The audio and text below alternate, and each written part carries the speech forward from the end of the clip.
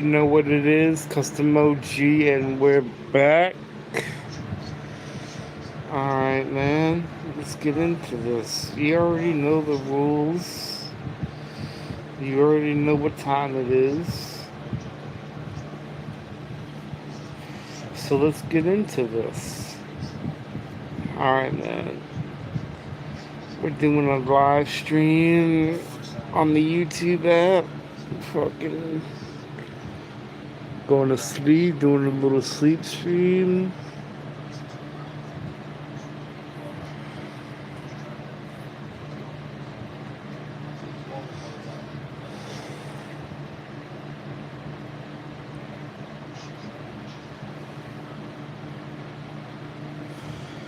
Doing a sleep stream, you already know what it is. Custom OG, and we're back. Yo, what up?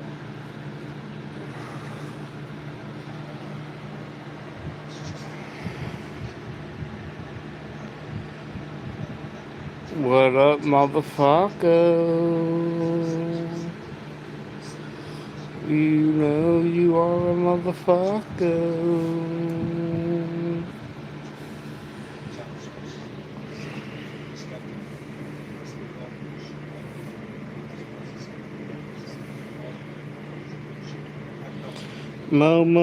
Motherfucker. New, new. New, new, new, new, new, new, new, new. New, new. New, new. New, new, new, new, new, new, new, new. New, new, new, new. Dun, dun, dun, dun.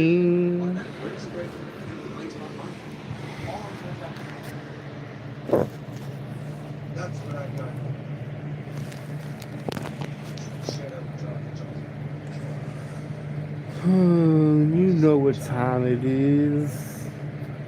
You know the fucking rules, homeboy.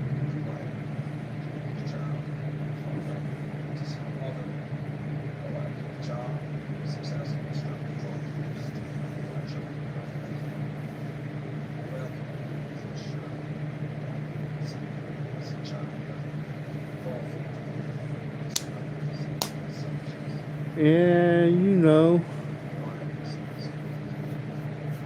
Take it slow. Take it to the mo.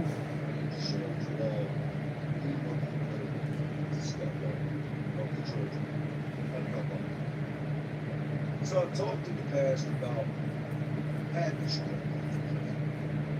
Still wearing shower shoes, shower courtesy flush before you don't spit. There's a lot of habits that are what I haven't talked about is the long-lasting effects of person as a person. Life after life. We integrate into society. Things that we do that other people around us don't understand. Wow, they see us doing the same. I get a lot of comments, a lot of viewers will email me questions about their spouse, like their husband, their wife, and things like that. To try to help them better understand their loved ones. I had a lady hit me up recently, probably in the last month, that was speaking of the fact that anytime her and her husband get into an argument, she would be better to his family. Right? For 5 years, she stuck by his side, she was loyal, hey, real. She stuck by his side, he comes home. She said, Jay, he's not the same. It explains to you, you are not the same. People that go to war and see bad things happen, deal with crazy things, they come home, they're not the same. These things will forever change. It's better over time. You first return, you're still part of it, it's still there. You brought home, you come. She said I was with my husband prior to him getting locked up for 25 years. She was home, she was not the same. She went on to say that anytime you argue, there comes a point that arguing that can be slow. That puts the fear of God. She says whether mom's or not once is the other said that specifically that he's about to. She's looking at this look in his eyes and in his face. The moment he stops talking, they're all on. It scares me. That means I've never seen this difference. What is this? Let me break that down. I know exactly what he's doing. I'm good. There is a reason for what you see. Now, I know some guys that say it did time they never had violent altercations, and was helping everything like that. That's what's up. I also know guys that did a weekend, and in that weekend they see something violent. Did a month, and that month they see something violent. The longer you spend incarcerated, the more you're going to see, the more you're going to be subjected to, and the more it's going to affect you. Arguing is not something that's going to be done on a regular basis. People are like females in the sense that they'll bicker and go back and forth. But when it comes to arguing, most arguments lead to fights. And prior to that first fight, prior to the first time somebody reaches out, boom, punches you in the shit, you thought it was okay to argue. You thought y'all were having a debate. Everything was cool. You didn't know you were messing with a secret bet, somebody that'll hurt you. And the next thing you know, that's exactly what's happened. Somebody's hurt you. Guys come home with that mindset. I came home with that mindset. To this very day, I am not a very good arguer. I'm not good at communicating at the moment that something turns into an argument. Men that are incarcerated, everything is about who's toughest, who will fight, who does this, who does that. What they're not going to do is stand around and argue with you. At the moment that that happens, the clock starts ticking until somebody's going to end up hurt. You're either going to end up in a fight right then and there. It's going to turn into something where y'all go in the cell. Like I said, a lot of times it just pops off right there. You want to try to argue with somebody, even if you're right, making somebody look stupid, trying to get your point across. Boom! Next thing you know, you punched all over the shit. Men will come home from prison. Women will want to argue. Not women all the time. No disrespect to the ladies out there, trying to how y'all get it. And they want to get that point across. So they keep at it. They keep at it. They keep at it. It's not what convicts do. Convict's not going to argue with you. He's going to hear you out, and the moment he sees that you're not going to shut your mouth, he's going to put his fist in. This lady arguing with her husband, all that's doing is bringing up familiar feelings. For him, he has become accustomed to fighting. He's become accustomed to the moment he opens his mouth to put his 2 cents in, he's become accustomed to balling his fist up. She's under the assumption that they can have these debates and arguments, and she can raise her voice and say whatever she wants to say, and that she just talk to the average man. When in reality, she's dealing with somebody that, where he came from, that's not the world he lives in. The facial expressions she's seeing, the body language, the mannerisms, all that is associated, I've seen it, I'm guilty of it, with violence. Me and you get to arguing, I'm going to start to peep how you move. I'll start to look at you. I'm going to look at the placement of your feet, your shoulders, your hands, how you're breathing, your facial expressions. All of that, a lot of times, are the key indicators into what I can expect and what's to come next.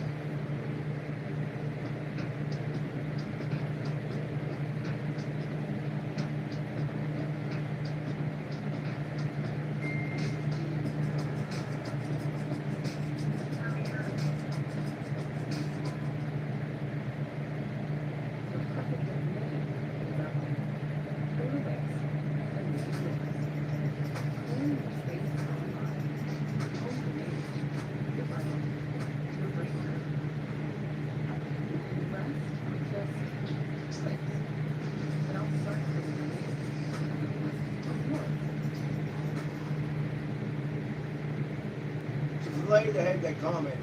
What you're seeing is him struggling with his own self. Him standing there trying to understand that this is not a fight.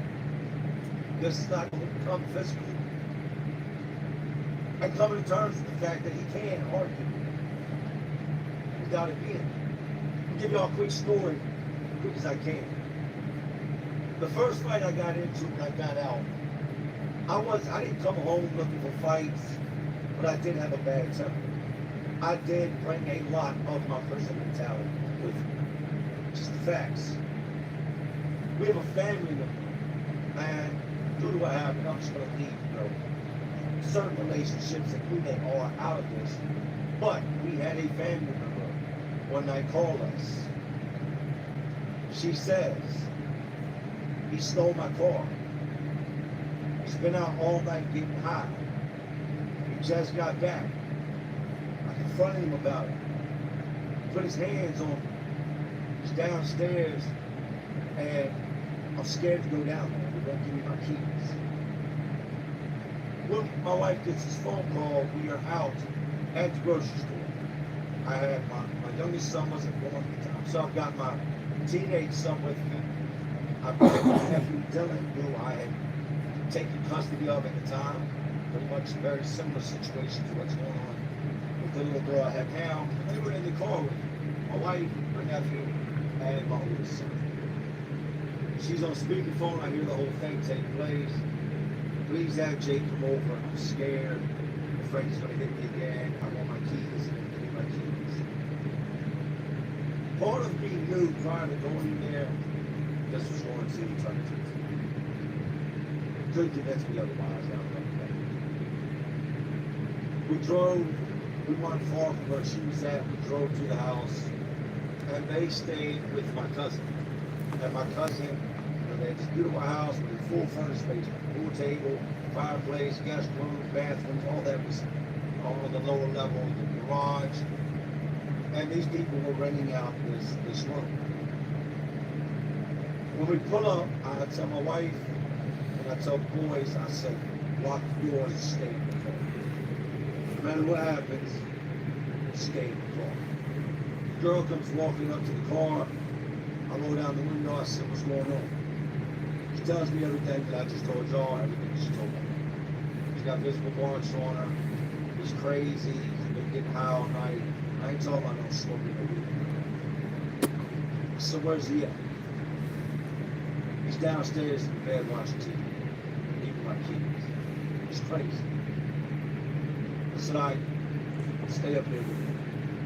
I go down there. I go in, kick back on the bed, his feet up. It says, on the 70s, it says, walk in, I said, what's up with you? What's up? Why you putting your hands on the girl, man? You can't be putting your hands on the female, dog. You got the game messed up, man. You foul for that. Man, I ain't trying to get all that. No. Alright. Where's the keys at? What keys? The keys to the car you stole that belongs to her. That she wants back. Give me the keys. Jumps up out there. This all goes back to mannerism, body language. A lot of people react. He jumps up out the bed. The moment he does that, I know what's coming next. We're getting ready to fight. He's standing there, and I do exactly what I told y'all. I start checking for everything I know that leads to a fight. I look at the placement of his feet. I look to see if his hands are balled up. I look which way his shoulders are positioned, his facial expressions, the tone of his voice. All that is setting the tone to where we're about to take it, right? So I put my hands up. Hey, I didn't come here to fight, man. I don't want to fight with you. That's not why I'm here. You can't be putting your hands on this girl. Give me the keys. Lay down, go to sleep, man. Leave it alone. Wake up tomorrow and figure this out. But you need to give me those keys. We're standing face to face with him. I look down and I see the first thing I saw from his body language, his face, all that, and raising his voice to me. Steadily telling him I don't want to fight. I look down, I see his fist. He takes a couple steps forward. I think I took 2 steps back as he took 2 steps forward. Still got my hands up. I said, look, honey, I don't want to fight with you. I didn't come over here to fight with you. I'm trying to break this stuff up. You know, tell you what you shouldn't be doing, keep your dumb ass out of jail, and you know, just right is right and wrong is wrong.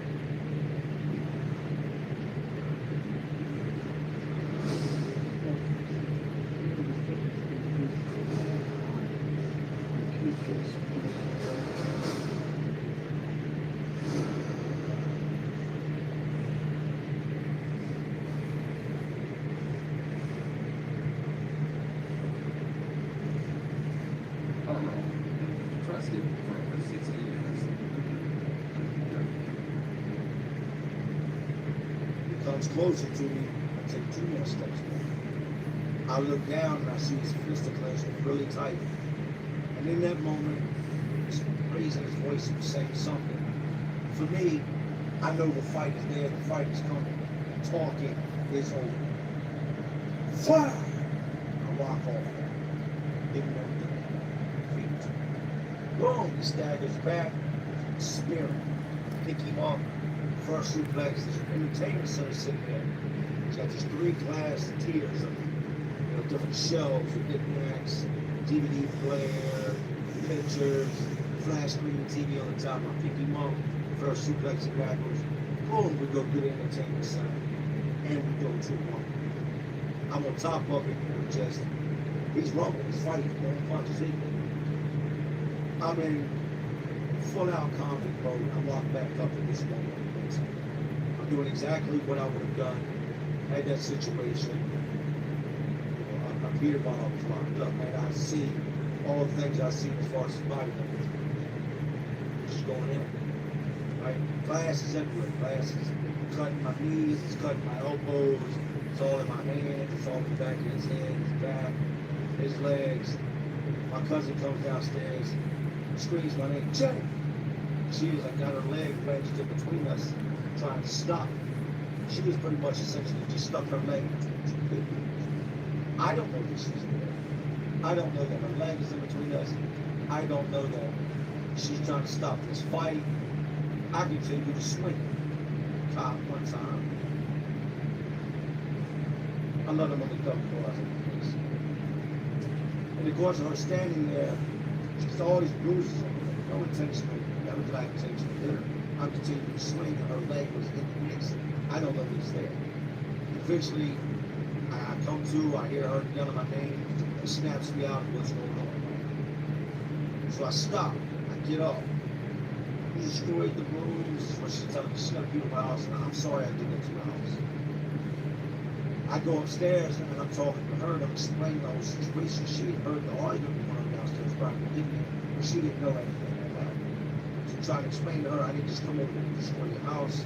I tried to stop this, and interfere with what was going on, which in the convicts world, you've never done that. That's why I tell you, you mind your business if you end up in situations. Sorry I broke the house. I've been upstairs now, better part of maybe 2 minutes talking to my cousin. My wife comes running through the front door. He's outside, he's punching the car windows, he's punching the car, he's talking about get out the car, get out the car, get out the car. My son is in that car. My nephew is in that car. He just ran up and punched the window, bashes out the car where my wife was sitting, trying to shatter the window. I come running out the front door, he's still in the window. So I yell, yo! Look for me, something along the lines. He turns around, takes off straight in my direction. We go at it again. Right there in the front yard, we're going. Just going at it. I get it to a point where I don't want to hurt him. I didn't come there to hurt him. I'm very capable of hurting him. It really matter, right? I don't want to hurt him, so he comes at me, he dip low, I scoop, pick up, boom, flip him, slam him on the ground, hard ass dirt out front. Go back to fight. And I'm telling him as we're fighting now, I'm a little more conscious. I haven't lost it. I'm telling him as we're fighting, I told you this ain't what you want to do. I do this. Like, I didn't want to fight with you, right? And I'm like telling him this as this man, look what you want to do, look what you want to do. Look at this, is this what you want? Is this what you want? And he's still doing everything he can to fight back. So I get tired of all that, and I'm like, all right, I'm not trying to beat this face in, break this face, do all this damage, split him all open. So while I'm on the ground rolling, I flip over, I get behind him, wrap my legs around him, I, put him gear to him. I lock it in, I choke him out. At this point, I start to black out again, really losing my cool. And I hear my cousin yelling, I'm calling the police, Jay, I'm calling the police. That registered very, very well for me. I heard that 100%. So I let it go. And I'm not let it go. It was probably only another 5 seconds and it would be unconscious. I could potentially talk on things, but I let it go. I get up and I leave. Gotta find the right car for you. Cars.com. Expert reviews. Find them off-road possibility on cars.com. With Matrix 1 CLI, don't necessarily have to be you might as well take a shortcut. Look at the finish line fast. Sign up now for Matrix 24 CLI. One price. Nobody understood truly what I was feeling, what I was dealing with, or what I was going through in that moment. They didn't. People were mad at me. The days to come because of how much the room got messed up. My cousin and they have kids at the house as well. All the aggression I displayed, the level of violence that I displayed, they're all just getting to know me for the first time in a very long time. I hadn't had many interactions with my cousin at this point. And they're good people. They live a good life. She's here with the company, doing very well for herself. I'm proud of her. They didn't understand truly what was going on. What was happening was that part of me that I tried to keep hidden from the world that grew while I was in prison, that became more who I was while I was in prison. I struggled to keep that person in. I struggled not to fight, not to let little situations make me become that person. But in the moment of him standing there with his chest poked out, him breathing heavy, and his hands balled up, mentally I was reincarcerated. Mentally I was locked back.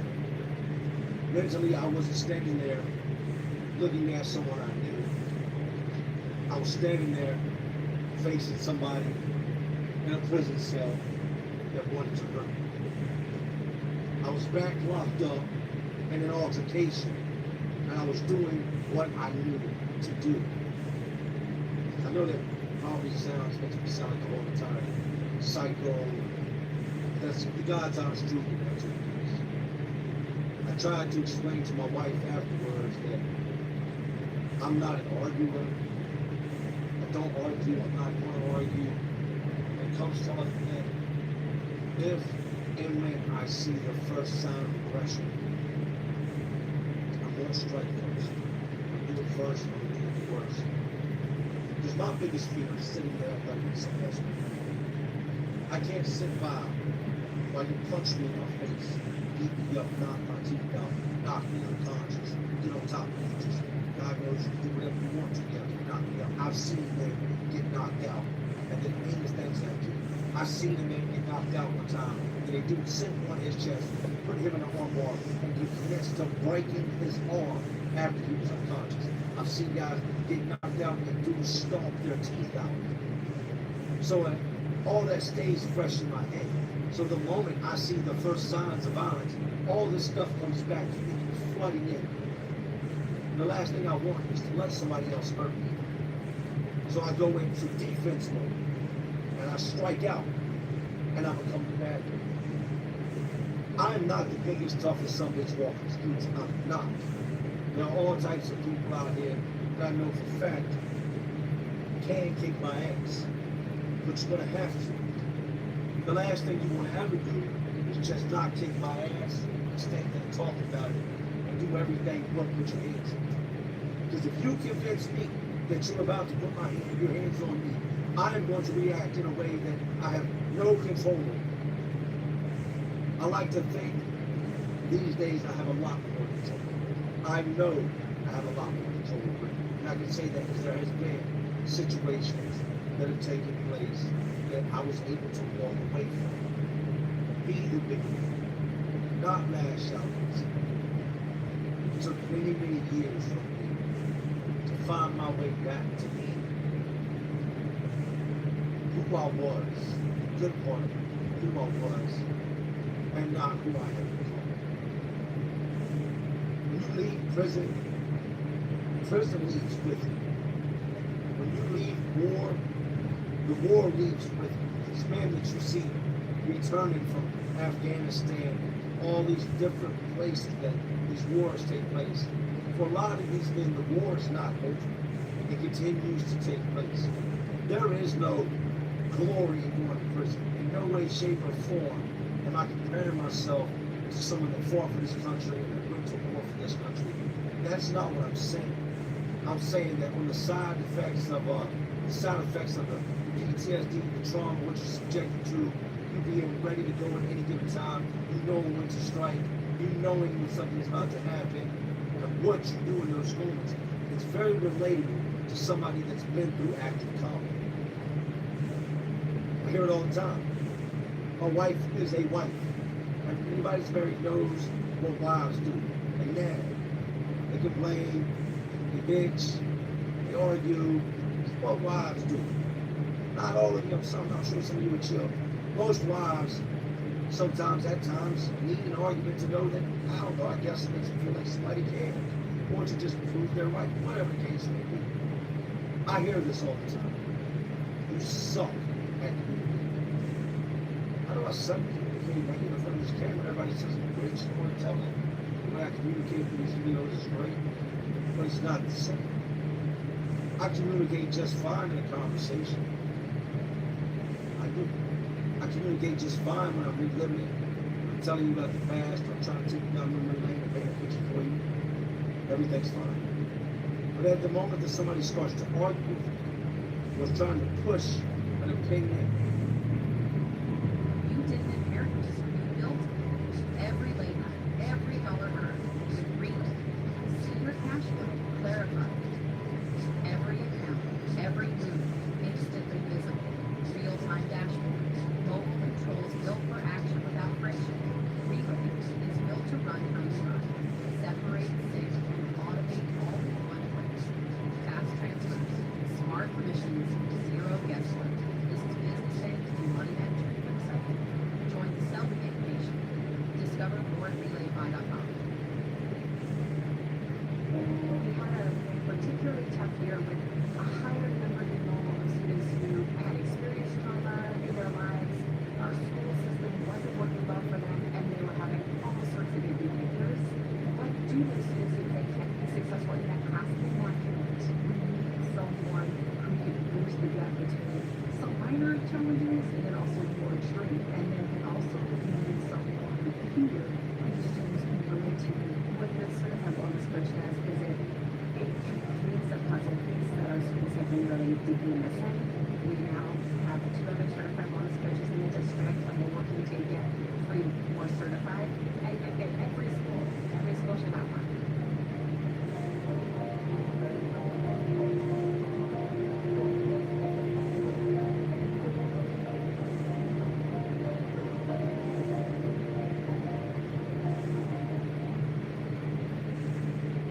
Thought view down my throat and I don't believe it, or I'm in disagreement with whatever they're saying, I go into defense. No, I don't start fighting with my wife or become physical, but I understand the comment, the question lady that as far as her husband's facial expression.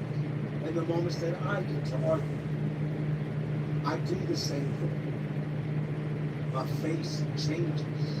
Body language changes. And my wife has actually looked at me and said, "What are you about to do?" And my response is, "What? Never get you what you talking about." She's like, "Look at you getting all worked up. Do you see yourself right now? Like, what are you talking about? I would never get you. I would never get you. Like, you just say that. Do you see yourself?" I'm not seeing what she's seeing. But after the lady made that comment and question, I now understand what she was saying, why she was saying it. I am guilty. I'm guilty of the moment confrontation shows up, an argument shows up, I go into it. And it's one of the many things that is hard to shake and break after all these years. But I try. Lord help you. If you are dealing with someone that is recently released, or may have been released a long time ago, at least a substantial amount of time in jail, some of these men, traumatic things, especially men that won't talk about the time locked up for them, who were victims of something, who are witness something, shook into their door, don't want to show. If you deal with something like that, be mindful to what they do. Be mindful to what they may be capable of, what they can see, have witnessed, things that you've heard. They may have no intent, no plans on doing anything wrong, but you see something else. Just remember that for a lot of us, man, a lot of people, men, women, children, across the world, just because you no longer in the world doesn't mean that you're guilty. For a lot of us, we're already just. Now please understand this before y'all get things twisted, misconstrued, and taken out of context. Life doesn't fear. I've never given her any reason to fear me, so don't be like, oh, Jay's wife is scared of me. That's not what I'm saying. I'm saying that in those moments that the ugly past rears its face, people don't always know what's going on. What I'm saying, the point I'm trying to get across to you is just be more aware. Take into mind when you see things that you're not used to seeing coming from someone you love. Dig a little deeper into what you may actually see. I got to thinking about this. This is something I'm going to do more of.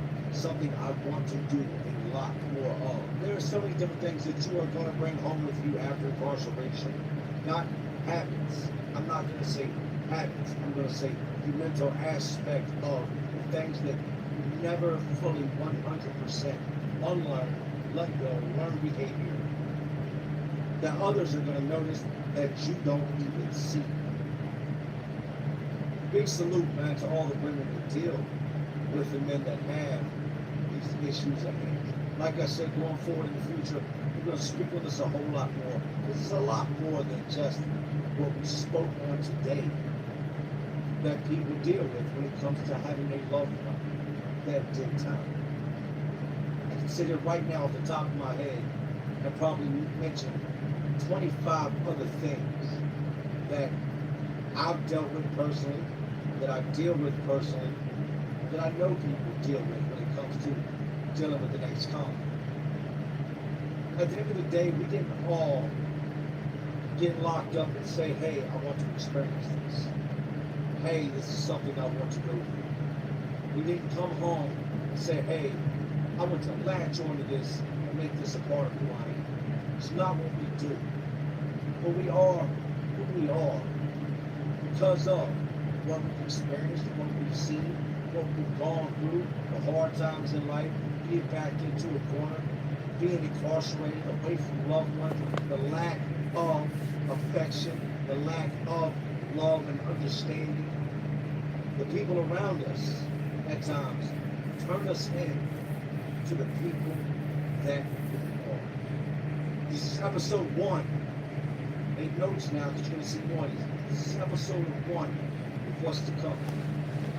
If you are one of those people that is with someone who's been locked up, these videos are going to be detrimental to you and your relationship. Things aren't always what they are.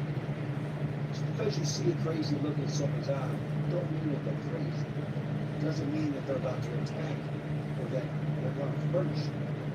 It may just be them living something mentally that Baseballs up.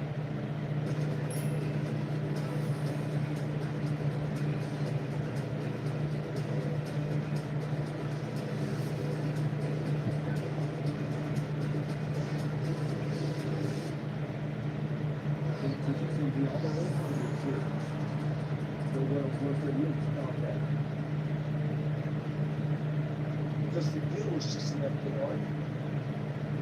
But for them, this is a feeling. It's very familiar. That they are struggling to do. Right? And even if they're not struggling with how to deal with it, you still see it on their face. Because that is the face, that is the mask you put on in those ways. That's what it is. It's a mask that comes with the violence. Now the violence. Stay tuned for the live tonight. Start doing a lot more live. Please take into consideration. I've done lives in the past, but they're usually done from my phone. With the computer set up, I have a three screen split system. I am learning. I'm not all super tech savvy or smart or whatever you want to call it. I'm learning. The first video was getting bad Wi-Fi signal. So the computer was not processing things the way it should.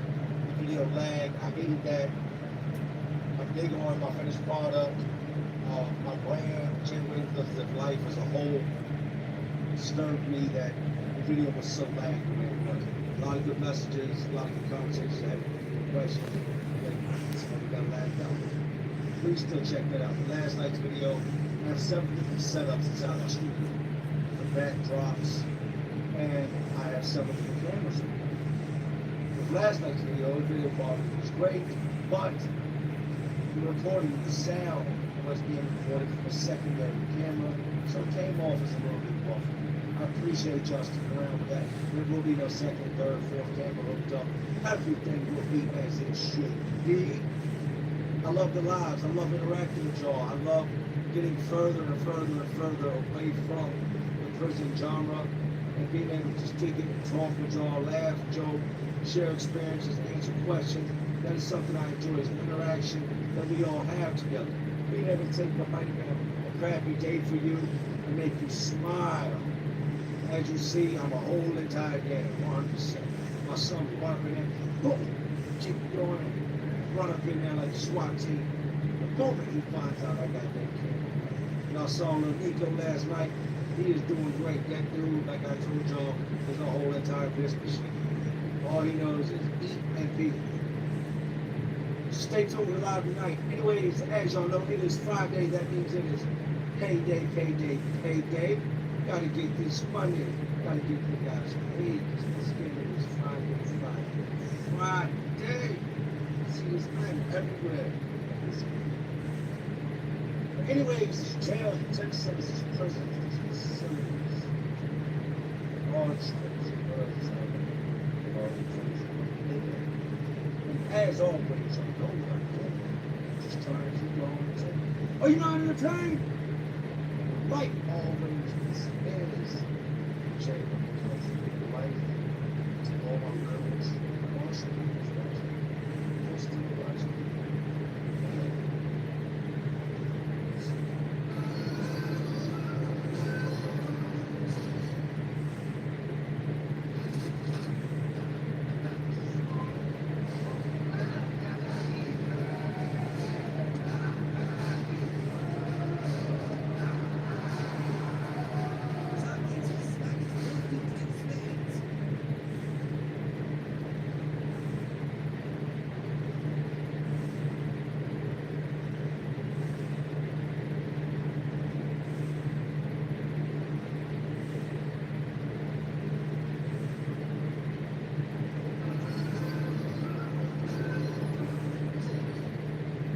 Man, y'all already know this. Check these. Alright. There's spot issues. On students.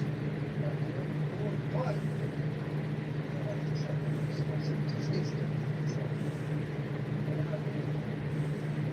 my truck is my company. It's not big at all. It's not a reason why.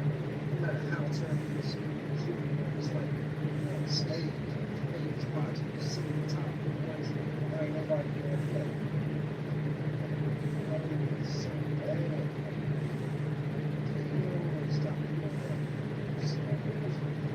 everybody there. This is where I can go.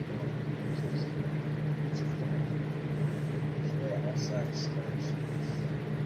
There's no employees coming up asking. There's no family members coming asking. Focus on today's video. I'm doing this while trying to make everything. People expect you just to turn on the video. I've got good days and I've got bad days. But you don't realize. Nobody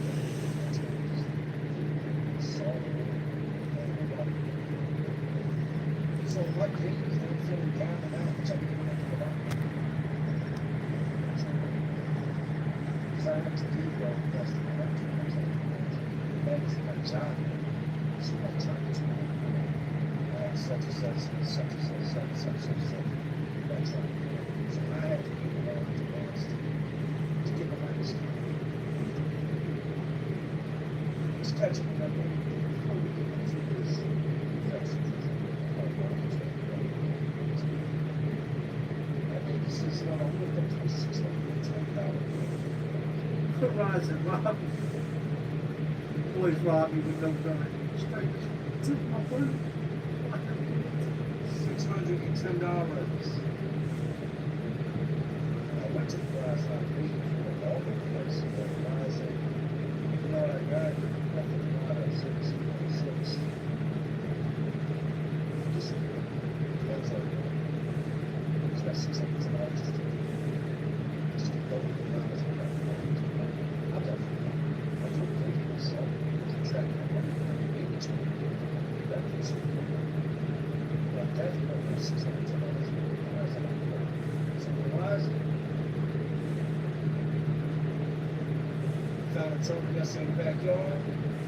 Two little kids. And I split my turtle in half. So I was told we get more turtles. I don't care. This is fun.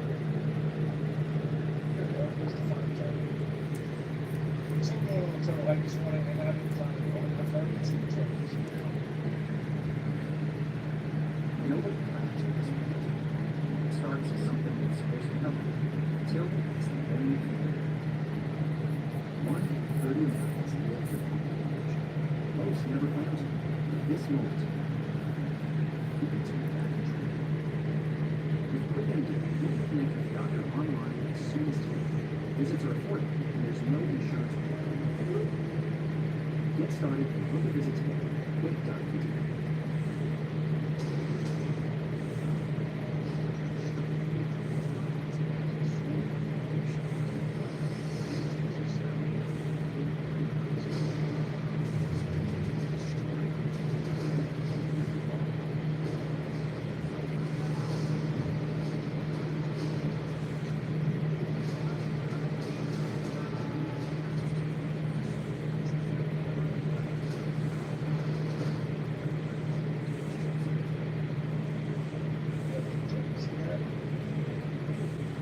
That's the big turtles. You know, everybody say that when you say that, like, these guys are turtles. You know, the kids got one, so still, it's not the one turtle. Yes, we got these two turtles. Got one turtle, got two turtles.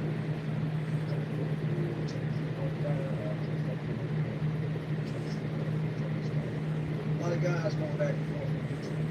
Not something like that. So, I'm gonna get into that. Not something like that. If you see somebody on TV or something, you don't like that person, for whatever reason, they go on their reason, they don't like it. Guys, I don't fuck with you, I get it. You just branching out and getting with other people. That guys are like, guys are don't, guys are, not the race on YouTube, in real life, I've got guys that are more people in real life than vice versa. Please understand, there's no never time what you see is what you do. 100% facts. 100%. On vacation, so I had to clean that up. Please don't have to come say just like at the moment the stuff comes out, things can come out, guys are sweating, solid, all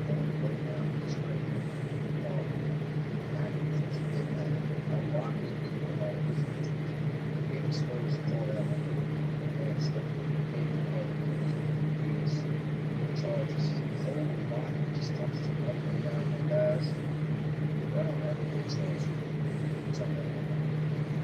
For the record, I was in the football industry. I was in something I definitely said. And I learned from it. Everything about it. Except for the fact that what we do not do about it is what we used to do, I should be taught what to do. All that being said, let's get into the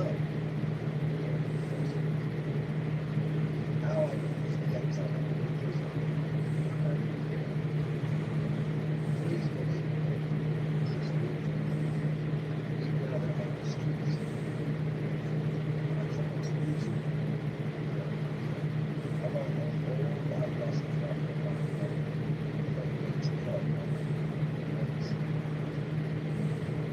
That's what we do. God is so. I gotta say, shout out to my homeboy Flaw for the t-shirt, Flaw for what he got me up. I would not buy him a sneaker shirt. Been fresh. Definitely appreciate it. Cross good friend. Strong food. Yes, when it comes to things that affect me after prison, things I have to deal with day to day, and a lot of men deal with day to day. You may have someone who's dating, very true, family. Patience is a big thing. Not everybody has it, but you think everybody can have it. You will wait to wait, and then wait. You will wait to have your cell phone. Hey, open the cell, what you? It's being waited, just push the button. On visiting day, get dressed, clothes on, clean up, make sure you look the best, because people might see you in a while before that. Friday morning, man, it's time to wake up that morning. To be on the phone is a line. Wait, to be on the phone. Then you have to wait for someone else. The microwave, you have to wait. The showers, you have to wait. Go to the child, you have to wait. Go to school. Prison should instill patience. I am a very, very patient. Anybody that knows me will tell you, it takes quite a bit to get things straight. I have no problem. I know that things will come with this responsibility. Not everybody's like me. I know guys that come off the country. I know guys personally that want complete control freaks. They have been waiting for so long. Now they're not waiting for nothing. They want control every aspect of their life, and anything around them, all they touch, they try to control it. I'm not that guy. I understand. I control what's supposed to control, and everything else falls in place. And it falls in place. I knew everything I wanted to do, brother. It's only a motion. A dream is only a dream.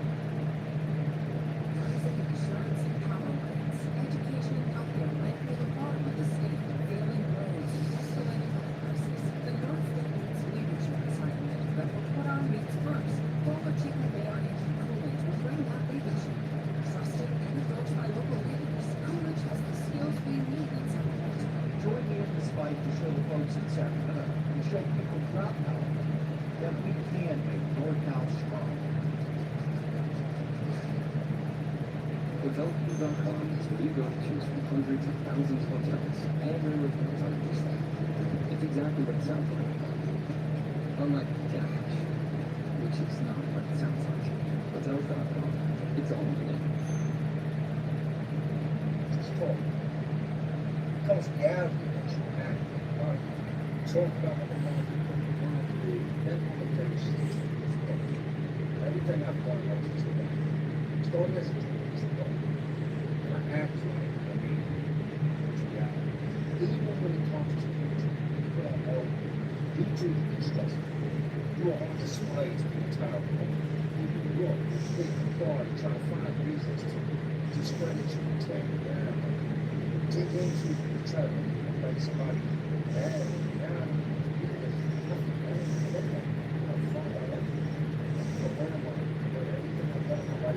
On my sleeve for the world to see.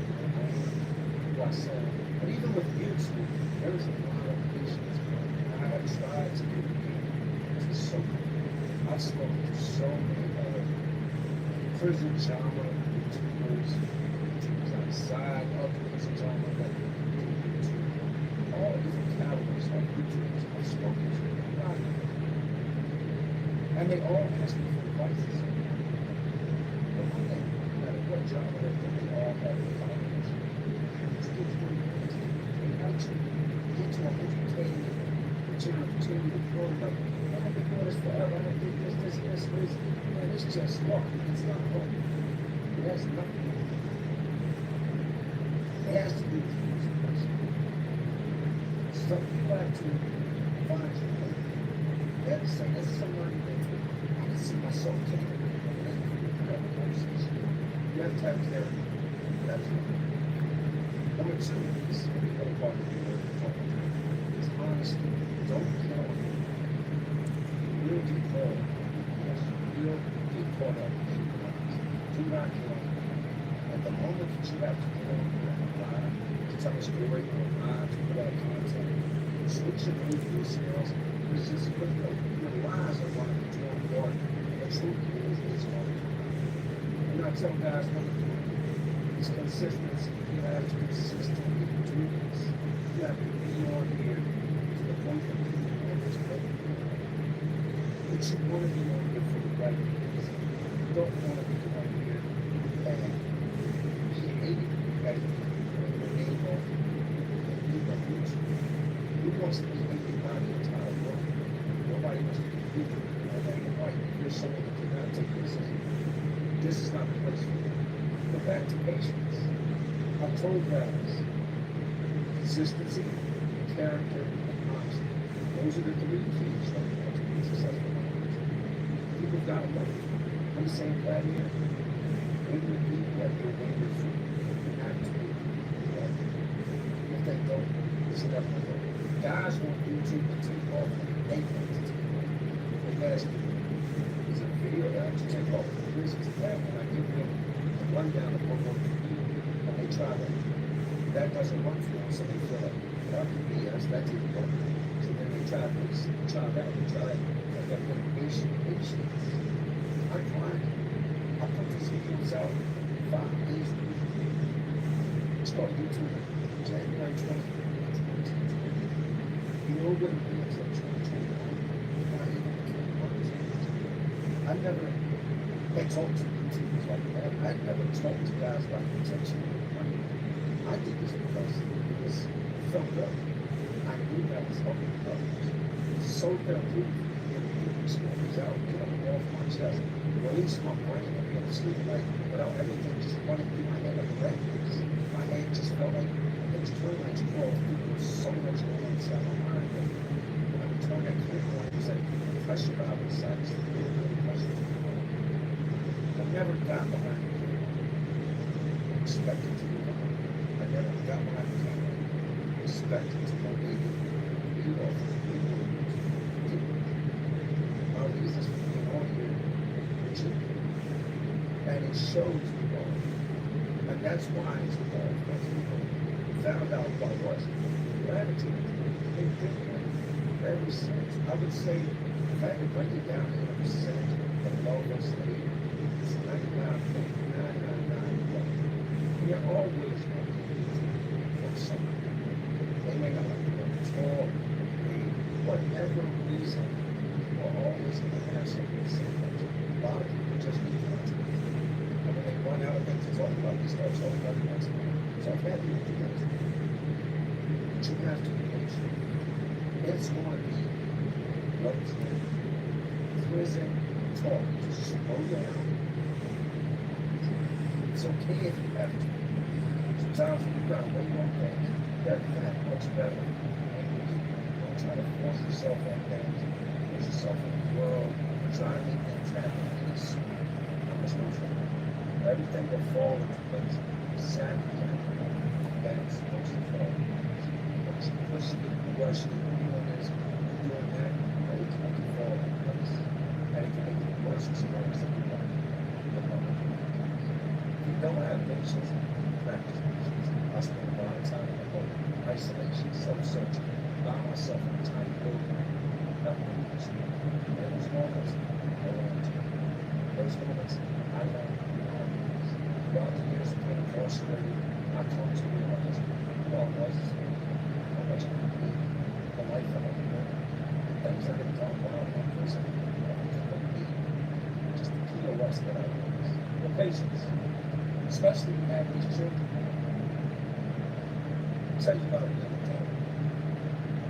Life is not a fair. Life is not a fair. Your life revolves around the lives of everybody all around you, from friends to family, associates, and you have to learn patience. So you can't expect everybody to be strong the moment you say talk, and then you not talk when they say talk. You have to work to slow it down. Let's get into the next one. Trauma, evil, fight. That's prison arrest. That's everything you expect to do. A lot of guys come out of prison and they are institutions. Everything they do still has to be fun. Everything they do has to turn into something. The smallest things to some of these guys become the biggest things in the world, and it's really nothing. They disrespect people, they scream. Respect. Me personally, this is genuine.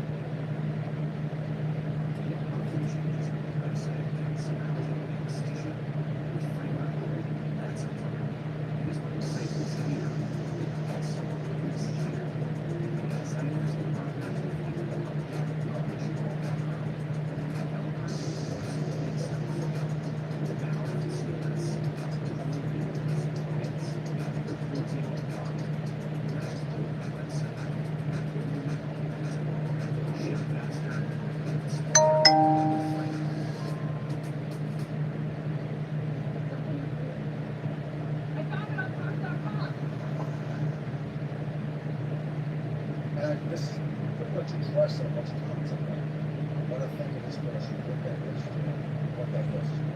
I do not care what anybody else does.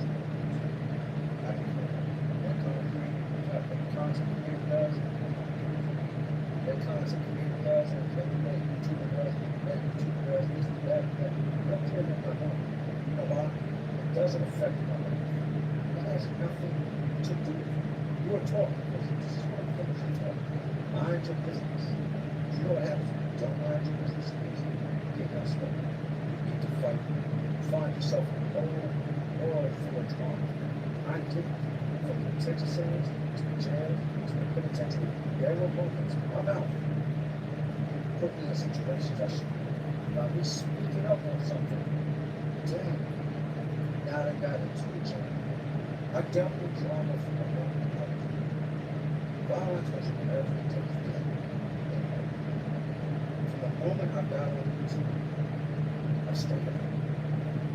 For years, I've watched so many guys. I've watched guys that are making 5 figures a month off this YouTube thing like that. Overnight, they're producing money.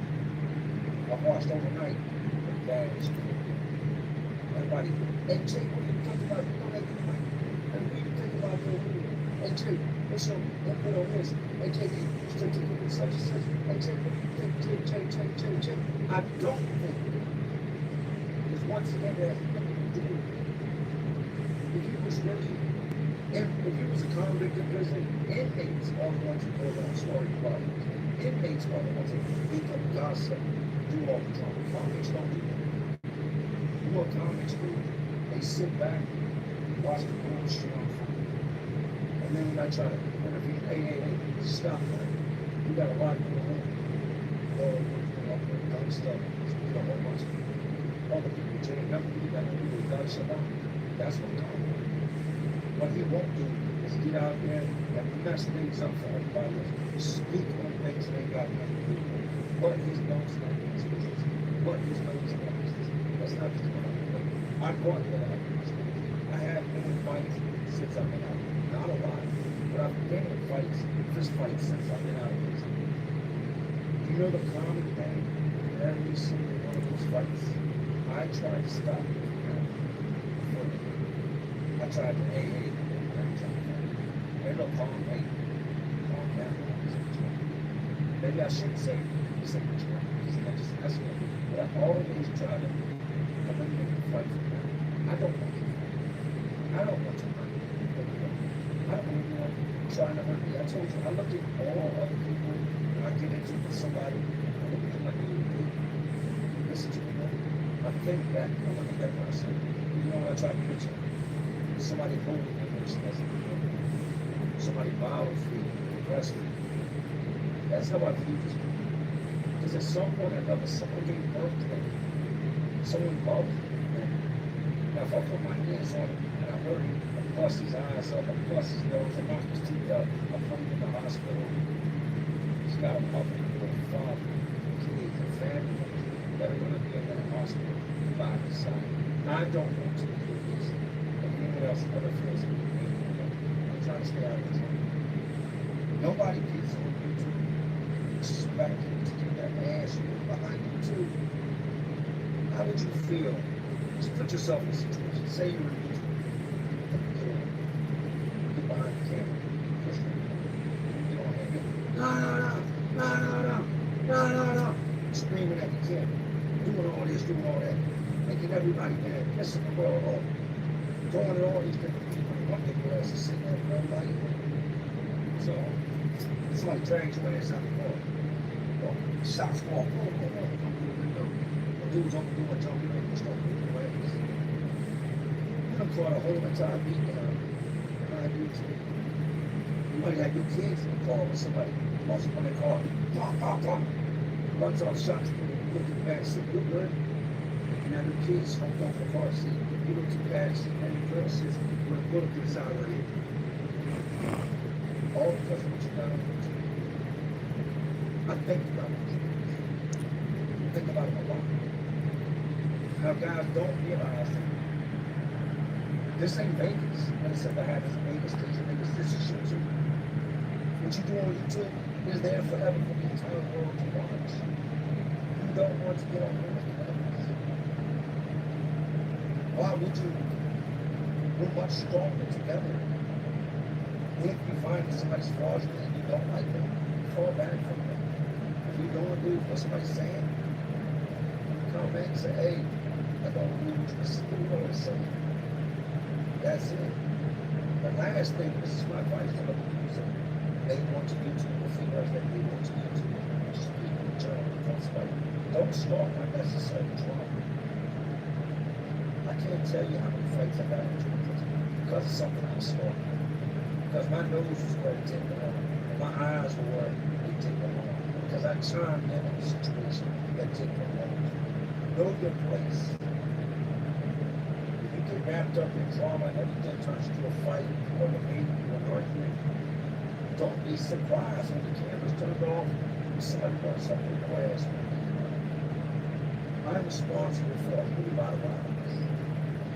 Financially, in the sense of keeping them safe, in the sense of teaching them right from wrong. I want my kids to be able to look at my videos one day and be like, you know what? I'm this box. It's a good man. Made his mistakes in life. Got out, righted his wrongs. Everything he could to do better. From the moment he stepped out of prison, he got a break on him. He loved keeping around him. He loved his viewers, his subscribers, the people who do what they like. Every person that I ever walked up to said, hey, thank you for the For me, that's what it's all about. The day that this all turns into drama, and it's all negative, I have no business being a positive person. When jealousy meets smoking on the same time, and advise them against you, I want to find out the end. But after talking to me, it's still what we want to do. I'm calling because I don't have a problem. There are some tools that I want to do because I'm going to do it at the same time. That is not our business. And it's not morally correct. I will fall back from it. never subscribers. I don't know whether on YouTube or like Colombia or like somebody else. Because if you're a maintenance supervisor at a manufacturing facility, your machinery isn't working right. You need to understand what's wrong as soon as possible. So when you compare water filters, Granger offers diagnostic tools, decalibration aids, and multimeters with calculating to provide and fix the problem. With Granger, you can be confident you have everything you need to keep your facility running smoothly. Don't worry about Granger.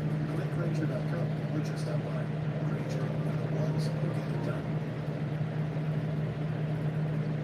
Stick to your plan. Whatever reason it is that you want to stick to that, I did. Get ready enough. When I started YouTube, I love YouTube. I was going to get a whole lot of YouTube. Come around the what's going on. Couldn't turn on YouTube and bounce it some gas marks. And you know what I did? I swerved around. Kept it straight. I watched other guys' careers fall apart. I'm talking about just, I want to hate you, turn it very hard, turn YouTube on, see videos about it. Oh my God, I want something great. But I stuck to what I was doing. And as I did that, everybody else got stuck in that section. I drove around it, and I drove past them, and I continued to strive to this day. Because I didn't want to finish it. Continue to do the thing. So YouTube is always certain things. It's a shot like anybody. If somebody feels tired of money, then I guess they can say, he's talking about reality. About family, these guys from YouTube, and I tell them, wow, what can they do with me that I can't do it first? If all I'm doing first, I'm working with the others. But here's the thing, I'm not going to be part of it. So I don't have to worry about none of this stuff. Talking about that section. Stay simple. Remember this. It's only an argument when it's too big. Take it too hard. It's just one person arguing.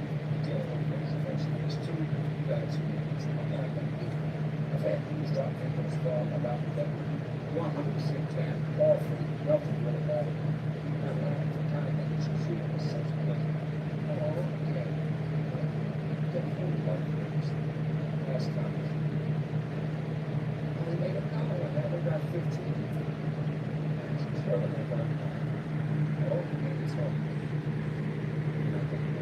I changed my name to the company. You know, I'm going to protect. Even though you don't need to say protect it from the bad. I'm really going to fight the city. That's what I'm going to do. That's what I'm going to do. It's all wrong. That's all bad. That's what I'm going to do. Stay simple. Stay out loud. You're trying. Don't do it. Don't push the button. It's all for the game today. Go. Next on my list, dealing with stress management. Prison is a very highly stressed months, weeks, years of stress. Not knowing what's going to happen from the moment you're locked in your cell, you got a probation, all these guys in place. Ain't no running from it. I ain't got no rabbit on it. Ain't no checking it out. Your Facebook is outside the cell. And pops in and everybody every day. That's prison. The stress of getting caught. The stress of getting indicted. The stress of getting thrown in the home investigation. The stress of getting more time added on yourself. The stress of getting someone else going to the country because of something you done. The stress can be a lot. It always feels as if it's like a ball, maybe spikes inside your chest, just expanding inside to get to the straight first. That's prison. It's fine to wait to it.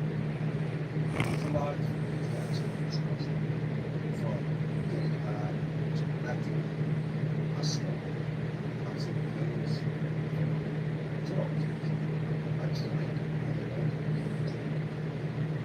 Get out here into the real world, you got to deal with stress. Any logical man knows that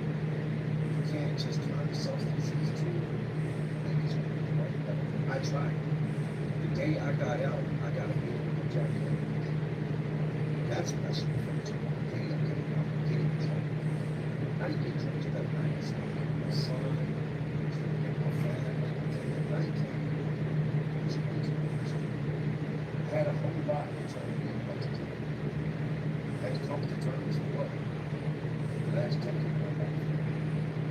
I don't understand how that works. I had pride in so much built up inside of flow and walking. And I remember I looked at the phone. This phone was absolutely small phone. Like a wheel. I didn't know where to start this thing. And the one thing that stood out to me was the time. I was programmed to work off the time. Our sales open at a certain time, lock down at a certain time, at a certain time, certain shows come on at a certain time. Everything in business involves one time.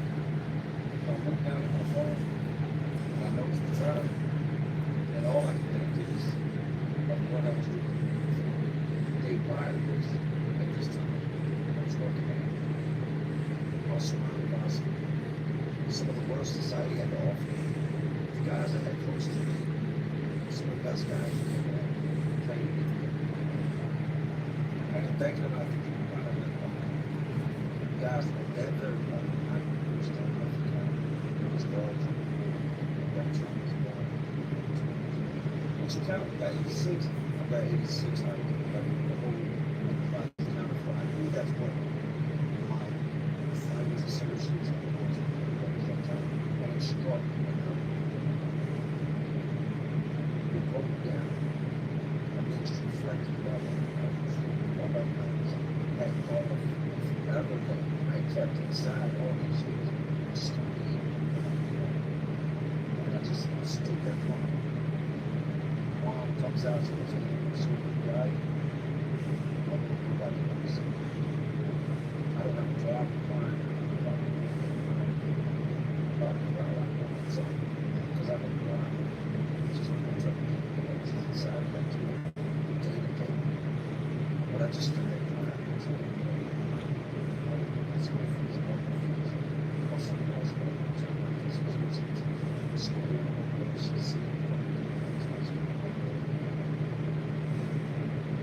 I was at that moment, they don't come in times to be stressed that I endured all that things. There's no bunch of many things to separate the walls of the world from bills, everything to now looking at it and speaking. Being locked up, aside from the violence and hopelessness that's accompanied with incarceration, problems aren't that bad. When you look at we'll never have to worry about and then if you don't pay them, your children have never been seen. They have never been to call about it. They have never been. Prison's going to shoot that source. Whether it's a box that's called all or a cell that you want to use that you call home. In the real world, we have leaders, responsibilities, families, loved ones, less stress. When bills are coming in, what you make it worth, barely covers that, you switch back to the president. That's stress. We're not drinking anymore, we're not smoking anymore, we're not supposed to. I have to deal with stress, and it's hard. I can't just make 5 gallons of water and just drink myself to sleep. What is that going to do? It hurts my health, it hurts my routine. I'm not just sitting around smoking weed or 40-something years old. I smoked a couple of things, chalked up down to the top.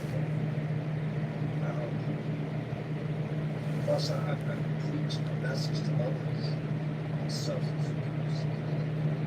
So how do we put that in? I said, don't do that.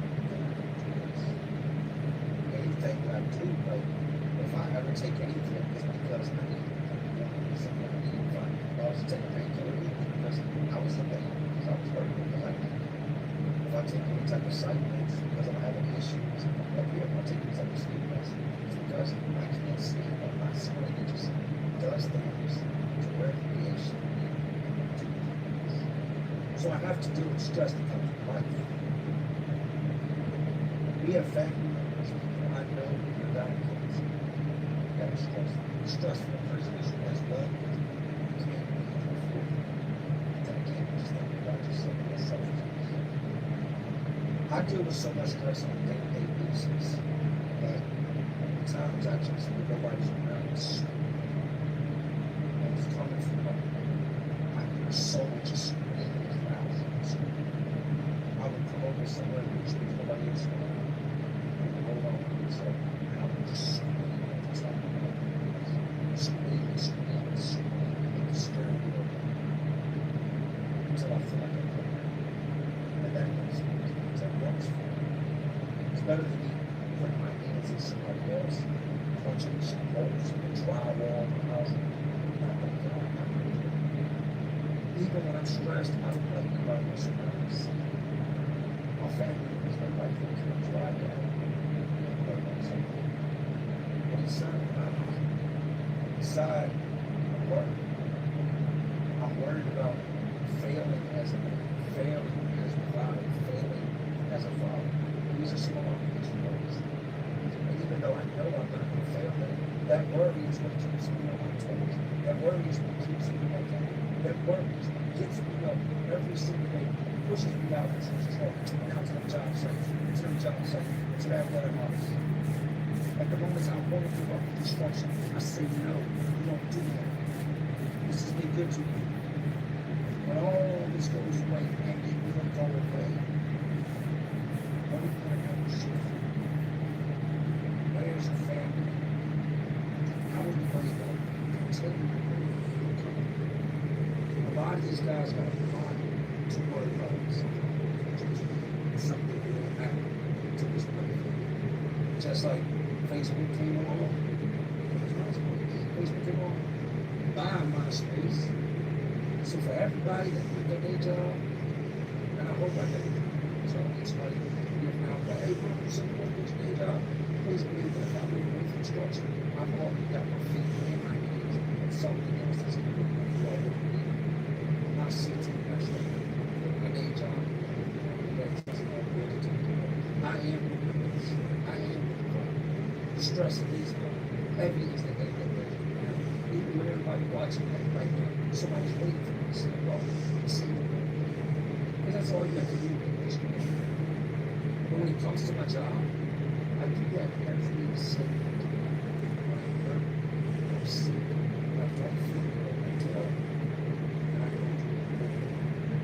I do that I do that because that's what I can do. Don't need to fight out. Don't make my friends. Do it because that's what you're supposed to do. It's still stress. Stress don't make you. I'm not even, I guess we're going to dive into the next part of this challenge to me. Arguing. I am not making argument. For decades, you know what arguing, I associate arguing with violence. Anytime I see two men argue, there was violence. Anytime I see two men debate, voices debate, there was violence. This guy says that guy is nuts.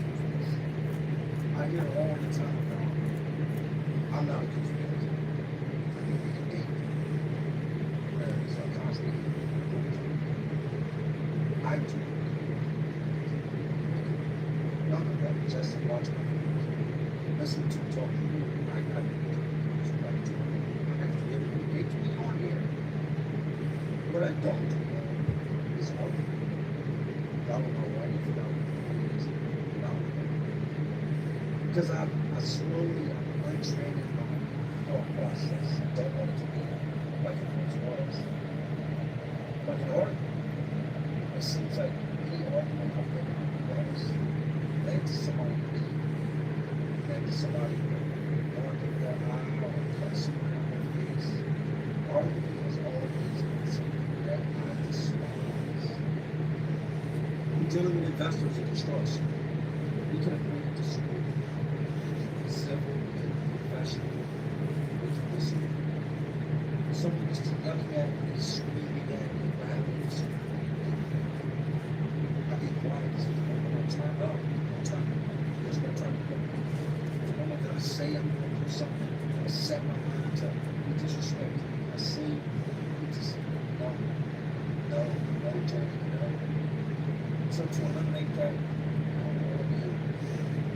my wife will look for us.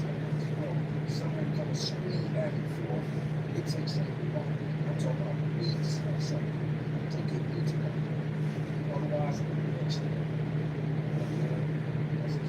That's all you got to say. That's all I got to say. But okay, nothing just personal or they're not going to fight.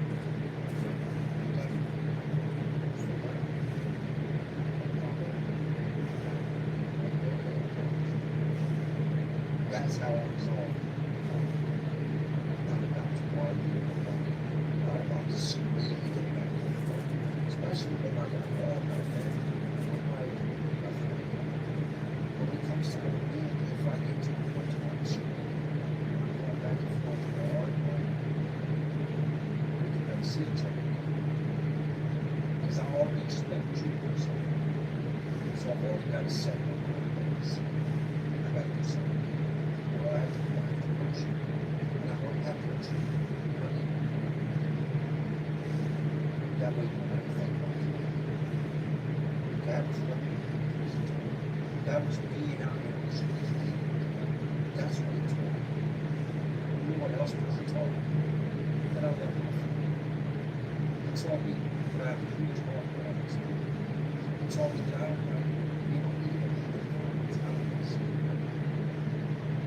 I don't ever want to be easily right. I don't want to always be children. Me arguing with somebody, fighting with somebody, can do all of it. Can take my life away from me, have me put back in prison. I'm not disagreeing. Maybe an argument. Take 1 second, I would leave my life and my family. The people that I love more than anything in this world behind. Anybody outside of protecting them from that person? No. Nothing anybody can say. Nothing they can say that's going to other than hurt your family or hurt you. Nothing anybody can say. But it's worth it. Okay. I'll get it to that. I've had friends. I've had friends. They attempt to try to do something. And I should have told them. Not saying I'm going to try to tough as it's out of here. Ask anybody that knows me. Same for camera. Same for YouTube. I'm not a tough one. In 42 years, I'm not the same. I can hold it up.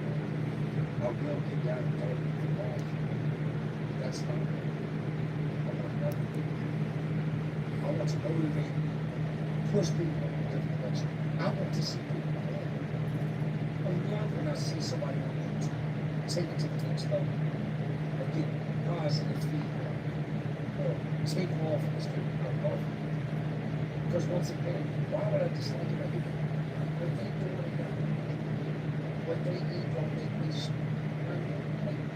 why would I love to see guys in this position? A lot of these YouTubers sit back and they look at others and talk about behind the scenes. When our hearts envy, jealousy, hatred, and then it starts to show. You can't be like that. You can't be drunk. I have enough stress in the world that this can't be something that causes me stress. You ever just want to run away from the problems? Just take off. Just do what they say back in the day. Hey, I'm going to go and get some cigarettes, smoke, I'm going to come back. I think everybody's got that fight against it. Pressure is to be too much sometimes. You just want to get focused. Just want to turn your life on. Disconnect from everything that's taking place in the country. You don't have that option. That's going to get out. You need to. In the real world, we don't get to run from our problems. guys in prison, they find a way around it. Whether it be violence, trauma, or strength, presence, separate or it's not a way to think that that's not.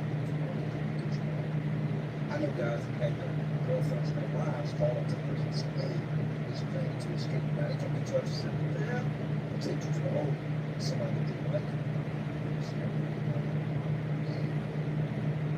I have a lot of problems from business to things that get messed up, materials, expensive items that get broken, payroll being wrong, this being wrong, insurance being messed up, day-to-day life. I have a lot of problems that I have to deal with. But at the same time, not to say that the count your blessings, your blessings as well. Because what I see as problems today, those things I know these are things that I need to come along with everything that I want to do. It can't just all be good. There's got to be bad. I once prayed, the responsibility that I had is to get to the curse. You ever seen a movie where someone prays for something? Give me all the money in the world. And next thing you know, the body feels like change until it explodes. Prayers will be answered. Sometimes there's always a double-edged sword. Do what you ask for, then there's everything that comes with the problems. It does not. I've got tons of problems, but I manage them. Do you know how I manage them? I manage them by looking at what the issue is, thinking what it is, and resolve it. And then I do that with each and every issue. Problems I can't solve if I've got anything to make a resolution. And I can make the problem I can do. Sometimes our problems are self-inflicted. Put people in opposite problem and things or we do things that cause problems. How do you fix that? Getting that person back from around you, you're not doing the person going. This video was more or less me trying to help others that may have similar struggles, that have similar questions, that are due to everyday life, all the time. I'm not perfect, and I'm not percent. I'm far from the same ways. I love all you guys who are on today's video. To me, it's felt like it's a recession. I understand. Seeing time. This is the vibe of joy. But anyways, man, the streets, jams, all this crazy world sounds all crazy world. But there's always a woman just trying to keep all the time. Are you not on the time? Like all things, things, shape things, life, to all our ways, also.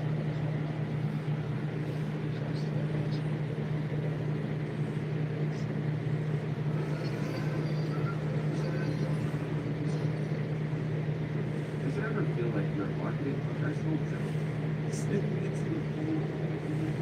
But with LinkedIn ads, you can know you're reaching the right decision makers, a network of 130 million. You can even target buyers by job title, industry, company, word, and skill. And did I say job title? See how you can avoid your boy, reach the right buyer. Spend $250 on your first campaign and get a free $250 credit. Get started at linkedin.com/marketing. Terms and conditions.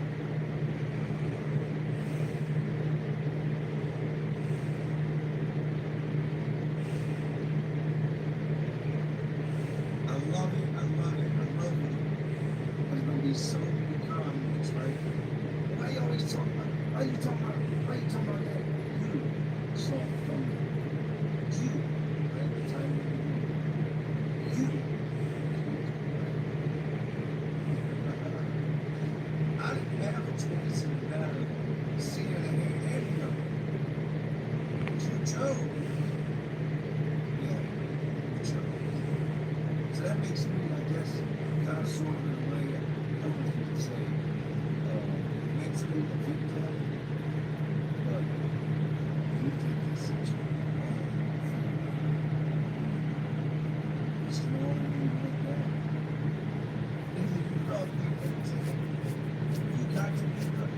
Check.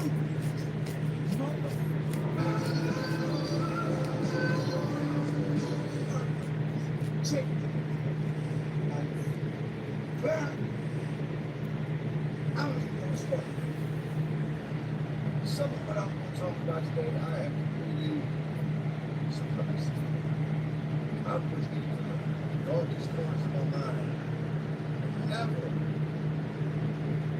Never have happened. I don't want anybody to see things, hear things.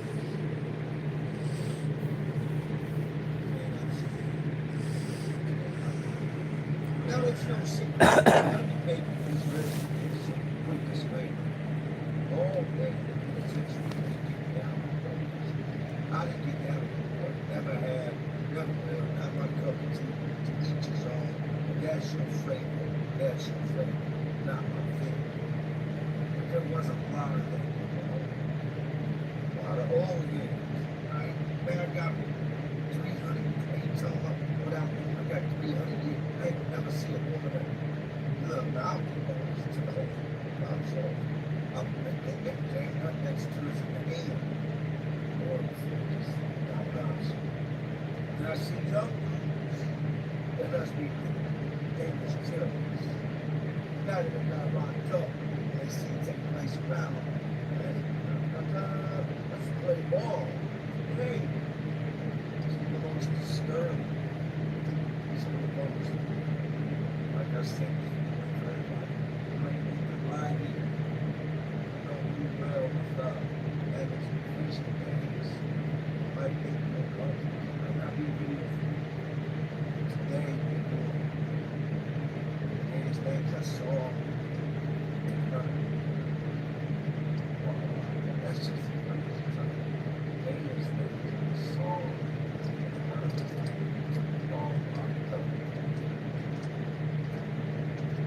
It's a reality. It's real. It happened. It continues to happen. And it's not always about force. Movements, yeah, they still exist. That's more of a sickness. That's more of a power trip, ego trip. One man wants to dominate, display dominance, hurt, embarrass another man. The level of homosexuality is it's everywhere. Everywhere you look. See, there's some cup of tea. There's a whole lot of tea. This video is already disturbing me. I have not story. I saw things along the way that just, I'll be real with you.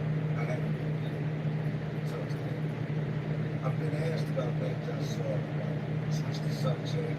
Don't get into it. I ain't nothing like that. Because I didn't talk. Still thinking about recording my truck, right? Even though I don't love to see it. I'm able to talk free. But I'm not doing it. Well, listen, I can talk. Today I can talk. I talk. Keep in mind, the right to expression is denied. The full unedited version. But all that being said, you know how to see it. You know how to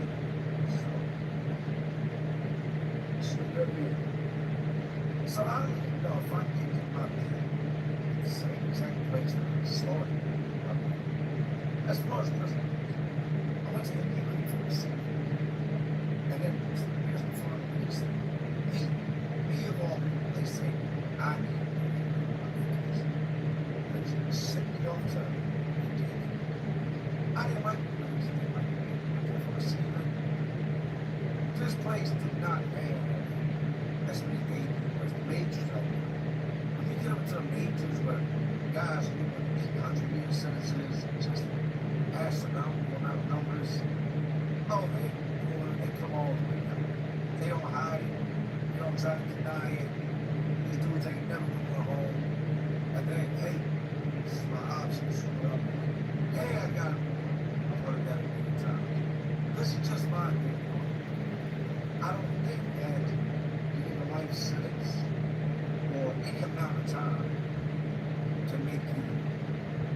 to make the game.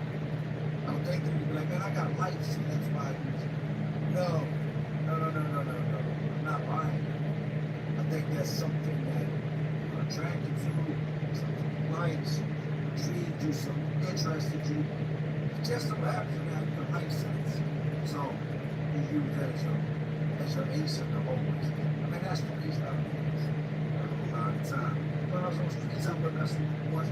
I ain't never going to game, so that's what that's the game. I have a bad track record when it comes to first days and places. Like in Greensboro, I got choked. My very first day, I got choked. I'm coming through the city. My first day. Now, it's an older black dude's doing now West in Peace, Cody. I wasn't to Cody, though. I was in a jail workout party. This dude looks like a G.I. Joe. I mean, this man's in his early 60s, but he's got that. He looks like a damn G.I. Joe. Looks like somebody chiseled his body. He just got that. Don't make him take his shirt off and wear the type of physique, right? When I get to the city, my phone is right next to Cody. Go over there, sit my bags, somehow. Yeah. Not me. Now. So we get to talking, he said, look, man, this place ain't like the gym. So it seems like a lot of other places I ain't never seen nothing like this. All I can tell you is right here, just mind your business. A lot of wives, a lot of numbers, a lot of chaos. Just mind your business. That was the best advice. So I got there that day, just go there after lunch. They gave me a bag lunch. The Eagles called child. Not last week. I was the food. Everybody said the food was shit. Parents were jail food. Busted. Then I went to the jail. This would not be my first disturbing thing that I ever came across. But this one definitely caught me off board probably. It's definitely my top 3. Because the gas things that just totally messed me up because I had to see it. This is my top. Child call. Last call for child, locked me up. You know, and out the door, took the shirt in, took the dress out in the pocket. And the child coming through with a mind, talking, I'm talking to go, we got it.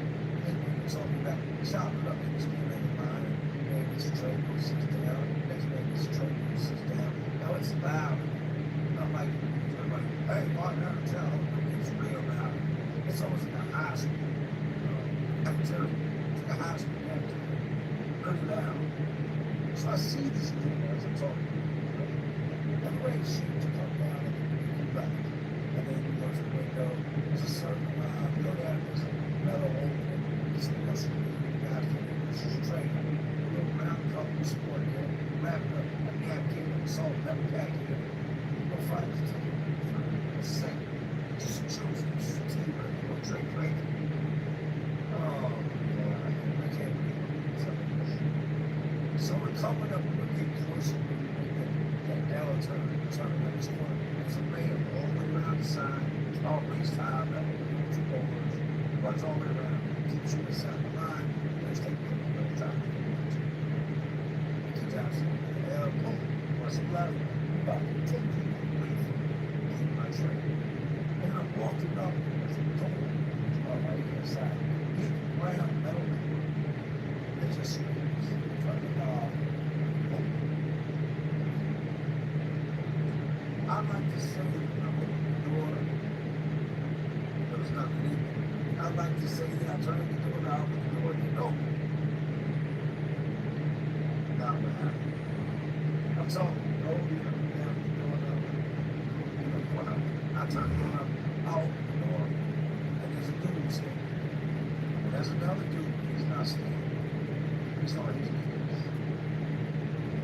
Open the door, oh! Shut the door, man. Dude was naked. One was in there. Kyle. Oh. And just. Yeah. Going all the way. He looked up at me like, I ain't gonna show you. So when I hear him, she's going right. Goldie standing behind me. Goldie standing nice. Goldie bust out laughing. I told you, mind your business, man. Just don't get other people. I ain't said a word. I just kind of looked back at him. I said, it's a dude that's sucking dick. Both the guys were close. What the towel was all like, what's it, like a hospital scrubs, type thing.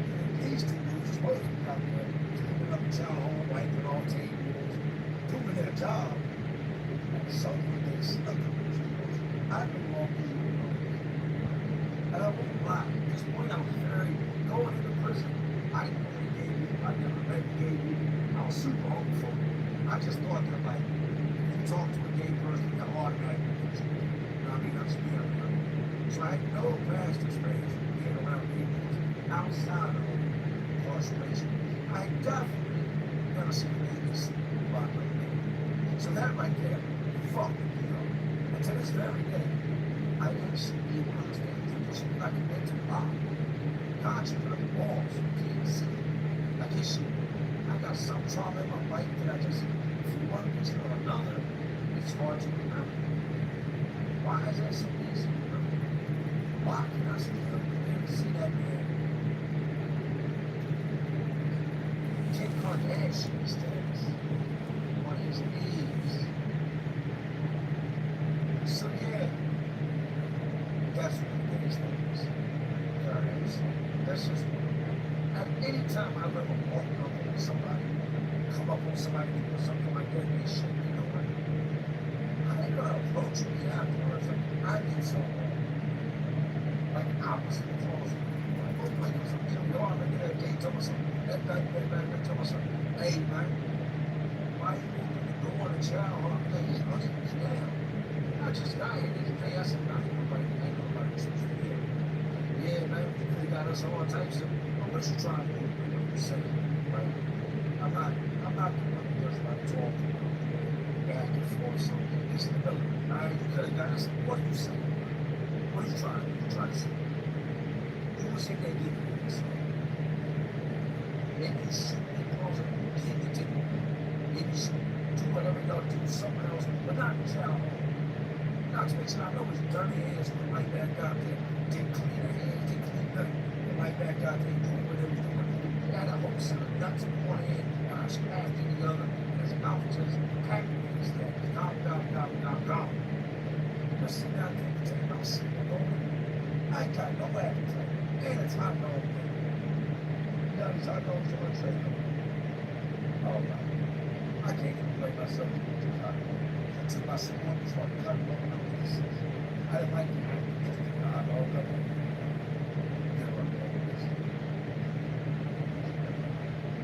So y'all was got to go back. Once I beat stuff on, what you say? Look, man, I ain't just nothing here. I don't look like you just got here. You ain't going I got a fucking shirt. Find the guy who got there. It's life changing. Some dudes don't care. I know some dudes are so just penitentiary. It's like, I don't care what he does. It's a sexual preference. We draw friendship. To me, Max, you work out, I'm squatting, standing behind you. Oh my, no, I can't. Well, you hang out with each other in prison. Some of these convicts get cared like that, they ain't got nothing to do with you. Or you decide to like love, like something just like him for. But it's sad because you have to resume all you never.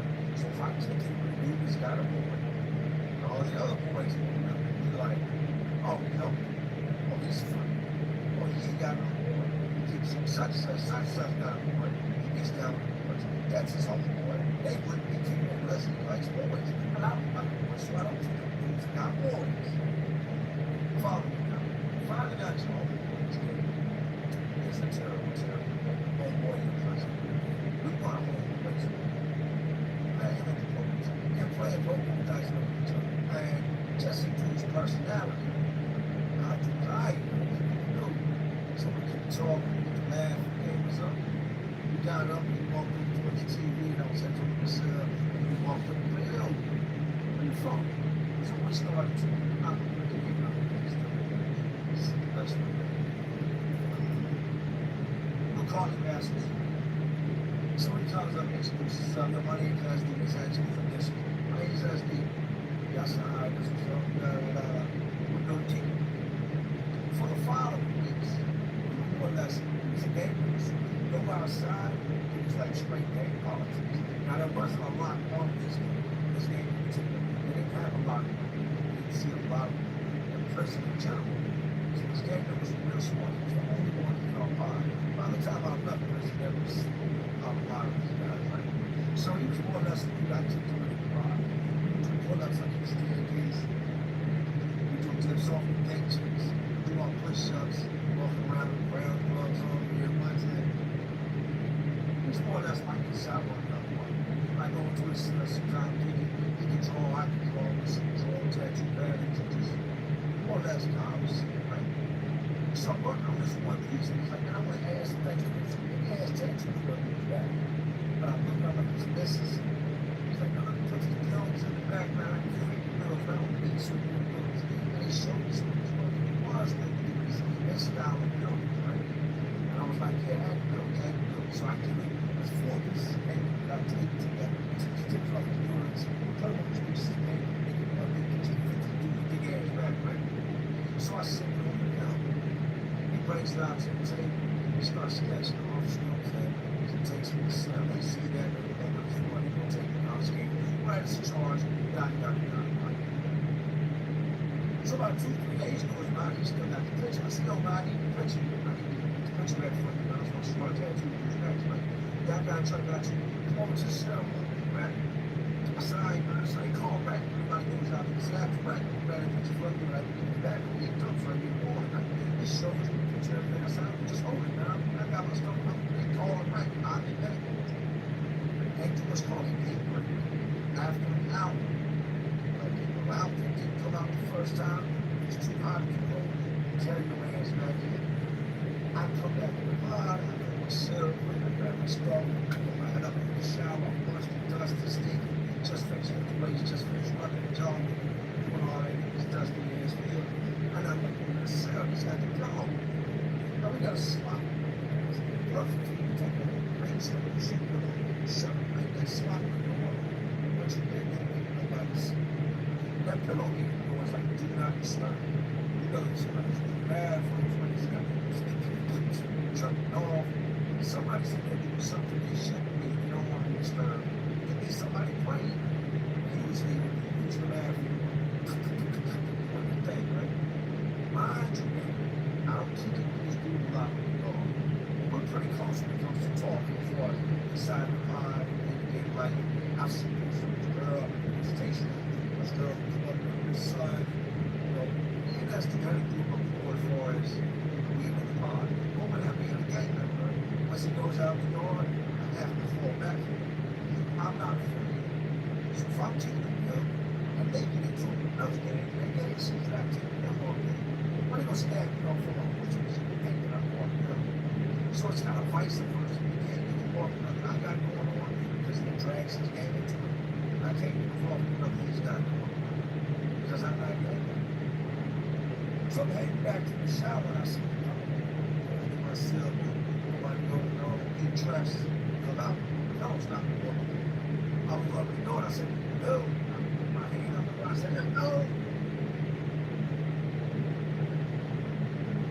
Let me see. Cop 36 to read me yourself. Very much, you know what? Now it's not. I waved my hand out before I got to be okay. Hey, it's cool to look in here. Hey, what's up, man? What you need, Jake? Hey, but come on, man, what's good? Before I got in there, I said, yo, I showed him on, and I looked. And even though I only saw what I saw for a millionth of a second, it seems like my head went, and they just froze you free. That much can tell you that place. I'm not sure how my brain can so in to see it, but it's in that way. I'm not sure. Now, at first, I wasn't sure what I was seeing. Like I told you, this was a million of a second ago. Oh, I was pretty snug on our citizens in his blood. his face. And I see a set of legs up in the air. He's holding it. He's holding it. And he's pounding full effect. Now we had a white party at the time we called Logan, and I'm all in. I don't think we could remember Rose because she wasn't around at the time. She might not. I don't know. She wasn't around. That kept her all in. I took her sleep all in. Kept her eyes all lined up. Some crazy behind this white woman in Rose. I looked in, all I see is the feet. Thump, thump, thump, thump, thump. He didn't know I see. I couldn't see. See all this? I don't have to feel. He didn't take me to nobody. Come on, legs didn't know it. So, come on, fell inside the cell. Man, stop me. Come on back. Let me be here. Just kept don't.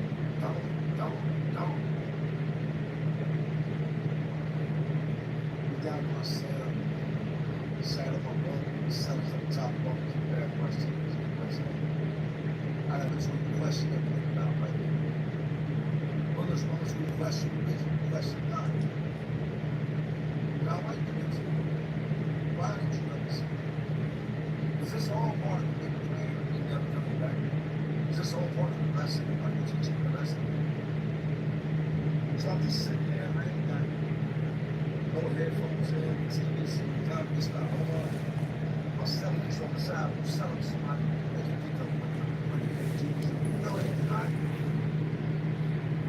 I'm kind of zoned out. But yeah, I don't know nobody. Is anybody really listening? I didn't hear it the first time you said it. I didn't hear it coming from the distance. I was lost.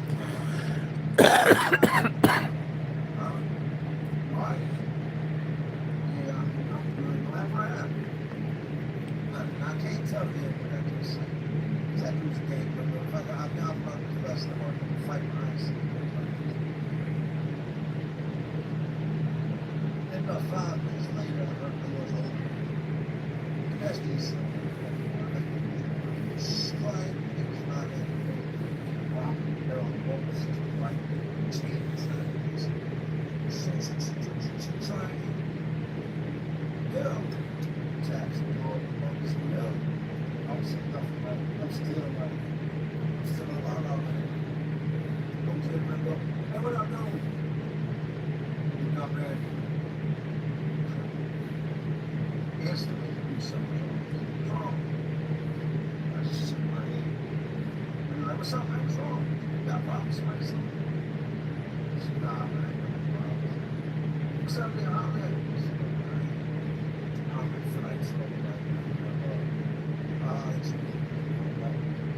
And that's a good game for fuck one. So I walks off.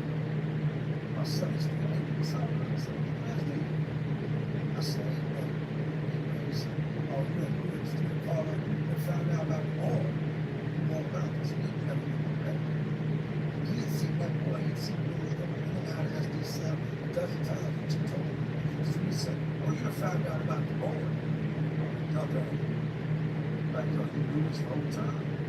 He just started laughing. Tell me, I ain't gonna see what you got to show. You see.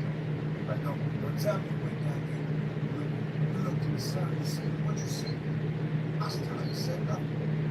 I ain't verified to God. I ain't said nothing. I'm still.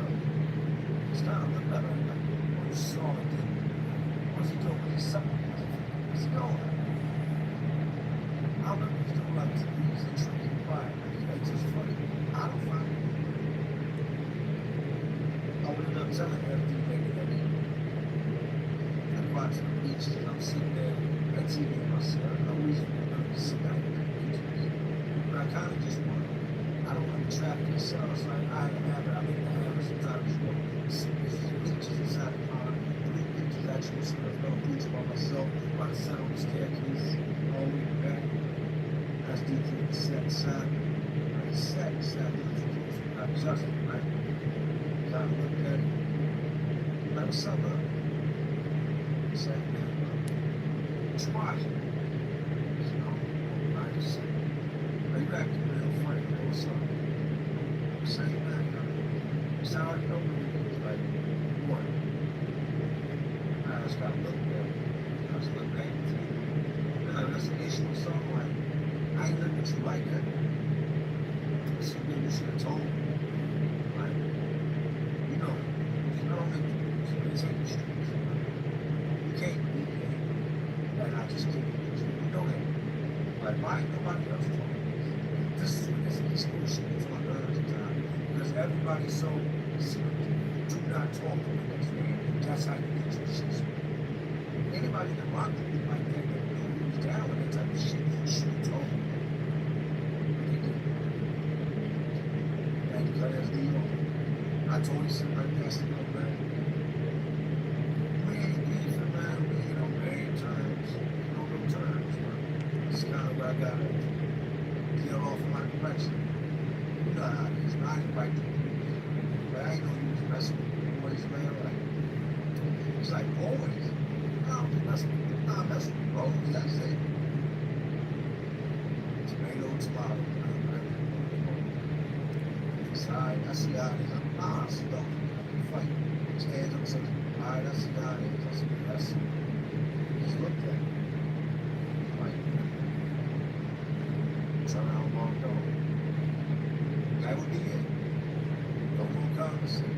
He eventually got caught doing the same thing I was telling you about by a guard. The guards won't mind that they're the guard. They don't respect the girl. They'll push the girl right in and look right in the next. They don't care. They don't feel that. Don't have a pillow on the girl. Son, the pillow on the girl. Hey, I told you about putting that pillow on the girl. Yeah, they're killing somebody. They're digging a hole. They can see you anymore by that girl. Okay, so I had to do the I didn't feel comfortable. So I went back and they did it. Yeah, the third story I mentioned we had on there. No, after telling it, I felt wrong. Just to have to think about it, to wait to finish it again, and then to put it to y'all's head. So I'm gonna do a retake on the third story. I'm gonna be like, that's not acceptable. As much as I want to be doing trouble, I can't do that. So anybody who's been locked up knows what Priya is. If you watched my channel, you probably heard me talk about Priya in the past. So Priya is the prison rape elimination agency. It was put in place way back when Steve Clapper wasn't there. It was a really big thing. For all the boys got as popular as they did in prison, it became such a just normal thing. Booty bandits was a big issue. It was a 50-50 chance when you came in. If you couldn't go with your own, somebody was gonna take the blow on you. I'm not talking to shoes and wham-whams. I'm not talking to family Nikes. No. I'm talking that leather Cheerio. Not that leather Cheerio. So they enacted the Priya Prison Elimination Act. Place. Now these are people you can reach out to if you've been victimized. You feel like you're going to be victimized. Yourself makes you sit down and pee. Stares at you funny. Waking up in the middle of the night, you standing on top, breathing heavy, rubbing your back. You find yourself in a bad position. These are the people you're supposed to reach out to. There's a number right above the phone with the Priya sign, toll-free hotline. You call in, anonymously. Keep your identity a secret. Tell them about somebody doing something to somebody else. Whatever the case may be. This group, this organization was put in place to keep boys in house. They would just randomly come to prison. Let me paint the picture. For the most part, it was almost always only a lie and saying to make sure sure that's what it was. But keeping it 1,000 was almost always all. Now the lieutenant or the sergeant or the officer that was, guiding them around, a lot of times be black or Spanish or whatever the group consisted of a bunch of young white chicks. I'm talking 20s, mid-20s, early 30s, and a couple of older white chicks. When I say older, I mean older than them. Late 40s, early 50s. Not saying it's older, I'm saying it's older. That's the group. It's usually 5 to 6 people. And they spend their whole day just walking around these houses, looking at cells, opening doors, talking to people. The boys rushing. You got the boys, some of these boys got tattooed eyeliner on, tattooed eyebrows, super tight jeans, identifies as she. They would always rush to preview because it's women.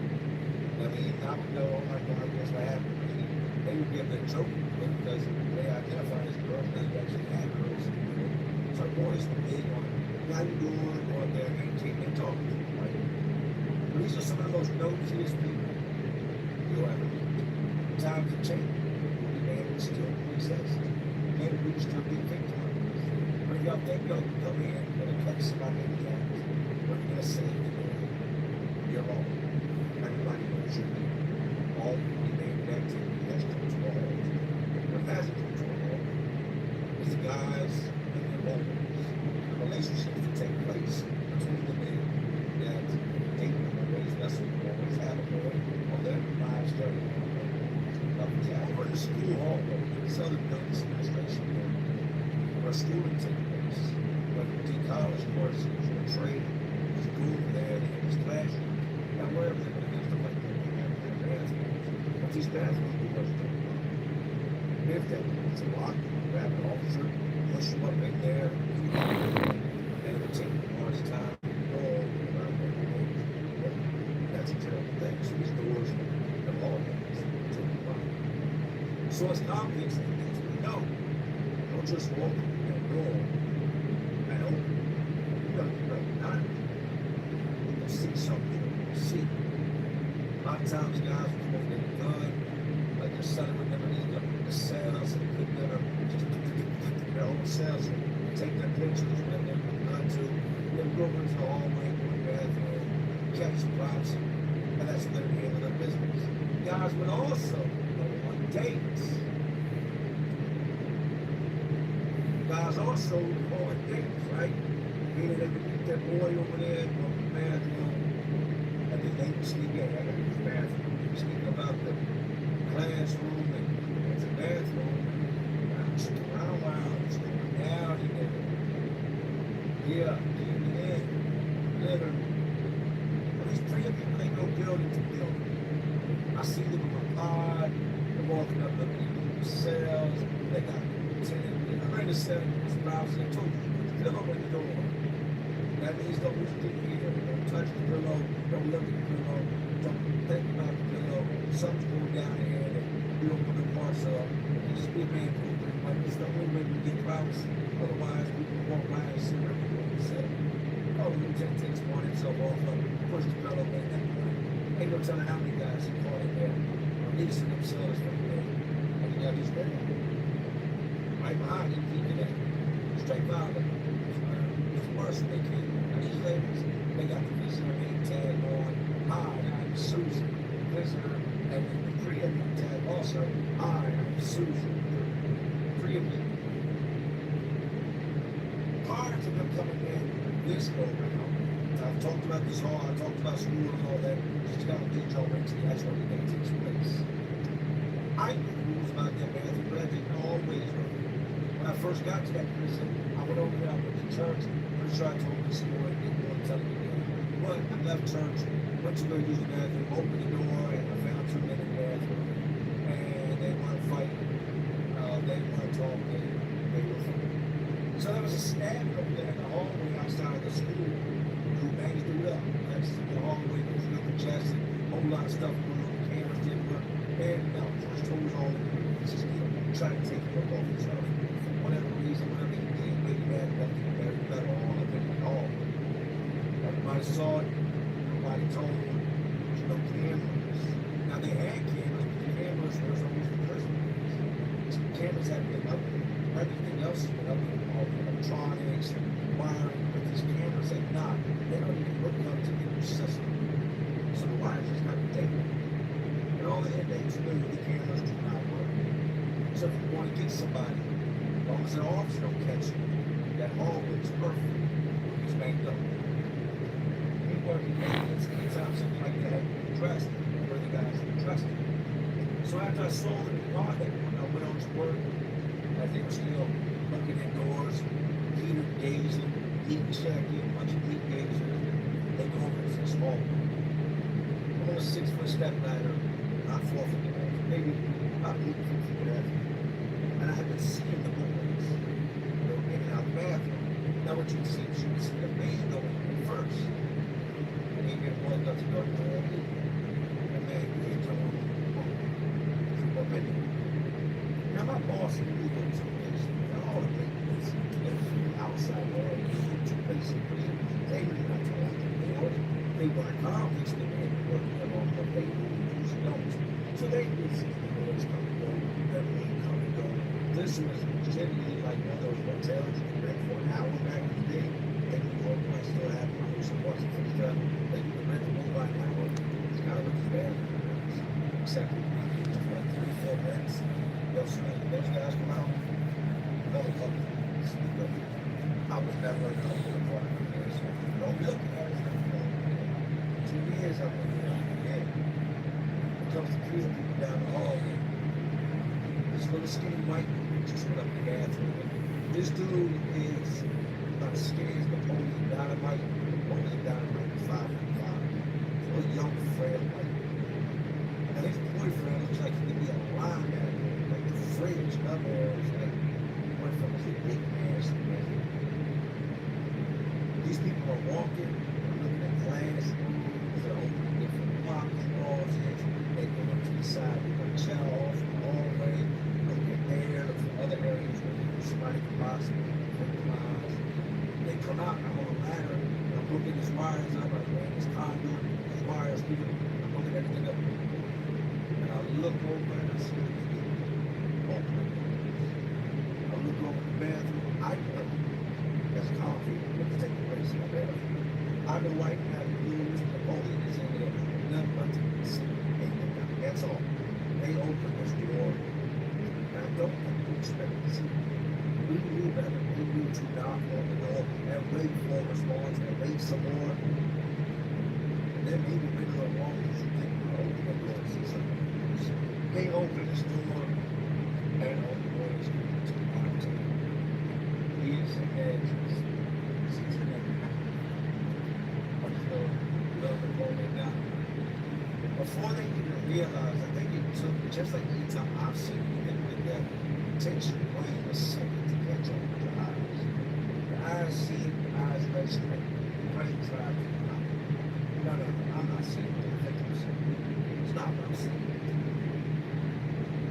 The lieutenant opens the door, stands there for a second, and then reaches in and grabs this young white man, snatches him out. Like he just saved him from a real accident. Like he just stopped traffic. Like he just saved that day. Just one both of them guys. He said I'm both of them again. They put him out, and he the big dude, up ass, and cuff him up. Now they got the young white dude made up, kind of like he's a victim. And these white women, oh my God. Walking down the hallway, are you okay? With their arm around you. No, it's not okay. It's Bud probably needs attention. Buddy's been doing this for a while, so he's probably okay. Took the big dude straight to the hole. Rushed the white boy off to, I guess, therapy, counseling. Somebody told him about it. Show us where he touched you. DNA kid. I don't know what these people really thought. They thought something. That shouldn't have been happening. Not knowing that they just interrupted somebody's day. That's about enough notice. Now let me make this very, very clear, right? I don't care what your sexual orientation is.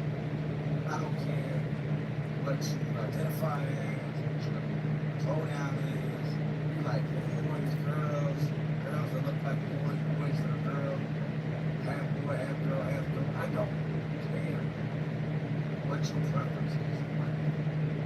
Be true to who you are. That I can assure.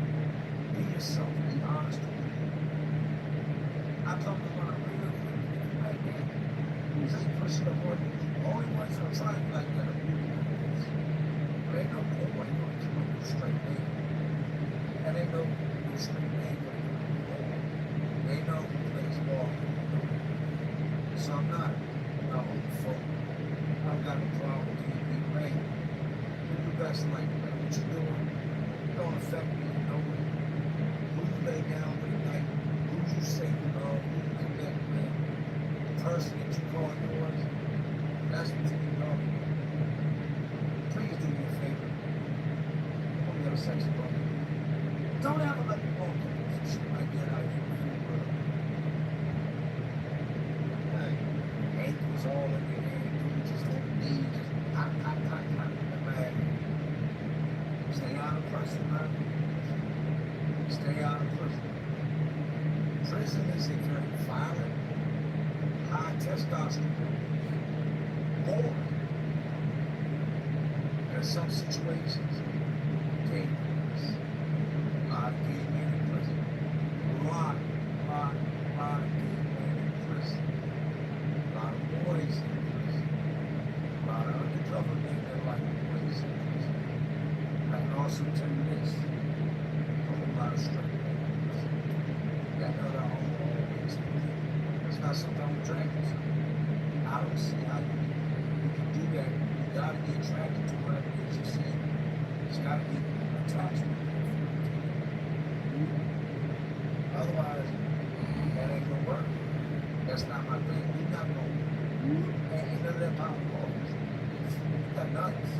Nuts right there. I see it. No, you can't. Thank y'all for watching another episode of Jay Williams Lesson. Like, this is a little bit different. Somebody's gonna get in. Look at no comment. Thank you. I promise you this. Promise. This. Somebody has blocked. Don't be going in the box with everybody else. And don't have to on my knock your legs. Get you on. Don't get you. I'm just honest with the things I've seen. No harm, no foul. Each of you. I mean, I guess sometimes I'm just hard being a foul. It's honest what I've seen. Just honest. You saw the title, you saw the no there, you watched the video, and then you drop a comment. Like, why you making the title? Why you watching? Why you watching? Why you so disturbed? Why you not secure? Are you not secure in your sexuality? I'm very secure, man. I know what I like and what I don't like. So why would the next man likes? Maybe you need to go to prison so you can learn to mind your damn business.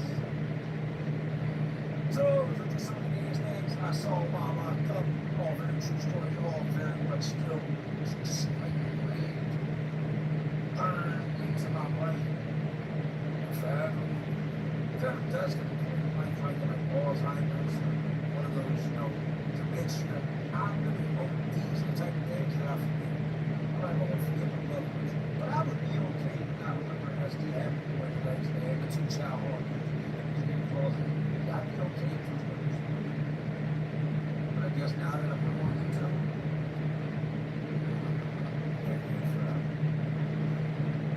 but anyway, these jails, the text these birthdays, all these crazy runs out, all the crazy runs. As always, I know what I'm doing. Just trying to keep going and saying, are you not entertained? Like always. Same things, like to all my rebels. There are some rebels watching. Because I still watching. I got out.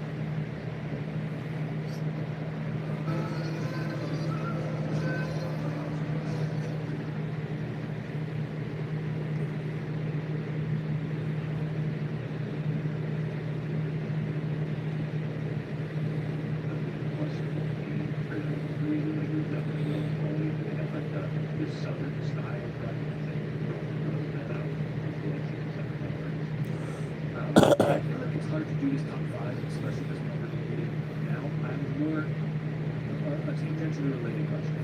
Anything question.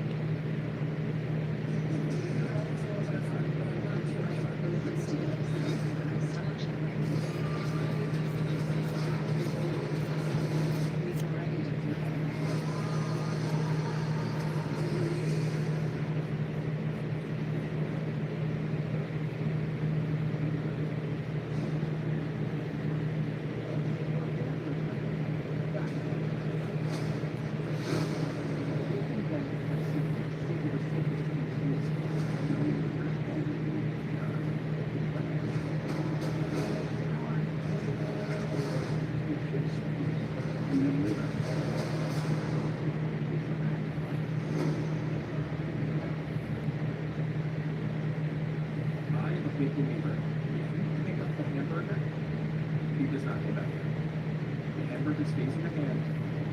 You finish the hamburger, and then that's it. There is no up, down on the hamburger. Do you agree with this? I can respect that though. Yeah, I mean, I believe when I eat that, I am eating until I'm not being talker when I'm eating. Yeah. I can respect it. It's for the sake of it, I love to put it down. You don't need to deconstruct the burger. But I'm also, for context, I'm also a big, if I have like a plate, right, and there's 10 things on the plate, I tend to eat them one by one as opposed to like mixing, matching, and like eating things at various points. So it's more a compartmentalization and like an organization thing. But I'm like, I believe that you create mess and disorder and chaos and disarray when you put the hamburger down. Now you're dipping your fries here, that, the other. So slow, like eat with purpose and do it one at a time. That's my philosophy. How do you feel, Frank? do you ever dip your hamburger in like that? Oh yeah, you can do that. But you cannot put it down. You cannot put it back on the paper, on the wax nasty paper. You bite, you dip it, bite it again, finish that hamburger before If it's like a quarter pound. you better finish that thing. We're talking McDonald's burger? Any burger. Anything. No, okay, sorry. This is like No, like real fancy restaurant burger. I'm like, agreed. Any fast food burger, restaurant, diner burger, of course we put it down because that thing weighs 6 pounds and like it's falling apart and all those things. Not the same. I'm talking fast food something. Diner burger, restaurant burger, different rules. Different rules. Yeah, I mean this was that's us. Johnny Son's in the Promise Chat. Taco Bell used to 1999. Burrito was 99 cents. Taco was 69 cents. Nacho was 69 cents. 69 cents.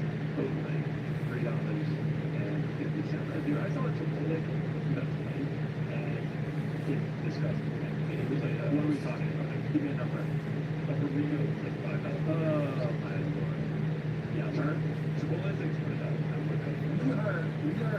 We as Americans are getting gouged on food, both at the supermarket and at the restaurant. Like, there's just no way. It's insane. Beers just become like $10.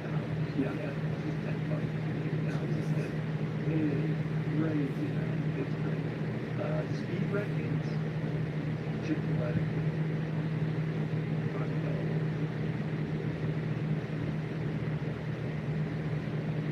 Simon, like, Simon, Amazon. I do love a good artist. That's really, definitely good. Popeyes is good, but it's good. KFC and Popeyes are interesting to me because, like, I like them, but then I don't know, so much better. You know, they're like a Chick-fil-A is just crushing them, so it's kind of hard to find a way to go to them. That we can get the my salad and very crazy. Arby's, something. Not a fan. Not a fan. My dad's a big fan. My dad loves Arby's. Shout out to Arby's. I knew you guys. I want to understand because people eat so much, it makes me and so much cheddar and it's just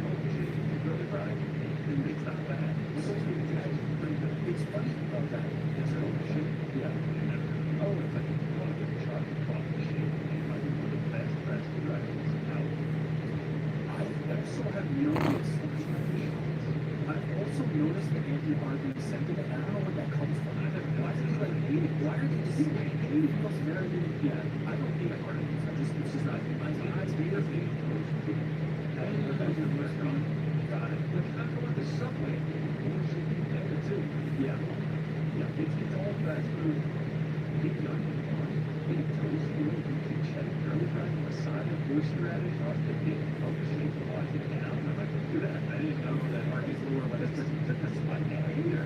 Shout out to Arby's if you're interested in more cakes like this and promotion of Arby's 5 products. You know, they out. Check that out.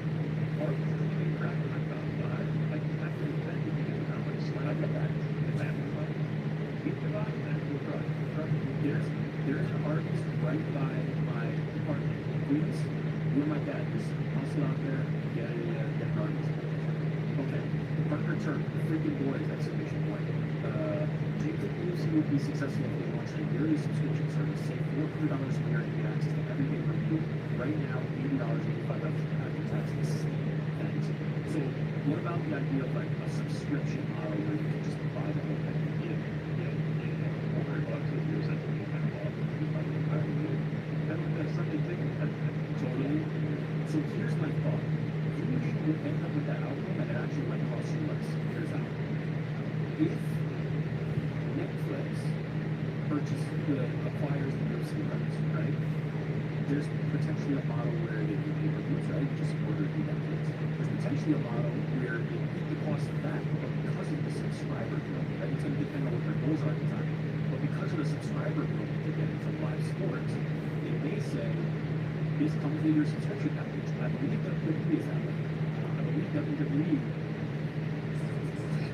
Smile and say, switch to T-Mobile in just 15 minutes. iPhone 17 all about. Just say, geez. Now you can switch to T-Mobile in 15 minutes and get a new iPhone 17 for $1.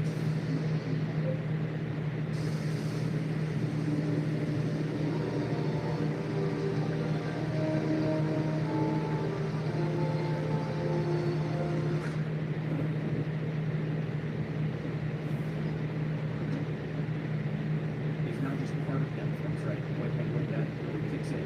So there's going to be like a Netflix of live sports sector or just Well, they're in the WWE business. They're going to be streaming Jake Paul and Mike Tyson, which you do not, right? That is not a pay-per-view. That is going to be on Netflix. It stands to reason with them interested in live sports, if the UFC comes up and is an available option that they can acquire the rights to, and if they did, it would stand to reason that there is a model that they could have where the subscriber acquisition and the number of people that are watching this live might be worth their while to not have pay-per-views, right? And it's not a guarantee. That's very good. Yeah, obviously, that's that. Yeah. There isn't just saying, that up. Absorb the cost of it. Yeah. We'll pay all the pay-per-views and yeah, I mean, they need someone successful. All you need is Netflix subscription. It's good for Netflix. It's if you UFC is getting more on it. It really depends on the goals of the companies at the time of this potential deal would happen, right? And again, this is me speculating on the idea that Netflix would be interested just based on the fact that they're getting the WWE rights. If that relationship goes well, IMG, WWE is right there, same ownership group, and the fact that they're doing the Tyson Paul boxing, right? There seems to be a momentum toward the idea, like if UFC comes up, you'd be silly not to want to do that deal, right? And especially as you're getting into live sports. And so there's a world where they just continue the same model, right? They still run pay-per-view, they get it through Netflix the same way ESPN does, right? ESPN starts a pay-per-view, but you get ESPN Plus. Now, you mentioned putting the cost of the pay-per-view. ESPN does guarantee them a number of pay-per-view rights as if they sold at X level. And so that is currently the system. Above and beyond that is where the UFC and ESPN profit into larger lump sums and split that. But there is a minimum. There is a minimum that is established now. If you're a Netflix, you could say, the minimum's up here, we acquire it, we're willing to pay that price up front, but the number of subscribers we're going to get, the attention for a product that we're going to get, the live viewers that we're going to continue to get, it might be worth it from an advertising and content perspective that we don't need to pay that. We don't need to do a public one. And so I think these things are all in play. I think there's a lot of opportunities. They could also go, UFC could also land somewhere else where they do ESPN, where ESPN says, yes, we'll do a package deal. If you want to be a UFC fan and you want to purchase all the pay-per-views for a year, I think that's on the table. It's going to get real interesting because the live sports landscape is changing. I believe it's pronounced Deku. What do you make of it? How would you pronounce that? That new amalgamation of sports products that's coming out where it's going to be, oh, you weren't aware of this, guys. I don't know what this is. Yeah. I think we're asking that DEAU. Yeah, so Fox, ESPN, all the digital sports properties are teaming up to make one live sports product that you need to purchase that you get everything. Oh, this is what? So instead of paying for like a full paper package, it's just like, yeah, all I really watch is like the live sports. You can buy I sports. don't need your stuff. That's it. Okay. This is brilliant. And you don't have to buy ESPN Plus separate from Fox, separate from all the other streaming. From CBS, you don't have to buy them separately if you are a sports fan. You double pay. And so the industry and the landscape is changing. Like there's going to be a lot of different kind of like options as these things are happening. NBA just renewed their not renewed their rights, just went to different rights partners when you come to that. So some re-up, right? ESPN still with that, TNT, Warner, Discovery, out, Amazon Game. Like there's all kinds of different things that are happening. So I don't think there's a possibility that we get this exact finish. I also don't think there's a possibility that we get something even better from a cost perspective, like Netflix has UFC as part of your subscription, other different variations of this. It's really getting great. It's a very interesting time for live sports rights. It's a very interesting time. What do you think? One more? Two more? Two more. Let's do two more. Frank, can we start over? Should we start over? Okay. T3 asks, what's up, MMA? Our crew, question from Goku. As someone who just graduated college and looking to work in sports, what would be some of your advice for searching for a full-time position? We kind of touched on this at various points. Build your skills. Don't worry about applying for XYZ job that's on LinkedIn or wherever else you find it, because that's going to be kind of cool. There's going to be tons of people like that. Focus on building up skills that you feel will translate. If the jobs that you are seeking are heavy into video editing, you better have your ass on YouTube learning video editing, talking to people like mentors and other people around you that know that skill. Build up that skill set. Be varied. Learn the video editing, learn the writing, learn the social media, learn all the things that are going to help you get ahead in that race. And then, as you're doing that, maybe create a website, a portfolio, something that you can show people quickly so that will stand out from other people that are applying. Resumes are old. Nobody cares about resumes anymore. Like, if I see a resume, it's just a piece of paper with a bunch of shit listed on it. It's not really that fascinating to me. I don't hire based on that stuff. Or have a conversation with somebody. Beyond that, you can write on your resume that you know how to edit video. If I don't see you edit video, then I don't know that you can edit video. So show me something. Build your skill set, build a portfolio, build a website, do something that can show people these skills, and see where you go. That's fine. That I could not add to that word. And then you said, don't really worry about but like also apply your ass off to different places. Like it's going to take a million different applications in this industry before you find it, right? Something don't get discouraged by no, don't get discouraged by people not responding. Like just apply. Because you have to work for it, make most of it, make as many connections as possible. Because as I have learned early on in my career, connections easily bring you into what is next. And like going back over like my sophomore year of college, it had been some sort of connection. I just got never turned into anything. So networking works, reaching out to people works. There's a lot of people who are scared to like ask people for a favor or ask people for their time because they feel like they're not accessible. And Frank is notorious for that. They're not accessible, or they're going to say no or shut you down or not have time. Let them tell you that, right? If you reach out to somebody, like people reach out to me and they're like, hey, I want you to reply. Let me tell you that. If you don't think I'm going to reply, take the shot. And if I don't reply, you'll know I don't have time to reply. If I do reply, now you just made a connection that you didn't have previously. I just want to clarify that. I wasn't saying like, don't apply for jobs where you write music numbers. What I was saying is, go away from the idea of there's this one job on LinkedIn, it's the perfect job for you. If we only knew how great that was, that is a losing game. That is a losing game. There's no report kind of why you get hired and then go from there. Like it's really all about this team. Show them what you can do. That is the way to get them. Because like you said, like going back to the national thing, we were like, yeah, a resident work with and it seems like he's very lucky children. Someone that can vouch for you is like, this guy is sick and video. I mean, they say you can edit videos on resident and someone being able to say that and vouch for you, it can go on a million times further. Treat getting that job like a job and you'll be successful. Work hard at it. It's not just update the resume and send it off. That's not how it works. Good job. Yeah. Frank, do you have anything to add to that? You seem to want to jump in. No, but you guys spent up. Okay. Jesse, we're the last one. Jesse, what's up, boys? Non-enemy related question here. They wanted to get your guys' opinion on something. I'm the best man at my childhood friend's wedding next month. The only problem is, I like drama since this is getting good. I am not a fan of his fiance. Oh, man. No summer, man. Despite several years of dating, he can't act like himself around her. He doesn't seem to be able to leave the house without her, so it feels as if I have lost my lifelong best friend. I know it's too late to bring up these feelings towards her, I'm assuming, but I'm wondering if any of you guys have been in a similar situation. I'm dreading the best man speech at his wedding because I'm afraid it will sound disingenuous. But at the end of the day, I truly just want what's best for him, and I'm afraid that it's not her. Love the show, boys. First of all, I'm sorry for like grinning and smiling and enjoying this too much. I do love drama, and so this is great. We need to know this. I can tell you, sounds like a conversation that should have happened over there. At least they're conversating. Yeah. He's dreading giving this speech. What do you do? What do you do if you're Jesse?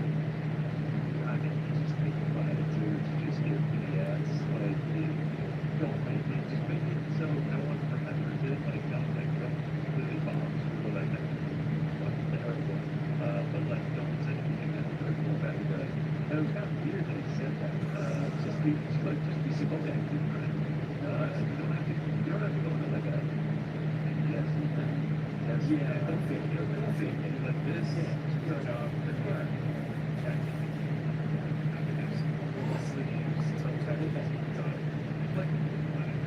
This feels like you guys are putting a band-aid on something, right? The conversation around the best man speech is a symptom of something that's much larger, which is that's the more immediate concern. Yeah, but see, that's band-aid, right? Your immediate concern is you have to cut, put the band-aid on, but like, to stop the bleeding, but like, how do we treat the wound, right? How do we treat the infection? That's the problem. The problem here is that he feels like he's lost his best friend to somebody that he does not like. He lost his best friend to because Is it too late?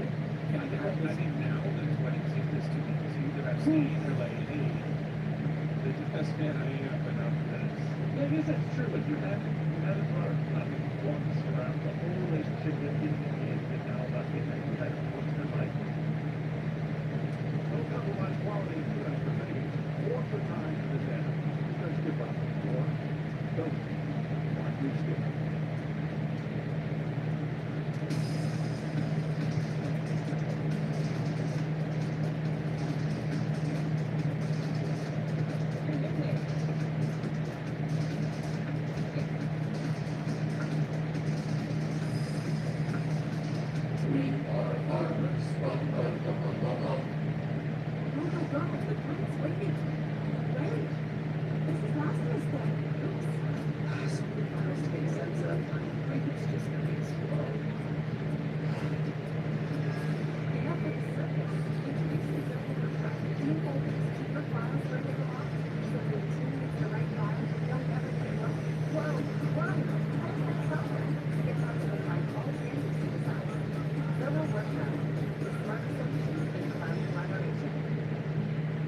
Collaboration.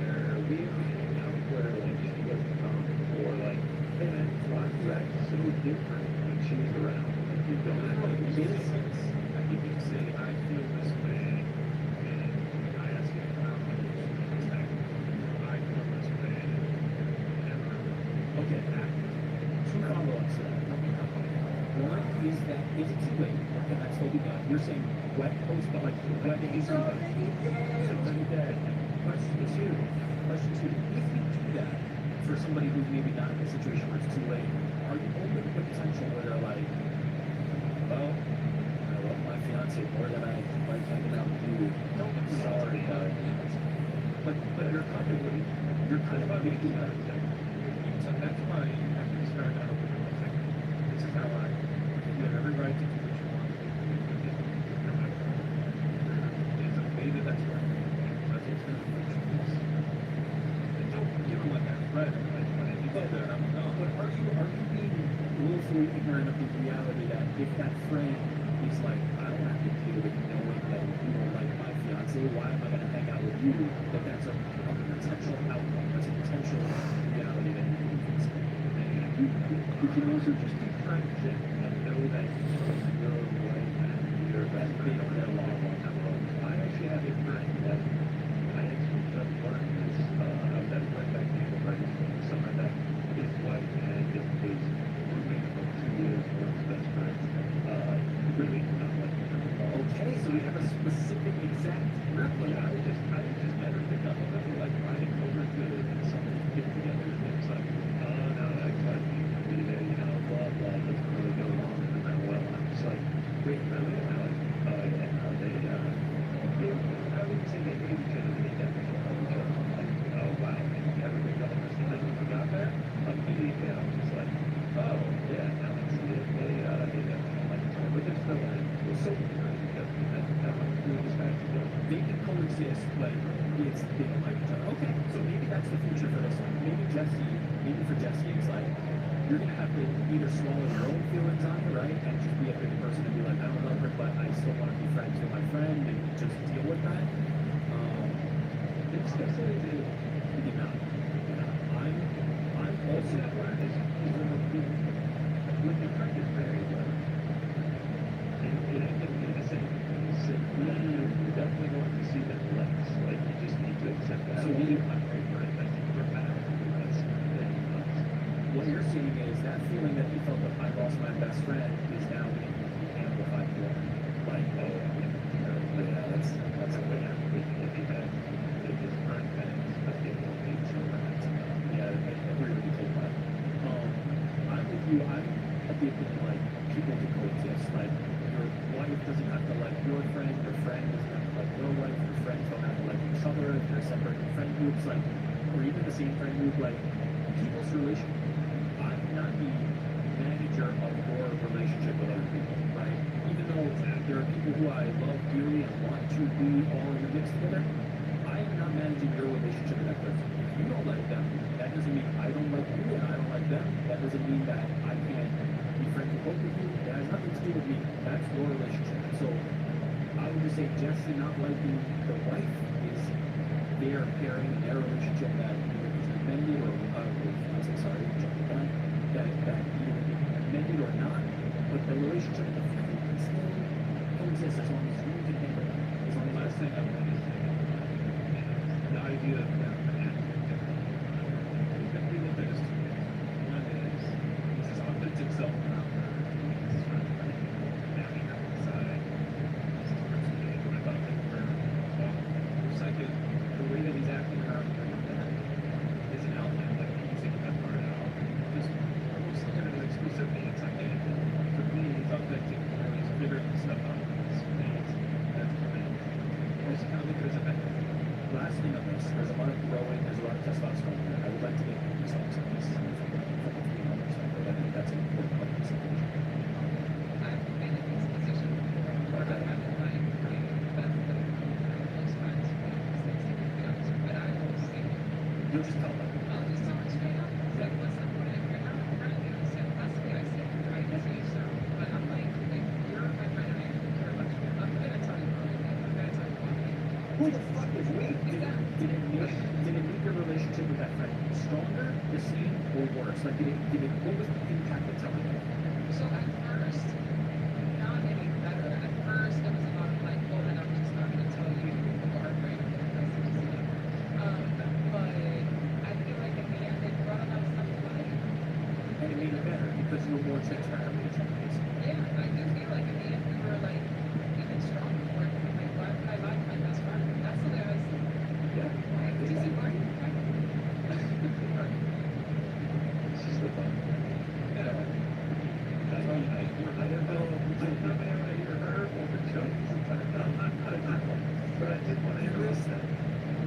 all I heard was you like checking in. I was like, oh, okay, and then I heard, who the fuck is really close to this?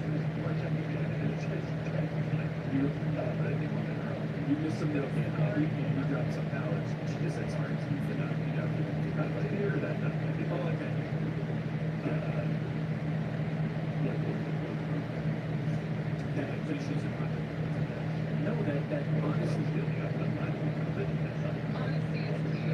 Honesty is the best policy, and it ends up being more transparent when people always. In my experience, in my life, I try to live by honesty is the best policy, and it always leads to a better outcome. Even if there's some pain at the beginning, you don't really want to say it.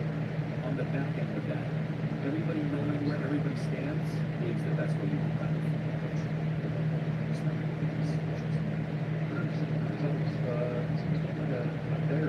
Yeah, I mean, shout out to Jesse. I would, was navigating the best way you can. As I said, I know you have things that I really do like drama and messy, but this is your real life, and I'm hoping that things work out better. My suggestion, I don't think it's too late. I think we figure out a way to elegantly kind of have a conversation about it, but it's not before this wedding, and it's not really like you need some time to let that kind of simmer because there's no rush on that, and life's going to change drastically. But I think you have to have the conversation at some point, but anytime soon, It sounds like a better conversation, and that's funny because both of you are strong. So along the center prescription Amazon pharmacy.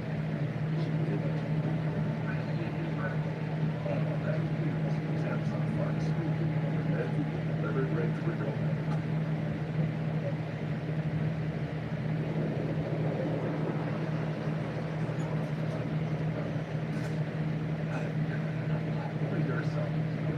The power boost ingredients. That's why I feel it's like messy.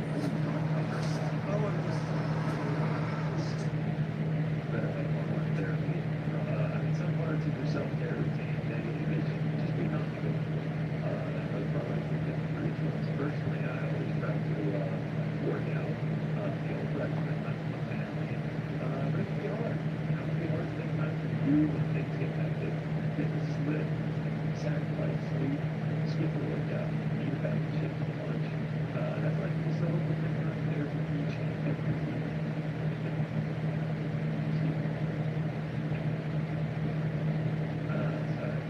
It's better help on that there. It's ways to work through stress and figure out what's really important. It's better help think of it. Affordable way to get off therapy and drive. It's entirely like okay. This is like the lifestyle feature. I'm really just having a hard time getting through this.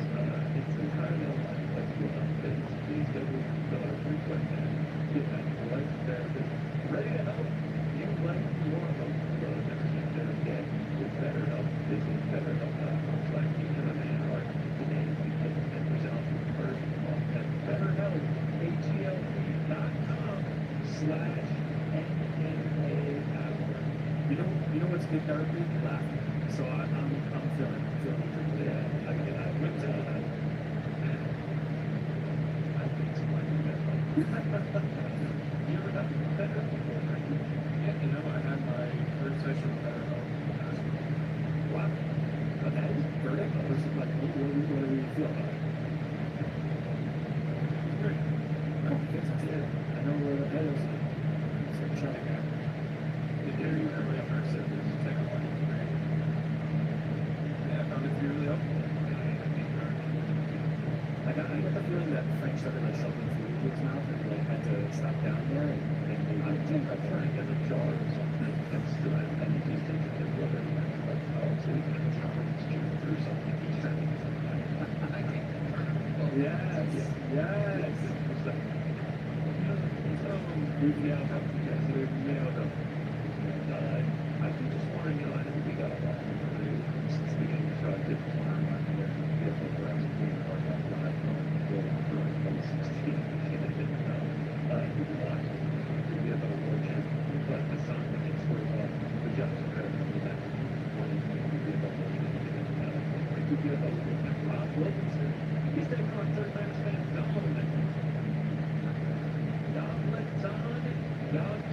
Murdoch, plus the Nazi Ramadan Abbas, as he was interested in the versus the Canadian that on the report that got sort of a national threat now for the next day going on plus group. So get ready for having show up Fridays and not games. And we watch what graphic country. You while watching PFL, be a part of that. It's all for county. All right, so I think it's time that we look ahead to Saturday this weekend. I think it's time, yeah, it's time. Correct me if I'm wrong, but I believe this is the fight that was like UFC fight night. UFC is the 95 is the one thing, right? We don't have any other like action as PFL playoffs resume next week, so I think this is yeah for us. That's Nothing like major logistics. the Boston color. Oh, Virgil is okay. That's decent. That's what Yeah, but UFC. okay. UFC had the rest release we had too. Really exciting to get back to Peru since last time, so interested to see. Yeah, we got anything about that. Let's Check versus no Danny Jackson. Exactly. I like that fight. Yeah, that they had Chris Gutierrez, yeah,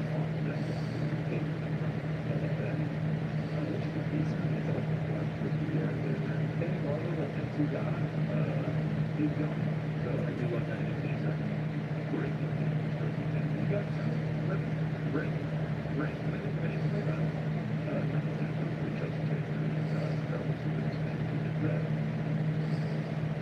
Carl Williams, very trying to introduces the Lawler back, very great.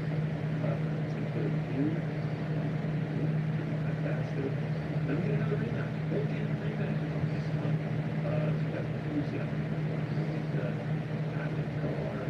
But we get really on the computer series, and that's, scores will be set. Las Vegas. Yeah, I go back to what I said. This is just a right time to get that.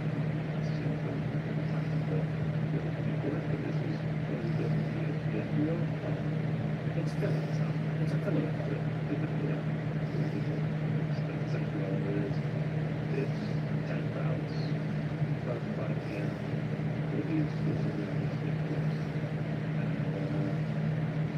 Where's it going to be something? It's my actual deal. Why is it really? It's your project.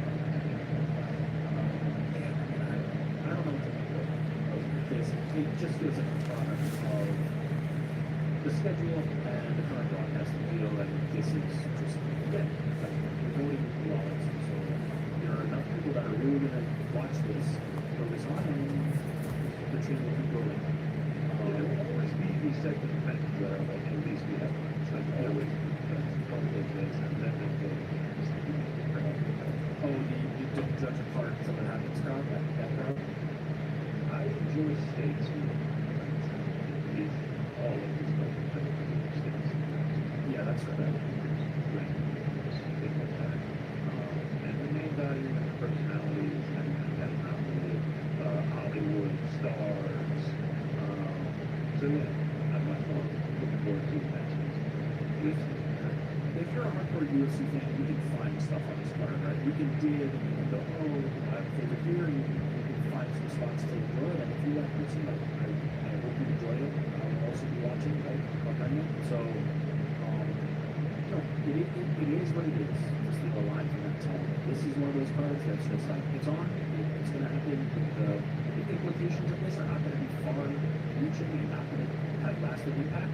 But there's going to be probably some exciting moments, like, as you said, Jackson and Mariscal is a fight that, like, I think will be a good fight. But again, what is the, like, impact to the UFC rankings beyond this? Like, not much. There's not a lot, Heavyweight's kind of a really rough division to the point where, like, these guys, it might have some impact, right? On some upcoming, like, big fights, but because heavyweight doesn't absolutely dumpster fire. Let's take a brief look at real fighters. Yeah, let's get into that, because I feel like that's the thing that everybody, like, this almost feels like it's not binding. What is it? This is just like the tip-off game, and then it's like the next one for real. Like you're doing it like that. This is almost like you made the playoffs, and like once you're stopped, you start working. That's right. That's a good call. They got nothing to hurt.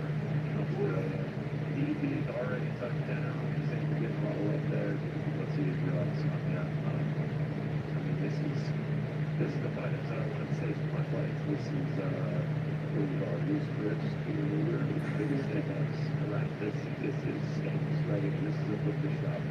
Outback is going to be high intensity. Yeah, there you go. The Australia. You'll go Outback next week. Shout out. Again. Are you rooting on the thing? I mean, it's just practice. I'm ready out there. I used to go out.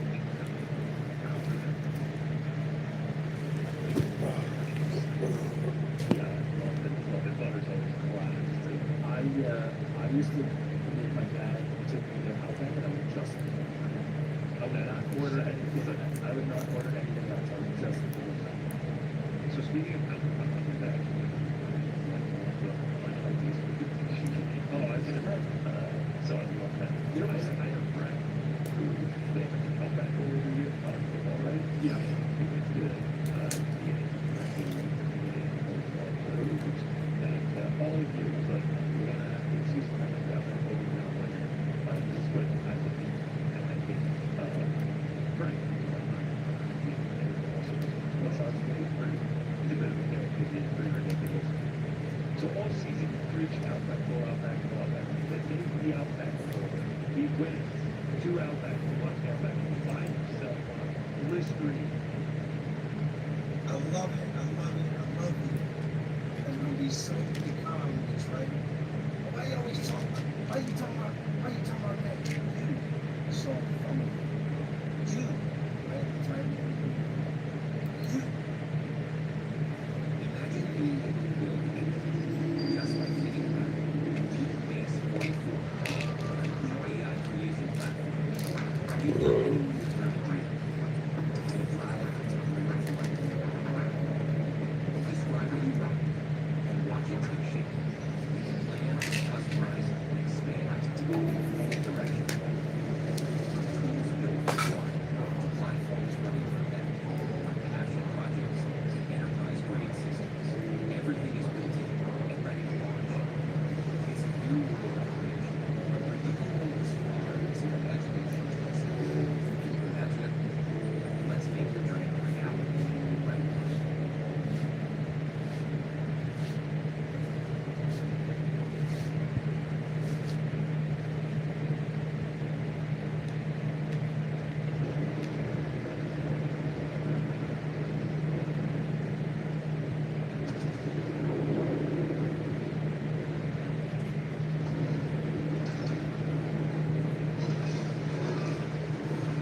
We destroyed an enemy cruiser.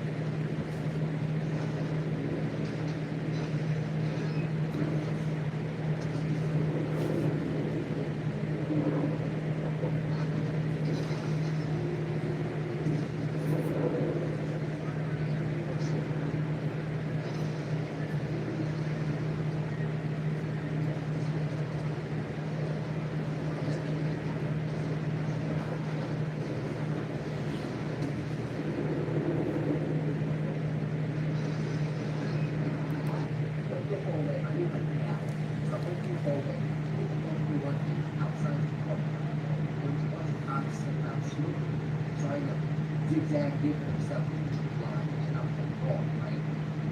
They got C county sheriff, they got 30 officers that night. That's a big game. Next year. And we're in custody. Ready to be moved.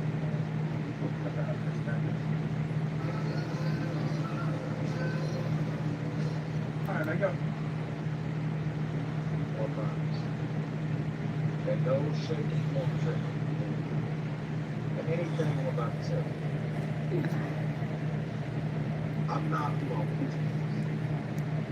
Don't watch this and say, oh, you think he's a tough guy. You know, that is what it is. It's what it was. It's not what it is. I'm not who I once was. I don't want anybody to listen to the story, my story, even any stupid ideas. I don't want anybody to listen to any of this and think that getting locked up in crimes is the way to live. It's not. My incarceration, all my incarcerations, so there was never a time where I was just like, this is great. It was a terrible life. It's the life I chose. These are the choices that I made. Mistakes not made. This was.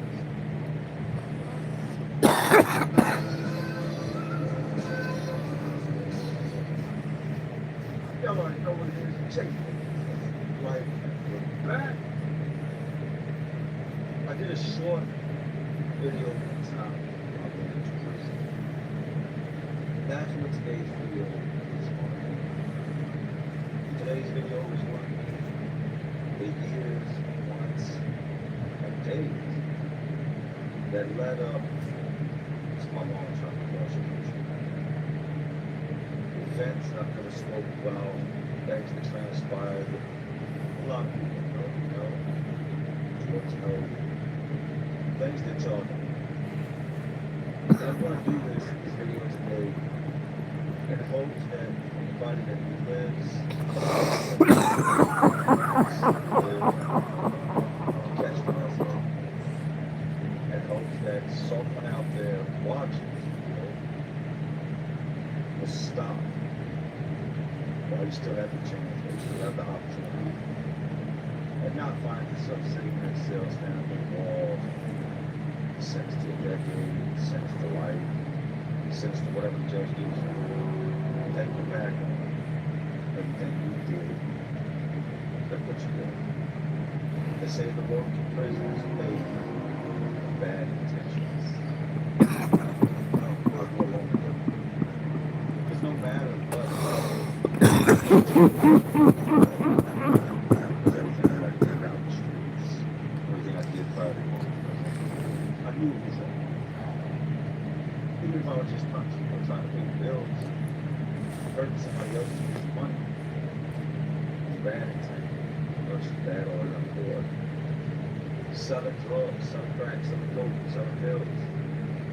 I look at it as if I got all this money, but I never took the time to stop and think like the fact that was happening that was written. How these people had children that possibly going without because their parents were addicts. I always just not look at it like, well, they don't get it from you, they don't get it from somebody, so no matter what happens, the kids are gonna suffer. And everybody else that sells drugs have that same mentality. So you put all of us together, or wherever, not together as a whole, but the mentality as a whole, and that's what allows addiction and stuff like that to strive. So we're going to go back on this one. I'm going to go back in time. Back to my younger years, my teenage years, up until the day that I got locked up. Who I was, how I progressed, events that changed me over time. And both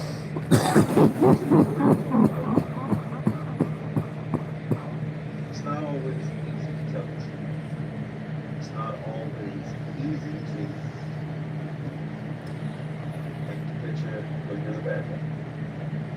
But for anybody that gets on here and leaves all the bad stuff out, the reality of what they have done, the facts that matters, send the place you should be. Be real with everyone else and be true to yourself. Am I ashamed of the things I've done? Hell yeah, I'm ashamed of the things I've done.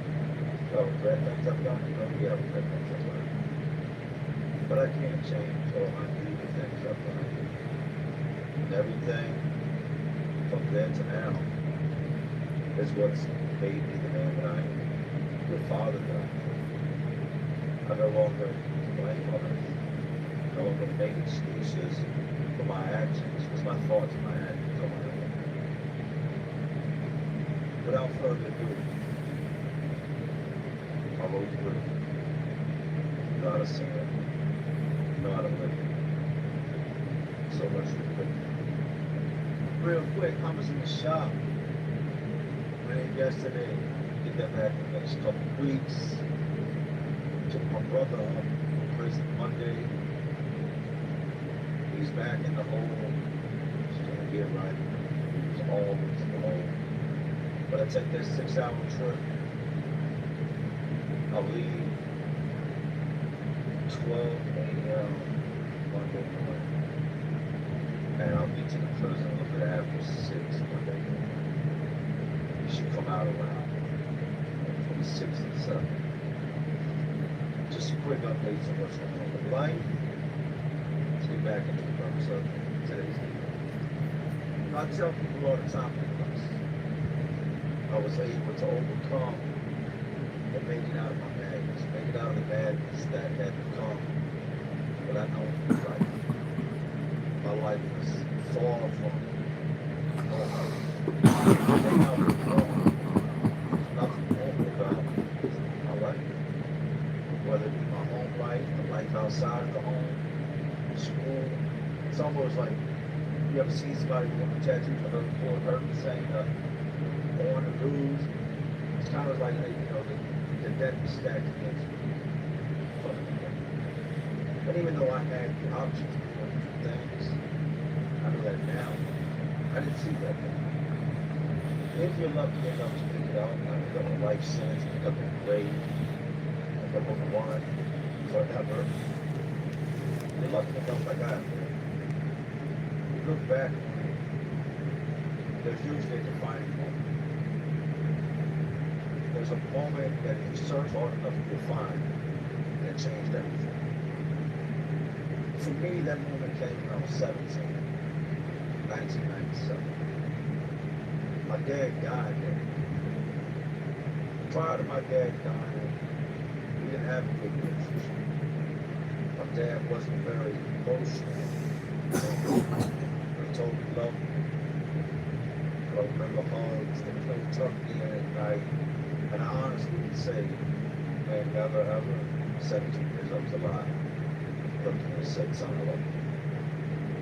So prior to him dying, days to come, before, we get in this big falling. I had this chick stay the night. I was young, my little teenage girlfriend. She stayed the night, and I had a job working at this bank company. We were almost the night, making noise, playing around, you know what I mean? Next morning, I don't want to get up from work. My brothers and sisters are banging on the door. Mom, dad said, get up, get up, get up. Me being 17, being a little punk, I screamed on him, right? So I eventually get up. When I come out of the room, my dad's just crazy, disrespectful. He goes on the girl, starts calling her a whore, this, that, calling me names. And by now, I've been through enough in life that I'm not scared of him.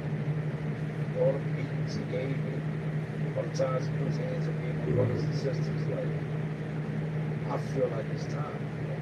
But I'm not telling anybody to ever walk up to your parents. It's not what you should do. This plays a big part of my style. But him running his mouth and my mom standing in the hallway, just coming from the living room.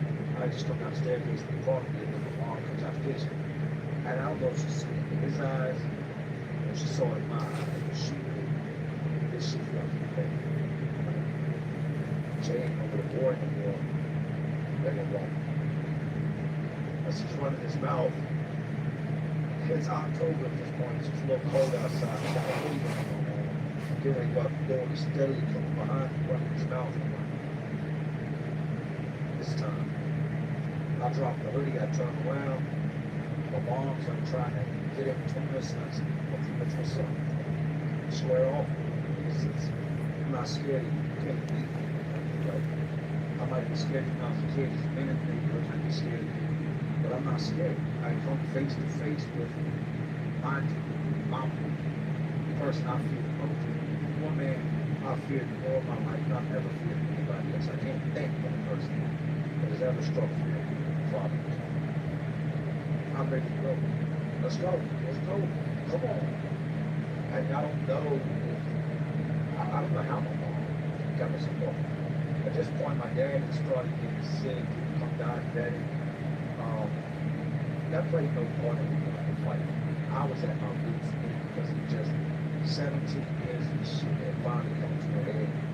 Let's do it. You know, arms to separate. I killed you, a bastard. I killed you. Until I'm coming out and playing. I mean, just snapping. You know, the ball with his dad.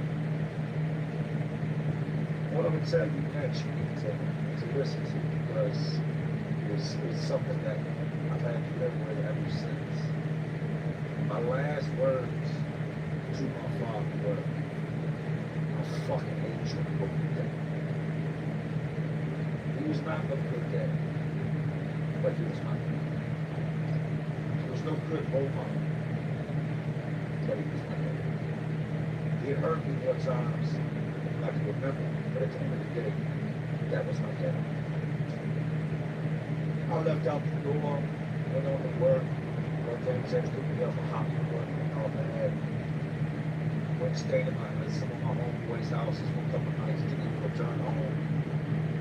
And the next time I heard about it, my aunt called. I was actually sitting at my homeboy P.D. Davis' house, and I'm there with him. And I'm watching my other two homeboys on the news that had just killed 2 state troopers in South Carolina. I'm watching this, oh shit. Like my homeboys just snapped out on the news. There they are, man, they killed 2 cops.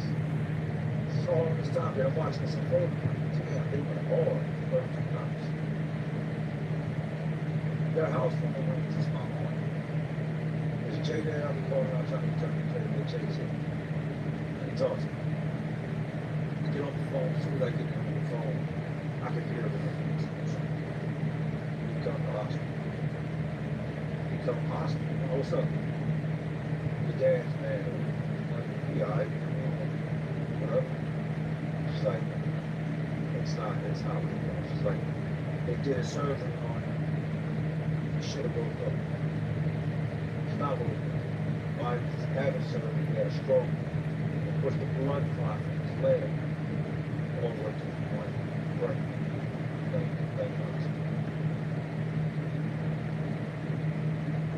Took a minute to time to sink in. So I go to the hospital, go up there, go over home. He's laying, motion, breathing, he's got his chest out. He's scared. Hard, he's angry. He doesn't have to be put between life. But then again, like I told you guys, okay? So there's that part of me that's just like, I really see it, I really see it. My mom had stepped off to somewhere. She went downstairs with my brothers and sisters and they were much younger. My little brother was Jesse was 10, my other sister was like 7. My oldest sister was 4 or 5 years old. There's something. My aunt was on, other aunt was on the way with them up there, so my mom went down to meet them in the lobby. I was up there, so I went down. And my little sister had this technique. My dad was a farmer, so he was a man. But I took the brunt of everything he had to do. And a lot of times I took it to like protect my brothers and sisters. You know, I didn't want to see them get hurt the way he hurt me. So I felt like if they did something wrong, I would take the blame for it. I didn't want to see them suffer. So they had a love for my father, and I didn't love him, like I said, my dad. But I didn't have that bond. I didn't have that I love her, raised that bond like he had with my brother and my sisters. Right? My younger sister comes walking up and she's got a teddy bear. She's like, I bought this for them. She's like, you think they'll like it? You think she'll get mad if I put it in bed? But they don't know what's going on. So I said, no, I don't think you mind at all. But So I'm looking at my mom, like, I don't realize they don't know what's going on. She's kids, she's children. We get up to the floor of the ICU, the second floor of the ICU. There's like a little waiting room outside the ICU, and they only let certain people in. Well, he's already dead. He's already dead, brain dead. And y'all know the ICU, that's intensive care. That's where they take you after you have a serious surgery or really bad off. That's when you're constantly monitored. So like I said, you got that little room right outside of there where you get bad news. That's what you gotta tell your family bad news. Or y'all waiting and the outcome something up there. So waiting. My aunt standing at the door, my mom goes in, and my mom comes crying. She's been crying hard. She barely speaks. She's hugging me, crying. My brother and sisters come in and they see my mom crying. They're just trying to, I can see it in their face, they're confused. Why is she crying? They don't notice. He went in for a triple bypass, his heart and gone. So mom's doing her best to like be sweet, so be a mother. And she really can't bring herself to say what's going on. And she works it up and gets to the whole, Melissa's just like, when do we go and see them? We go and see them. Melissa's the love one. We never put her food when we put some love in it. Comes to the physical abuse. And we just told her, like, he's not making it. He's not coming home. Thankfully, he knows he's coming. He's there. He's a good man. He's seen. But this will be the last time we just see him. He looks like he's alive. He's there. When I wake up, we'll be in the hospital. This is it. They start crying. They're dumb. They're not confident. I'm on the same, but I'm trying to help her say to them, I'm explaining to them what's going on as well. And we all go in the room, right? Brothers and sisters that they lay the heads on, crying, holding his knee, wiping his face, and I'm just standing back. And it's crazy, I remember so many details. I had this brown dinky shirt on, this brown kangaroo, the little white kangaroo in front of me, right? It's like light tan color, and I'm just standing there like almost like an out-of-body experience, just watching them breathe. They make their peace, they say their goodbyes, and by now I'm standing in the doorway. Everybody's hugging each other and crying, looking around. As they leave out, doctors come in, and my mom was standing there. You tell my mom, you need to make a decision. Like, they're keeping him his breathing, but he's not. If he does come out of this, then by some miracle, like God, he'll be a vegetable. He'll be like a child. He will not ever function again. There's been brain dead too long. And so, my mom told me, she was like, this isn't a decision I want to make. And I told her it's the best decision. It's what has to happen. He wouldn't want to, be like that. It's not fair. Let it go. So she signed the papers. We talked to the doctor's doctor. They told us, look, they're going to come in about 15 minutes and I'm out. I'm looking. Dunn's house, turn off everything else. He's going to survive. He'll continue to breathe. If not, we'll turn the sheet off his hand. In the 15 minutes to come, I knew I had a small window. I stood there, no tears, couldn't cry. So I ain't ready to cry. And I tried my best to explain to him later. I love you. And I forgive you for the culture. He said some good things. I looked over and there was a nurse, actually a nurse that was like kind of eavesdropping, kind of listening to what I was saying today. They come on in and turn the sheets off, and I put my hand on his chest.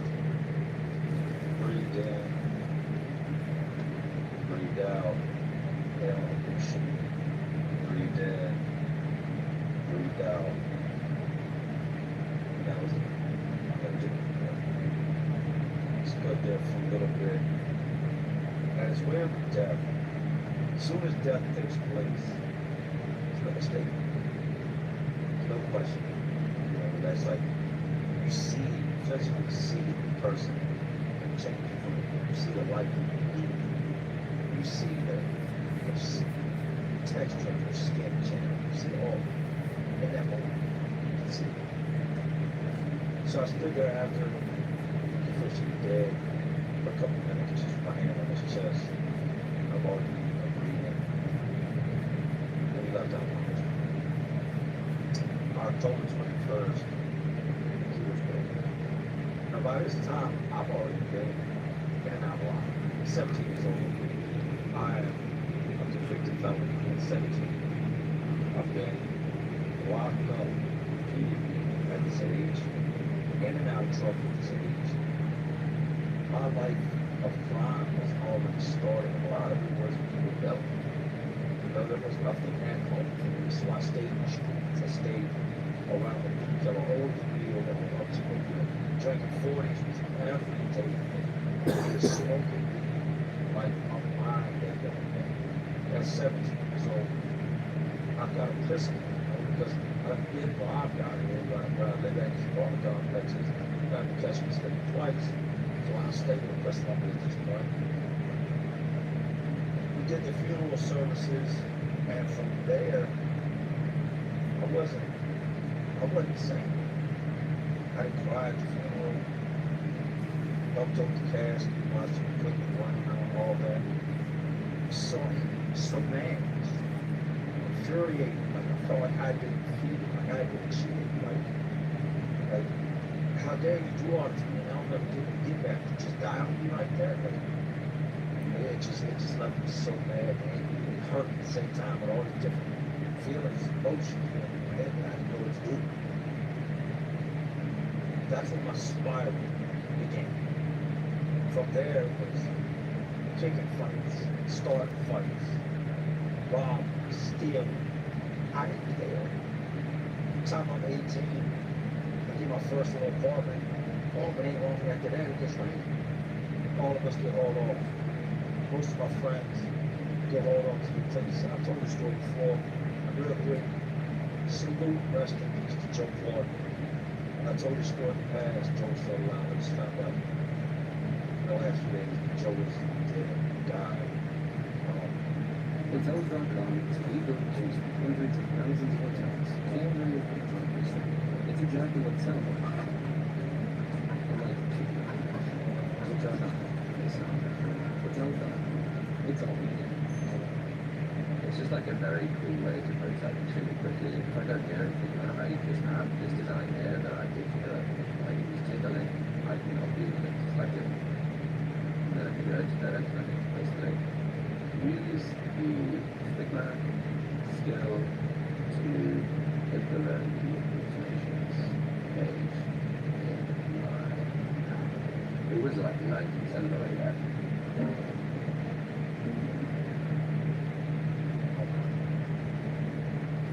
Amazing. Salute to Joe, rest in peace. From there it was crime after crime. In and out of jail, in and out of jail, in and out of jail. But then I meet this girl, ride down New Richmond with my homeboy, this dude named Ron. Now Ron's got a Dodge Dakota that's lower, and the inside cab is cut off, and he got a shell in the back of a custom painted. Speakers all the way to the back, like his truck was like one of the show trucks with all the speakers in it. I meet this girl, we're riding down the street, and I would end up being with that girl for many years after. Well, early on in our relationship, we've been together about 6-7 months now. I'm no longer working at the paint company I'm working at because I got spazzed out and tried to fight the boss. I got into it with my foreman, punched him in the face. Like I told you, I'm just angry inside. Everybody knows it. Nobody can deal with it. I was just young, dumb, angry. So now I'm selling weed and a mixture of other drugs at the time, 100 miles away. We got a Jamaican that we were getting our weed from out here in Richmond. I believe now dead and I'm doing a lot of time.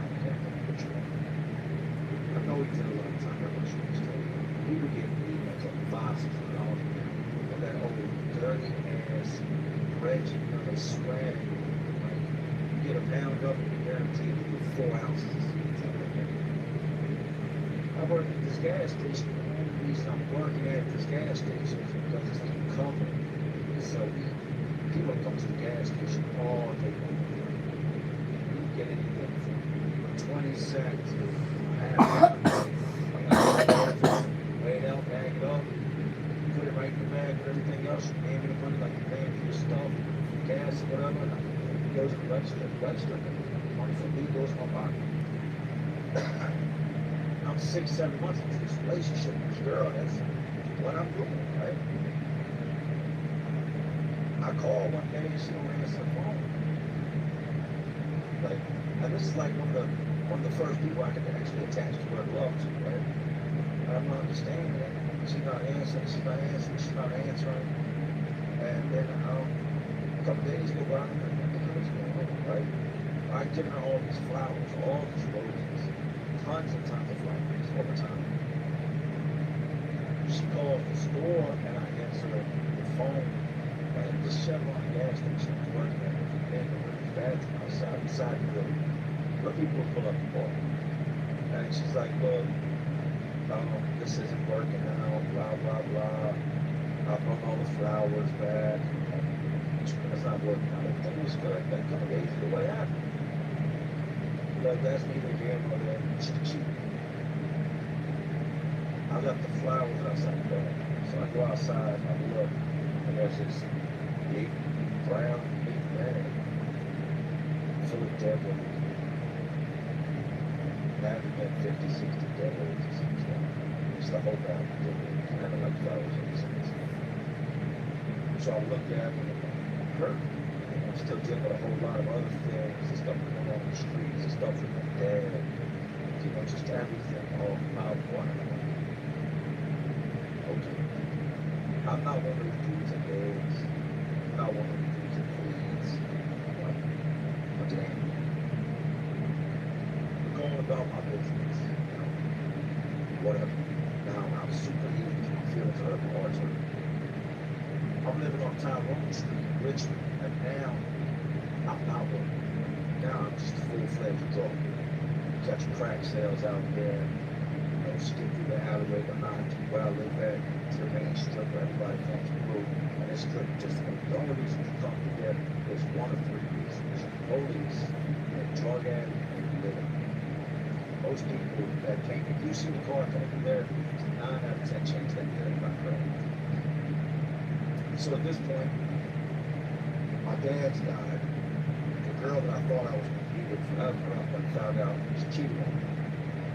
I went from working construction to working at a gas station. So I went from selling weed to now selling crack. Living in the projects, the place we live, which is calling Tyrone Street. What can I say? You may never been in the suburbs and living on a street called Tyrone Street. It's in the projects. Months go by, months and months go by, right? And I'm just, in the meantime, my crime spree, I'm not being allowed to do anything, everything pretty much. That's to violate one of the children, like that. My crime spree was just out of control. Every single night when I go up in the cars, I just get terrorized. Anybody out there, one strapped up, I don't know, nowhere without a gun.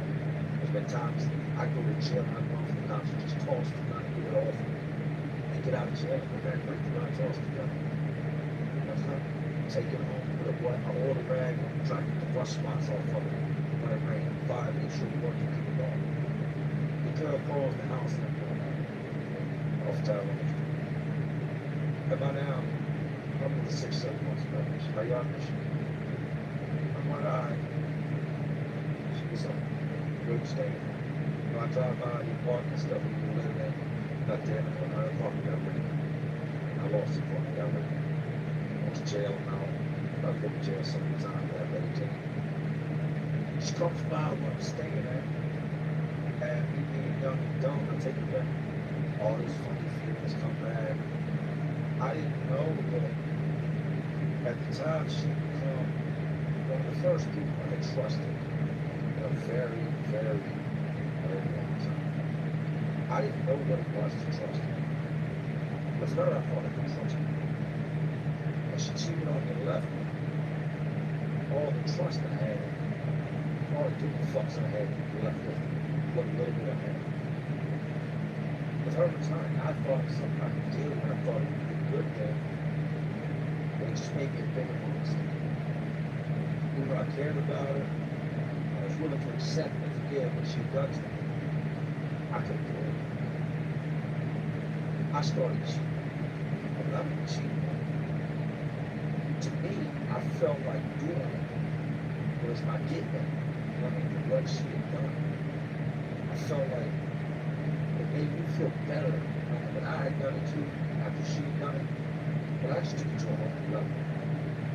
And then being right up the streets, I just became this person that I was so distant, so far away from being the person that anybody wants to be, the guy that she met, the guy that friends met.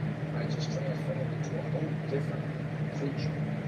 I wasn't the same person I was back. I wasn't the same person I was a year ago. Most all the times I did, I've done things in those streets that couldn't come back from. Trips to jail, poverty, trips to the detention center, deaths. Many times I've got homeboys dropping like flies around. Guys are getting murdered, guys are going to prison for murder. You know, it's a bad, rough time. We fast forward. I'd have been locked up and locked up. I'd have been on one criminal for years and passed now. And this girl's still locked. She still cheated on me throughout our relationship. I've cheated so many times. If I tried to do good, I'd be locked. That's just the facts. We get to a point where I'm selling coke, selling crack, selling pills, selling all these different things. Now I'm started smoking out. I'm smoking crack. Well, I didn't think about it. I couldn't smoke the smell. Like, I hate the smell of crack. If I wanted to smoke it, I couldn't smoke it. It just turns my stomach and the smell of it. Like, makes me want to throw up and wash me. How can you smoke that shit? I used to see crack house, cover my nose, or smoke a blunt, or take Vicks. The Vicks right here, then all I can smell was the Vicks while they were smoking, right? Now I'm in this stage, I'm in my early 20s, and we're smoking out. Smoking out all the time. Eating ecstasy as much as, selling the ecstasy. So I've always got bar supplies of ecstasy, freezing bags full of ecstasy. Eating ecstasy, with old school triple steps, 3, 4, 5 at a time. Jail tag ass, breaking off the chips, eating, putting out my mind. Not knowing what the hell I'm eating, what's in this stuff, I'm just eating it because I don't care, right? So I'm never myself. Not even a bigger monster than I was earlier.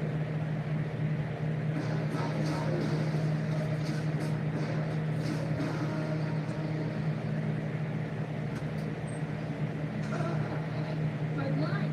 You know our last Virgo was going to be incredible. We didn't know the hot tub was perfect. Hot tub's busted. Like Virgo had her backs, and with Virgo here, they but a place that a hot tub, water go hot, honey. Teenagers are full of surprises. For that? Ew, you're going to the beach. A vacation rental for Virgo is not. If you go, you go. It gets to a point where, her just, I've been caught so many times cheating, and I don't even try to hide. We got a apartment together, the house together. I don't come home for days at a time. Girls calling my phone, girls coming by the house, girls leaving notes in the mailbox, like, oh, what's she gonna do? I don't care. Oh, it is, you don't like it, we take the break, toxic. Take a break. And in the meantime, we're supposed to be doing is working on each other. But I just sit there and take a break and just go be with you, right? So that's what I did. So that's what all these different feelings. I did it. And then my man Chan telling me I would get back together. Man, I don't tell her that this girl's broken. She already called me one time before. So the last thing I want to do is make you like this. The stress sets in from knowing there's a baby on the way. This is going to be the nail in the coffin of this relationship that was toxic. hurt my hand and we should have never done it. Right? It comes to a point where baby mama goes into labor premature in 5 months. And I get a phone call to the hospital. She's had 3 while and told me that nothing about it. I'm at work. I'm traveling with Zuzu Trooper, always Zuzu Trooper. I get the call. Hey, she's having a baby. We're going, stop playing. No. I love my son. That's so blessed to have couldn't ask for a better son. Such a great young man. But the brutal honesty of it was I didn't want to have babies. I've got to go home and own up to what I did to her. Like usher and confessions, it's hard to tell somebody who spent so many years with something like this, right? I get to the house and I've got to change. I'm back to work on the lake. Got about 30-minute ride from me to pull up to the house. For some reason, she's sitting on the front steps. I get out, bothering my hand. Yeah, she looks at me. She was smoking. I hit the bottom. Things have been okay at this point. I heard her walk up, she asked me to run. I hit the bottom a couple times, pass it back to her. Take a big shoot at the bottom, sit there with this. She's like, no, I feel like I'm like, okay, got something to tell you. She's like, what if you got to tell me? I don't complain to this. When I got early morning, she's like, well, you wrestle with her again? I said, no, just listen. She's a younger girl. She was like, yeah, so she's happy. Like, I tell me, what does it have to do with you got to do? She's at not. No, she's not. She better not. She's not having a baby. She's happy. You better do something. Like, no.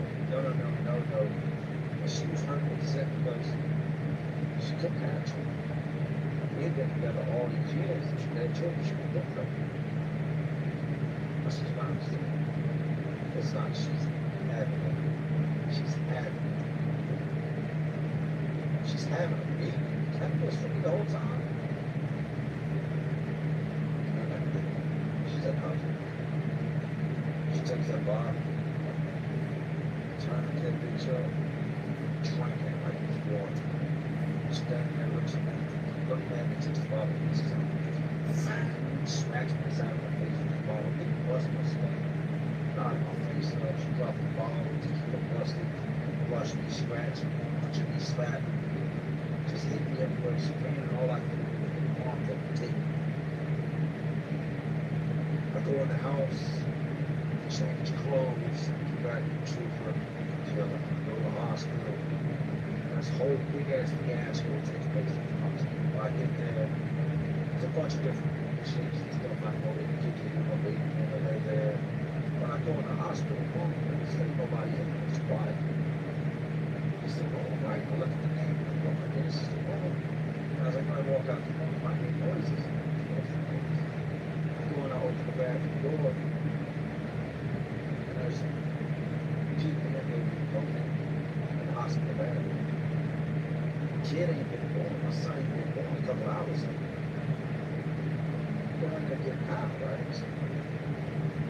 So, this is crazy. The baby's in the NICU. I can't even go see him yet. They're doing all these tests because he's so premature. He's under 2 pounds. I'm like, nah, man, this is not playing. This is too much, man. My day's not too bad already. And they're like, fuck it, they don't know what we're doing. This is my right-handed guy. I want to do it for him. And I go sit in the chair in the hospital.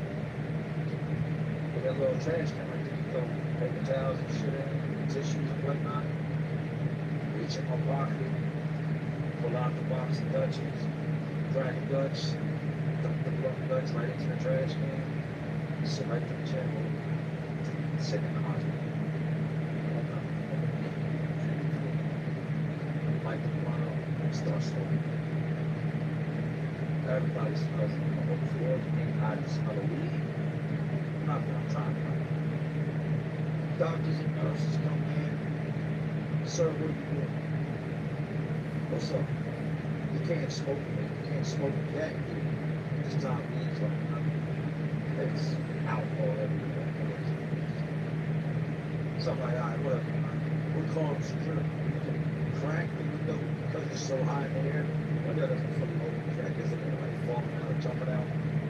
So the window is cracked. We'll call them security. I took the window without the crack.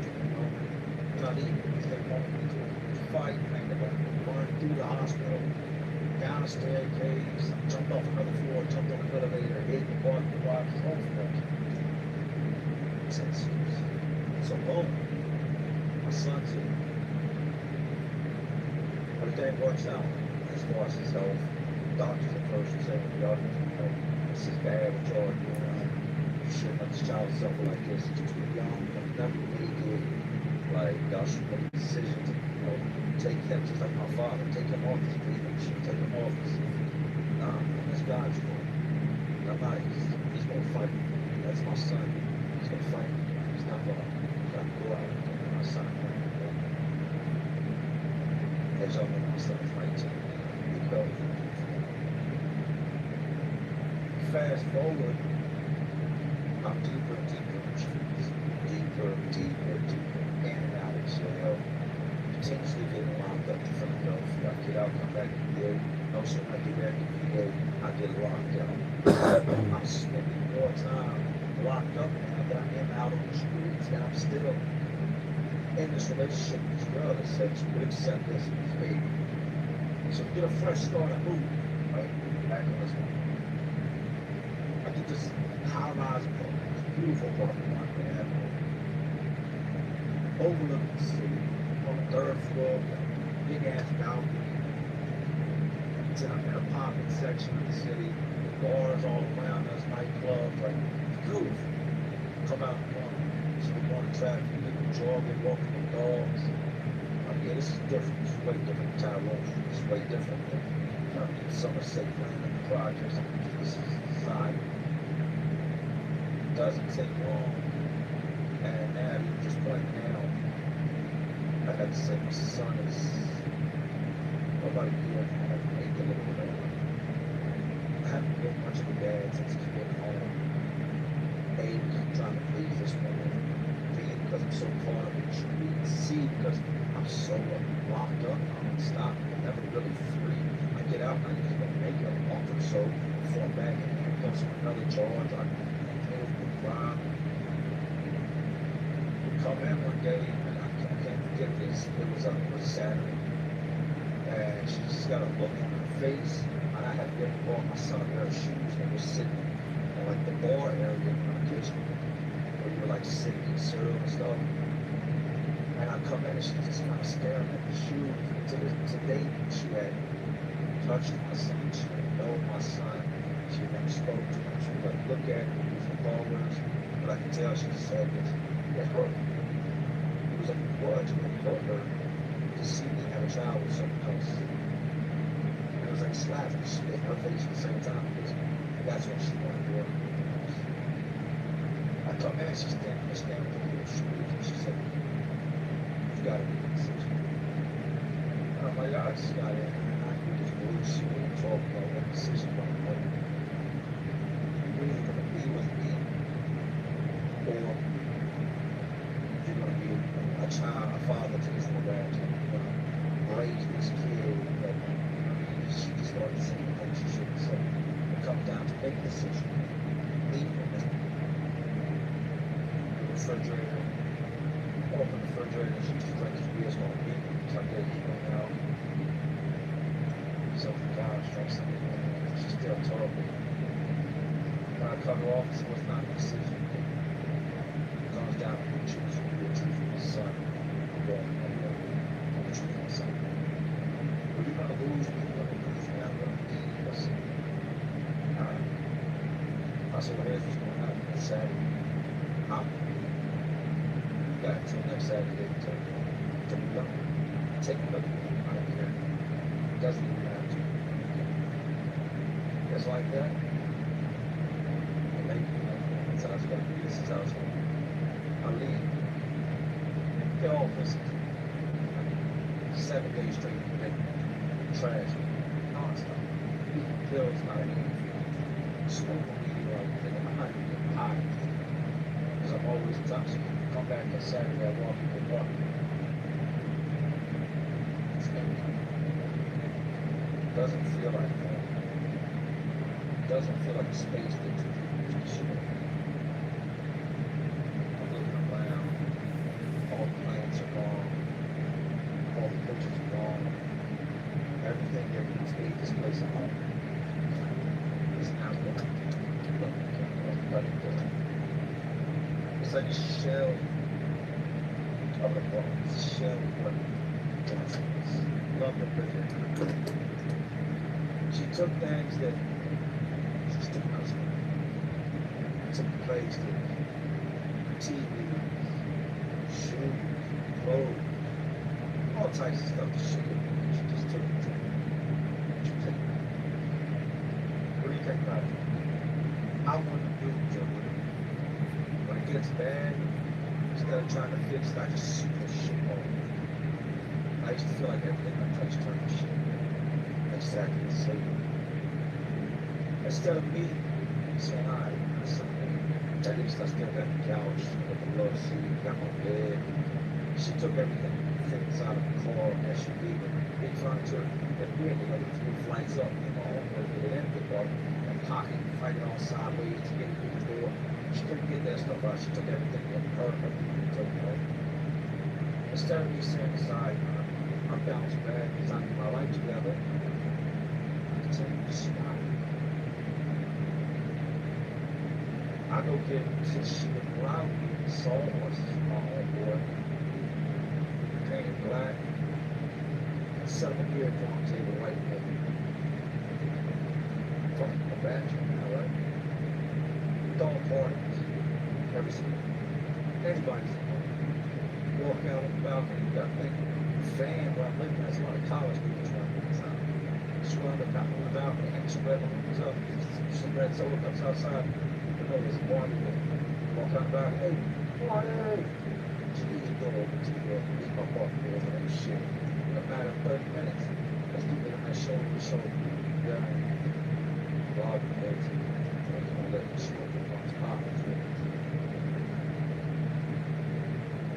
When it comes to our health, there's one thing you can trust in Washington. Democrat Dr. Richard King. As a pediatrician, he's dedicated his life to keeping our kids healthy, and as a lawmaker, he's got to bring down costs and make sure every Californian is covered, ensuring careful millions. In Washington, they'll stand up to Donald Trump's healthcare ads and work to make insurance more affordable. Dr. Richard King, our doctor in the house. More information on his responsibility.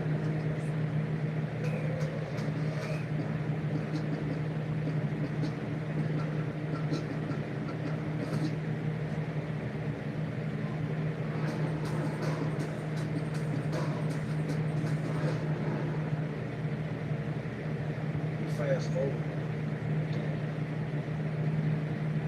And then I've lost the point. Not looking at bills. My troopers are on call. I had several other cars that came out of the wreck, or damaged in some way. Some of them were towed. I mean, the streets had me. I said, you know what? I gotta get away. I was getting in trouble in Virginia. Just gotta get away. They got me. I'm not in Philly. 3 days, 4 days. My name gets going back to the police. They locked me. I was sitting in Philly months and months and months and months in house arrest. All this violation, court, and all this other shit, continuing my case. And then they let me free. And this is God's I'm shooting myself in the suit. He asked me a question. He said, what are you doing to let you go to jail? I said, shit. Well, all we do. He's like, what's that? I said, we'll do my gun, get it back, and go right back to custody. And this dude's facing me. He's going to be looking for one something off this petty shit. I just want to just a petty criminal. It's been a big, big crime that has to fall for age and maybe except for a robbery in the street. Years ago, 1999 in Philly, that I ended up fanatics and I could find the guy in the street, 8 balls, so I ended up with a conviction. concerned with the house in the case. So I just want to on that one. But at this point in my life, and I'm some house corrections now, 24 years old, I've lost everything. I have nothing. Piece of shit dad, piece of shit person. People locked up God how many times? Right? Locked up. I get out, come back. I'm out less than a couple weeks.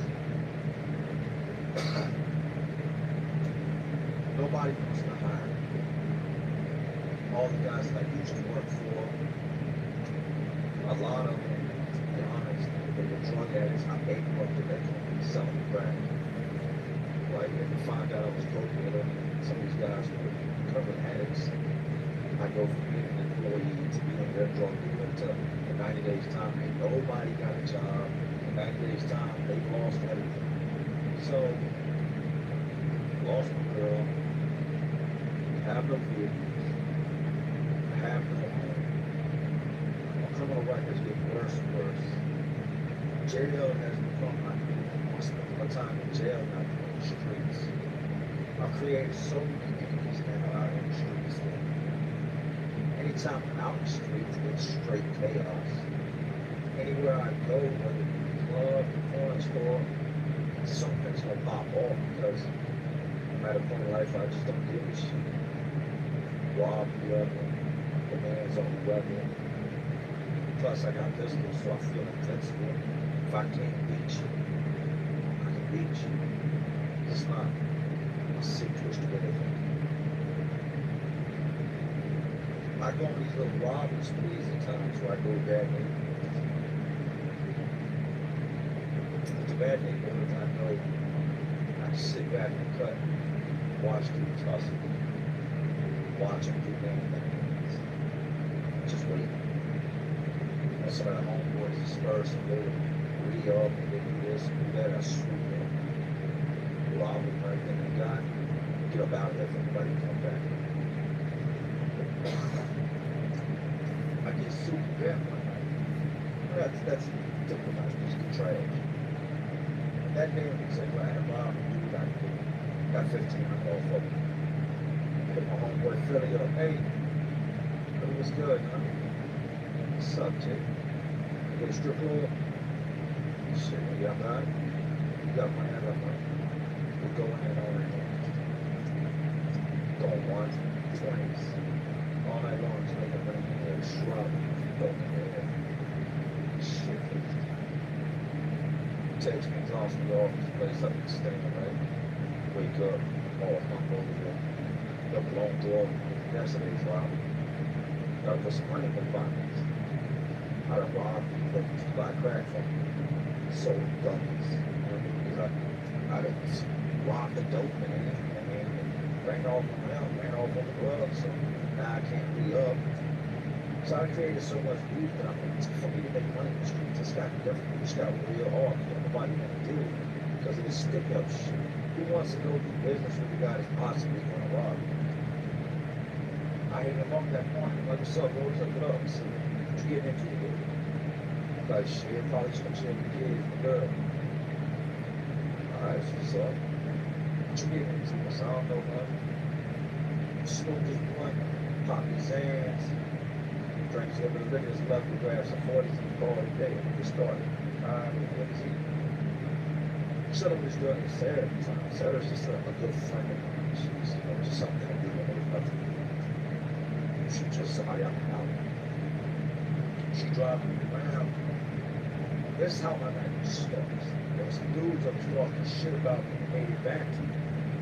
So I tell her, take me by it. She's like, what am I? You know what I'm doing? She's like, my homegirl does. She messes with the one dude named Ballard. So take me by it. These dudes are supposed to be like some low hard ass dudes, right? I'm super gone off his hands. But his hands make you think he's Superman, King Kong, Incredible Hulk. She takes me by there and there's a party, full-fledged party taking place. She said, yeah, I walked up and turned the doorknob. Nobody even looked at me. Now I know this dude. He's AK-47, he's chopping right beside his couch. Everybody done told me about it. Keeps it right behind him. I tell you, it's fucked up. I've had a lot of people tell me about it. And the reason I paid attention to it is I had all intentions on it. At some point in time, I prayed and still.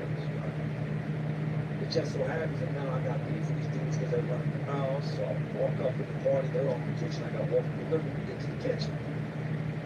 As I walk in, she stands at the door behind me. And this dude's crazy. He just showed up to a party. The dudes at the beef there with a whole house full of his ops and enemies. Like almost death wish shit out of the care, right? And as I walk through the party, I'm looking at dudes, I'm looking at females. I look over at the family, it's just at choppers. Walk over the one, this girl sitting on like the side of the couch, with the arm behind her, hold out behind the couch, racking back, walk in the kitchen, walk around the kitchen. Fuck you say about me? Start robbing the boyfriend. We go out, her forest, I know forest, they're crazy. She loved that shit, she got that shit. And she would hype. You're crazy, I mean, never seen like that. Like, oh, you're so crazy. I'm like, we leave, we go somewhere, drop the gun off, a bunch of other things. Afraid somebody came out the house after this, afraid they might call the police about what I just did. I swapped some shit with their own gun. I know every fucking time. But I couldn't keep the weapon. If it, in case they take my license plates, I get moved down the street. Shit. Convicted felon in possession of a gun. Fill it up a little bit later. What's up, man? But now, I remember that day. And y'all can think I'm lying, believe me, one gotta be. I remember I started that day off for like 10, 15 footballs. Good footballs, you gotta know is certain things. We just call them footballs. I need all those. By the time this night goes around, all that's I done crushed like a case of beer. I done ran through a whole bottle of Red Bull. Still just smoking weed like that shit going to get you out. He's like, bro, you alright? I said, yeah, I'm good. He's like, so what's your? He said, shit, I'm about to get to the bitch. I didn't leave early, got to work out, and it's on the work out of there. Got to kill out, go off, there, everybody down. Oh, you wild, boy. So yeah, that's what I said, but I'm about to holler at you, man, about to do these other things. Like, who you got with you? So I got the chick Sarah with me. He's like, nah, you can't be doing that, Jason. Got you killed, bro. You can lay down out there. Like, we got you. He's in the really hard. It's my age, but like, yes, we do everything together. He's like, nah, man, I'm gonna wait, man. Like, you can't. He's trying to talk me out of it. Once I get my mind set something, I'm gonna do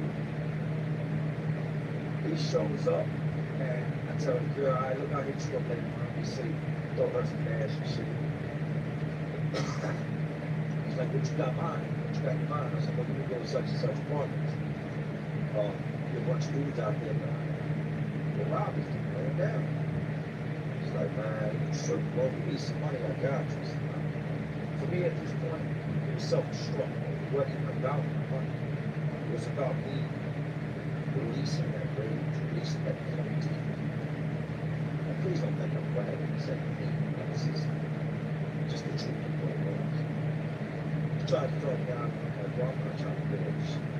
He's got his young boy with him in the back seat. He pulled up. He's got the excursion on 23s, the Lexan rims, the Pirelli Scorpion 2-inch low profile tires. At the time, the 23s were the biggest they made. Money green, throwing low bar on the steps. I tell the gun, throw in the back seat. When I say young, he was like 18, so he's a young man. I might get in the back seat. Touch the back seat, I get in the back seat. I tell him what we're going to with this little guy. He's like, fuck it, man, let's go. We pop some more hands. He's got a bottle, we'll go take his bottle. We're riding around looking for dudes out there. We'll find the body in some of this other complex, this other apartment complex. There's a bunch of dudes out back in this apartment. One apartment, bunch of shit transpires. Shit is the thing. Shit backfires on us. These dudes out back in this apartment, we don't realize that inside this apartment is all ass, no dudes.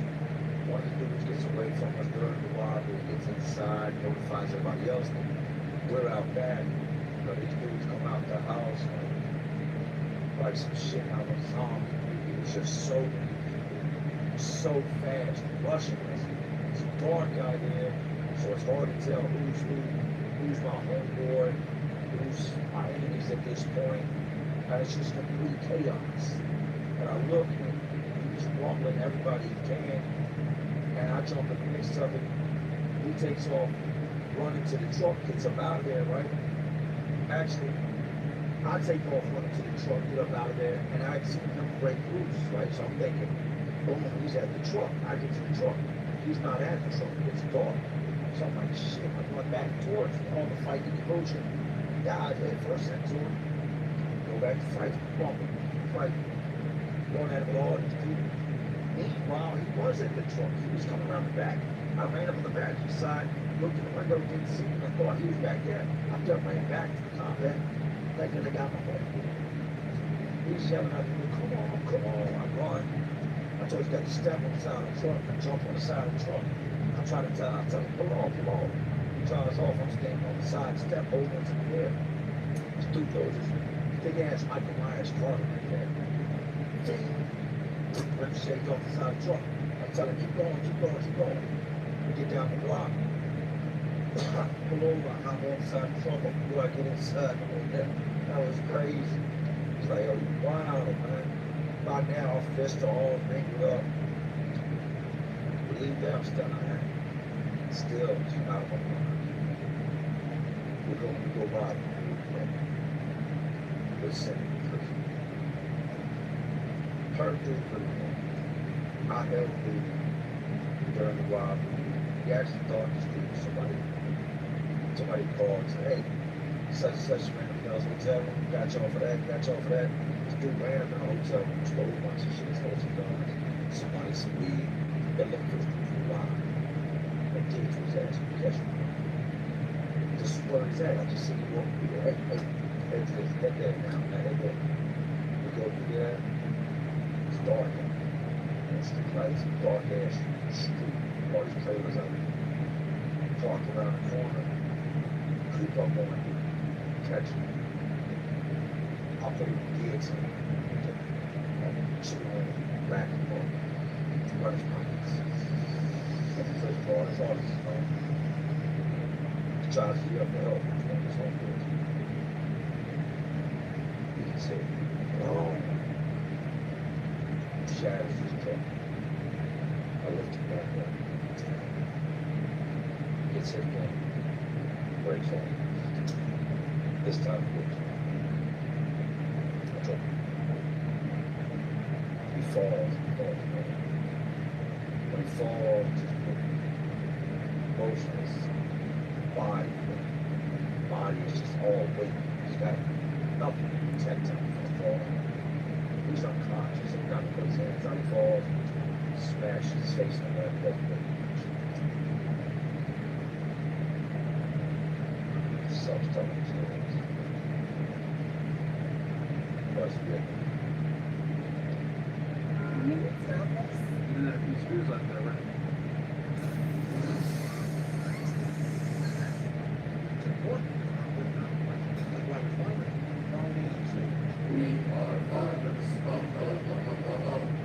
There is a lot about the job, is intention that time, that I have now automated away almost entirely. One of this century, it's kind of a different type of automation, where it's going to go through on whatever schedule, whatever cadence, X off, top, etc. So what this type of automation does is it allows us to focus on what is going to make the code out, to use, is useful, joyful, and all of the things that like bugs and things that fall through the cracks that like aren't quite as fun to figure out who's doing it. That stuff can happen kind of behind the scenes.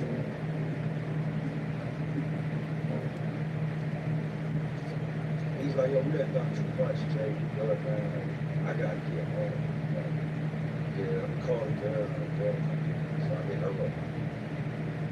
She comes picking me up, picks me up, drops the young girl off, comes home. As a wife, this girl on my phone. I answer the phone. It's Rodney homicide. They asked me to what? So I'm like, yeah, this is how. Who is this? Detective Zach Rodney homicide. You got the right number? Yeah, that's right. I'm pretty sure I do. You have such and such. Oh. they tell me he run out in his neighborhood. You know, several people seem to go out there. There was another group who attempted to rob right before this. Come to realize that damn, you know, later on down the line, realize, damn, you know, that we could actually rob, almost rob, you know, instead of you know. Nah, man, I ain't get out there. That was somebody else. Sure. Yeah, I'm sure. Where you at right now? I said, nah, nowhere near Richmond. I'm at the beach. I'm in the beach. You know, I'm thinking I'm slick.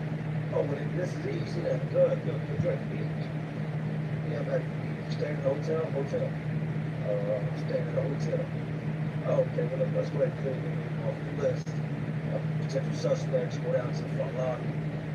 Or if I'm just call me from the hotel phone. That's the problem. On caller ID, I'm gonna know where to the beach right now because the possibly go to two places at the same time, right?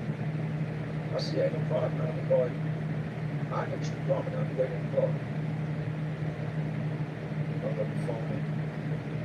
I'm in Passion. She's ready to go. I said, you gotta go. Go where? You gotta get back to the I gotta get out of here. Well, I was wrong.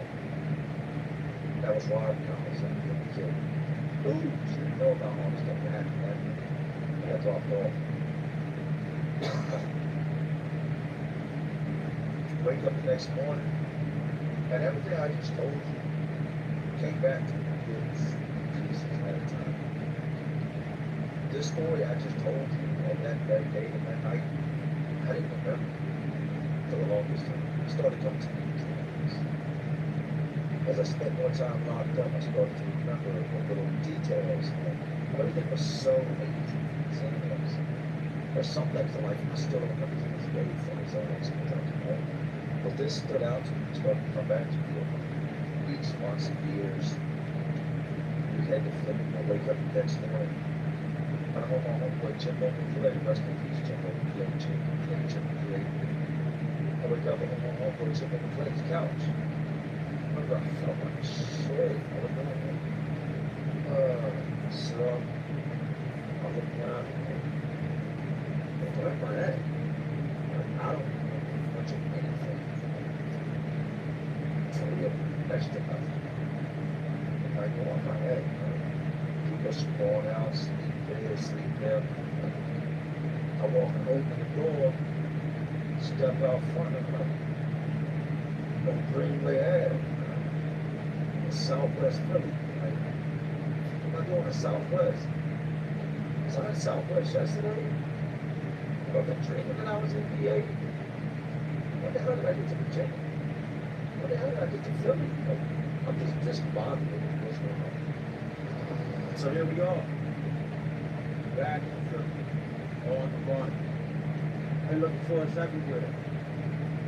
Can't go home, I ain't got home. Last few months, I've just been sleeping on people's couches, sleeping here, sleeping there, you know, like a rolling stone, rattling my head, I call my home. It doesn't take us long, no sooner we get back to 30, you know. I wake up, I figure out everything that's going on, I put some shit, get this time done. We're fighting non-stop, every single day. For a short period of time, we're in Philly on this one. We're fighting. We leave the house, we go down the streets, something jumps off. Go to another neighborhood, something jumps off. And it's jumping off now to the point that we can't, I've done recreated VA in Philly now. Anywhere I go, we got the rumble, we got the fight, this happened, that's happened, like, but we're not safe nowhere. Like, just cause complete chaos, just smear shit on my life. Everybody know I'm destroying myself. I'm lucky to be alive. So many people want to kill me. People in VA want me dead for what a real government is doing. We got guys that think we're still in VA, riding around looking for us, searching for us, attacking people that are close to us, that have given up in mama's house. A girl came out that morning to drop her kid off at my baby mama's house. They jumped out, pistol with her, thinking that was my kid's mom. They're pulling up with family because calling family. It's like, These dudes want blood. They're off the wall. Expect the earth is, right? Now here we are in Philly. And we're at war again. I'm Philly. Jack dudes, Rob dudes, Kurt dudes. Everywhere we go, it's chaos. Now I'm selling away, but I'm also smoking away. Where's both? PCP. I'm smoking dippers. Shine. Like, ain't nothing wrong with it. Smoking shine like it's weed. I mean, you ever got a shine there and smoke too much shine? You see the effects it has. I'm just smoking these dippers all the time. I don't care, man. I'm just drinking non-stop. Eating Zandy bars all day, every single day. We know we can't go home. Now we're limited to where we can go in Philly, right? Get to the day before I get locked up, ain't been in Philly. What? 42 days ago, I was in Philly. 42 days ago, I got released from the House of Corrections in Philly. Been out 6 weeks now, back in Philly. Because I can't be in PA up north. We get up one day, we start our day off like any other. Actually, on this day, homeboy Philly gets the ball, and he fights this big ass dude out on like the top. And he get up all night getting messed up. Just who knows what time we went to sleep off the bars, liquor, the perks, the wet. It's a long, long night. We wake up that day in general, the day before we get locked up. We roll a blunt, get some alcohol, continue the day. Jump right back into it like me and Mr. B. You know what I mean? Like all this thing just happened. You know, later that day, we kicked with our homeboy Jimmy Briggs a few nights before. Jimmy Briggs is this big and homecoming rapper at the time, out Philly, real hot in the streets. I just done a song with Eve. We had just done a song with the Game called Pipe Down. Jimmy Briggs was in the Game. And the Game had just got big on the scene, on the hip-hop scene, right? The Game did a show that night in Philly with Snoop Dogg, all facts. And Briggs was like, yo, I think they were on the same label or because they got a song together, something like that. He was in his LinkedIn dude management putting out with Game. He's like, yo, we got an invite. We got an invite. We did. So for example, the Game after party. I'm pretty go, we played too good. We're like, all right. On one homeboy that come there from PA, came up with a few days afterwards, he came up with it, took the train, we picked him up. By now, little Sarah has done got arrested for a DUI. We got people coming days prior. They didn't run none of our tickets by the grace of God, but she was drunk, so they ran hers. And she had got locked up. Called her little explorer, got them down there. Her people came down, she went back to PA. She was done with us, right? That night goes around, it's probably about 5:30. My homeboy that came up from the gate, we're like, we're going to this Briggs after party. We go to this Game after party, I St. Briggs. We go to the Briggs party in South Philly for a little while, kicking, and then, you know, maybe tonight, after the concert and shit, look at the after party, you trying to go? Nah, hell no, that's gonna be some people, I'm just gonna chill in Southwest. Alright, that's cool, man. Her and Jimmy McClain head down the block, and we're headed up the street to catch a 727 bus to run through Philly. Then we're gonna jump on the L, which is the subway, and make our way over to South Philly. We're walking down the street, we're headed towards 71st Street, and we hear gunshots down the block, where we just came from. A whole bunch of gunshots right there. My homeboy from the gate comes running to where we're at. We're at the bus stop, when the bus pulled up. And we're like, yo, where's you running from? He's like, yo, they shooting at us, and they shooting at Jimmy. I'm like, what? Shooting at Jimmy McClain, man. Like, what you leaving for? We all take off back down the block in the direction of the gunfire. That's our homeboy. That's how we get down. Like, kill one, kill all. Crazy, man. We run towards the gunfire, right? Dude, pistol, a bunch of dudes trying to jump Jimmy.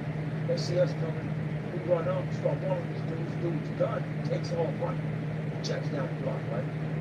This big ass fight ensues, people come out the store, stop fighting in front of our store, cops are coming, we jet. Run back down to 71st, just in time to hop on the 70 bus, right? take the scepter.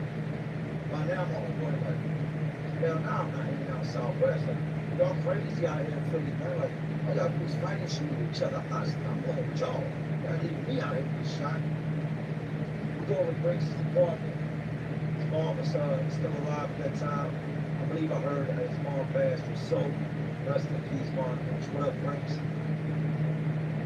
We go in there, kick it for a little while, man. Briggs has got like a home in the studio, man. Set up in the apartment. Went back in the studio. We're listening to all these exclusive beats that Big sent to him from the record label. All of the time rolls around where he kicks it with this dude that's a DJ. He's like his best friend. We go to the after party. Put it up. And at first, you can't, like, we're looking, we're like, man, it's interesting. There's so many people outside passing out their mixtapes. Girls trying to meet somebody famous. Dudes just, that ain't got no business there. There's no way they're gonna get in. The place is already at capacity. And my homeboy Briggs is going to people like, yo, we here, man. I'm like, they're not letting nobody in. He tells them, hey, go around the back. We go around the back, there's a whole ass load of black Suburbans lined up. And it's got to be 150, 200 people in this crowd standing behind this building, like this warehouse. And all you see is an ocean of red hats. Philadelphia hats, Boston hats, Cincinnati red hats, Chicago Bulls hats. It's all gang members. It's gangs, entourage, dudes that show up at the scene, supporting. It's all, there's power moves everywhere. It's just, every time you look, you think about it, how bad it is, right? So we make our way to the crowd, make our way to the door, and they're there warning everybody down, checking everybody's buttons and shit. Tell my homeboy, tell me, Jimmy Prince, right? Dude says, all right, who's with you? Me, I think it was like 4. They let us in. We go in, and the first thing I notice, we come down this hallway, and it opens up to this big room. It's like a warehouse. So the ceilings are like 20 foot tall in this warehouse. They've got porn playing from the projector. And the music is so loud, you can't hear the porn until you see it. But it's projecting itself on a wall. And this shit is taking up an entire wall of this warehouse. It's like a 20-foot penis on the wall. And females, like, this porn is just playing. And I'm like, calm, faded off the bars once again. Highs, just crazy high off the web. We take our way down that hallway through that big room where they was playing that on. It opens up to this room with a stage. Big ass massive room. People everywhere. There's an open bar, a bar. And then because when we breaks, they got all these couches and sitting. Realize you don't hesitate till the cows come home? Introducing Indeed Instant. You get your resume tailored instantly.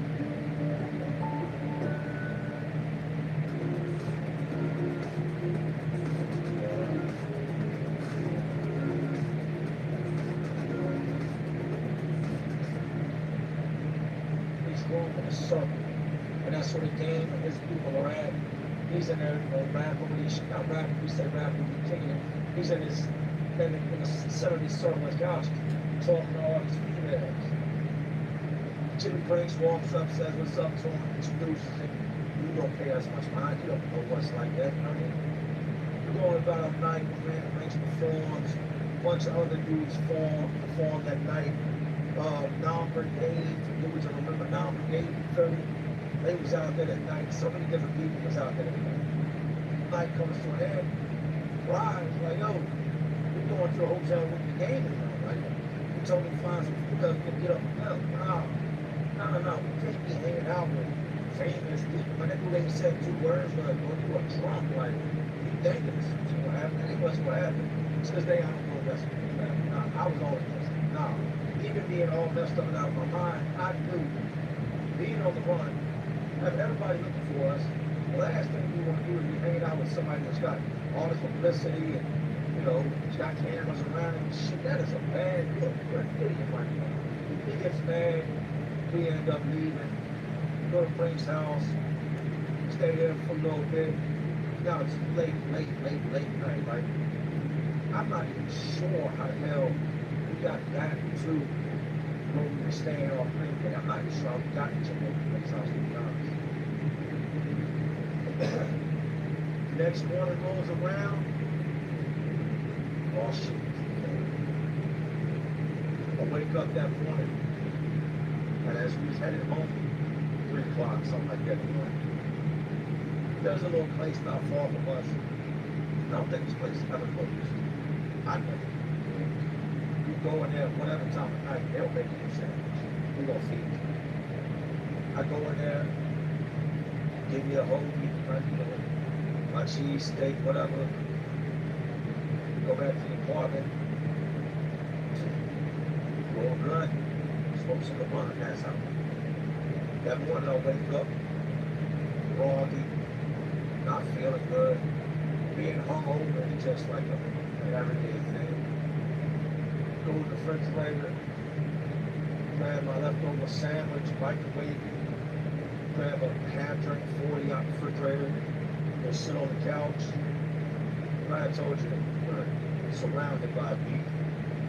Sit on the couch, smoking my blunt, eating this sandwich, drinking this 40, and then knock.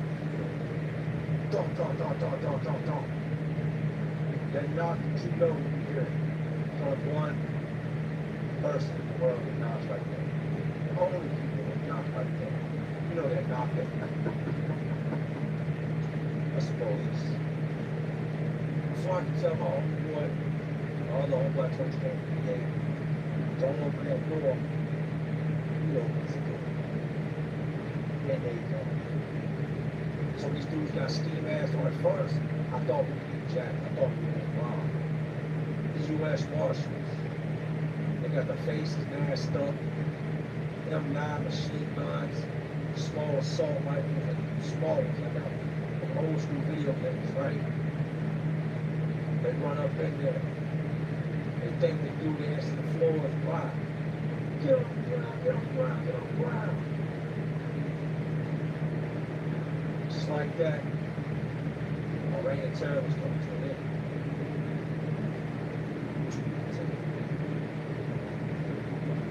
As always, y'all know what I'm doing. Just trying to keep going. Are you not entertained? Like always, this is Jake Williams. Let's see the light. It's all my real ones. Awesome real ones watching. Just still watching. We're not gonna.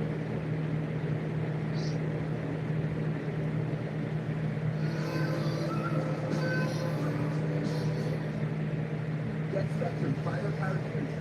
Correct? You switch my phone over the phone. Save $1,000 on internet mobile in the first year guarantee. That's the Spectrum Savings Guarantee. Switch and save $1,000 on internet mobile. We knew our last Virgo was going to be incredible. We didn't know the hot tub was broken. When Virgo had our backs, they would bless us with better place, better hot tub.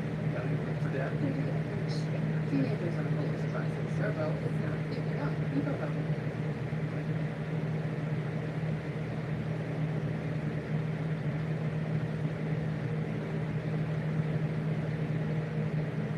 so it was a really busy Saturday. I like to get up and down.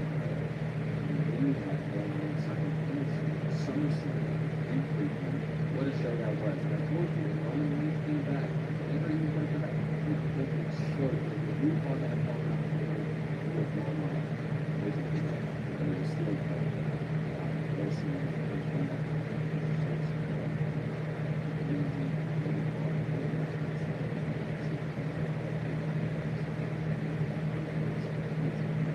Dawn Mysterio turns on Ronnie. They teamed up with Morgan now. That was crazy. Mark Bishop was jumping with Reese. Yeah, I love that. I was just loving it. But at the same time, you have the VIP card in LA, stacked at BMO Stadium, solid crowd, they announced the sellout, and then Aaron Crawford picking up for the breakthrough, the end of the year, and just want to welcome in March, and Joshua Clark is my team off, and a very close fight. They didn't know how to do this. Some people think they were close to the voters, so they as a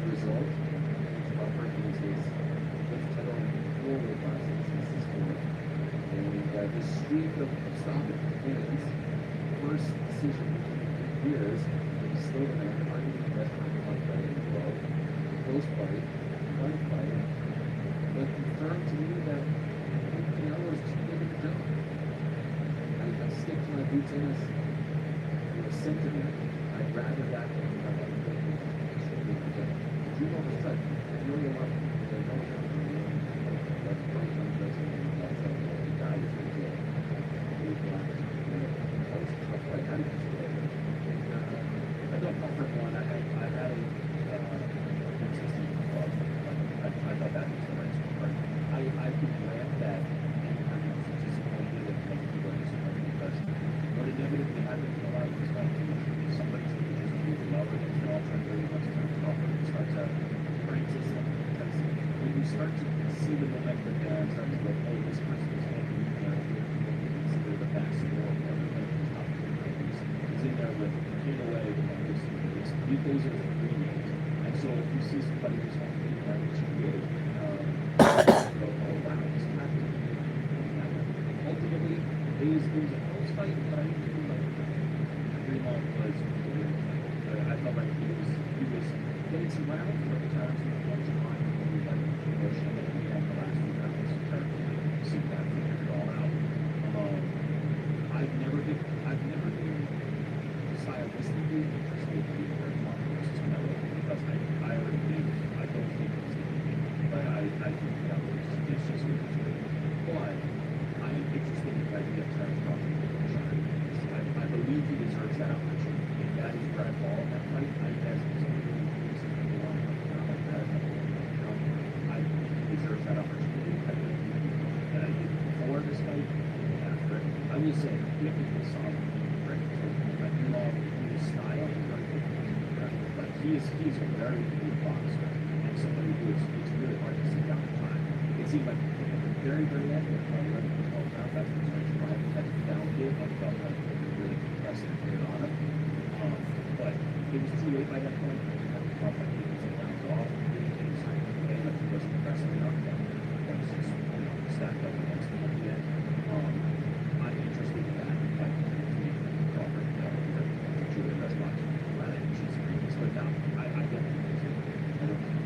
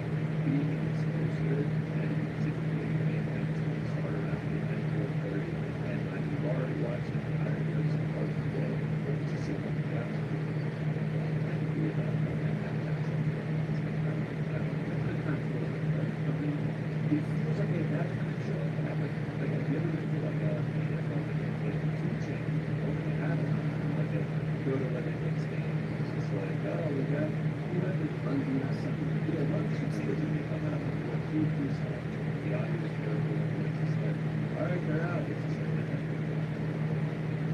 I said, I don't know. I think this is cool. I would have been sitting front row. Yeah, I said, what is that? What happened? I couldn't walk out. That's another girl.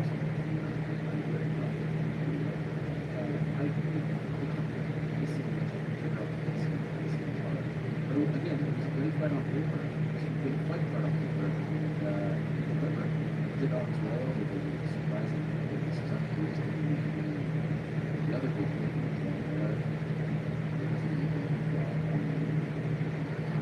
What about Darren Anderson?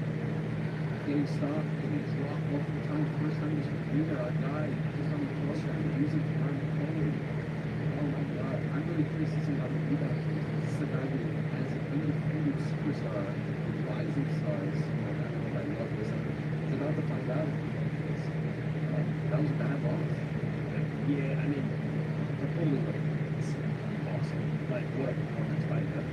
It's crazy like that. Can I say this was supposed to be like Wilder? The first one was like Wilder. Wilder, John.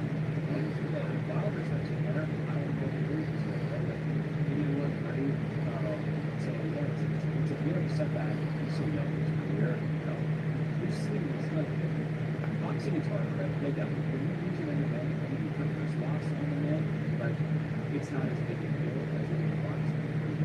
There's a couple of them, this guy, the bigger your spot goes. You have some guys that you can find sure that is level up in the game, but heavyweight's tougher. There's a lot of guys ups and downs, I'm interested to see how he bounces back in the next, but I'm not like, I think it's good luck for you. It's okay. It's a new world. I know this on camera, that more trouble. Any kind of action program. So that's unholy boxing player. He's very funny. You know what I mean? Yeah. 2 years ago, you'd be like, why are you talking about this? But now, this era, old banks in the tournament, that's a possibility. You could see the great player, but you could see guys and months ago, without seeing too much about the topic.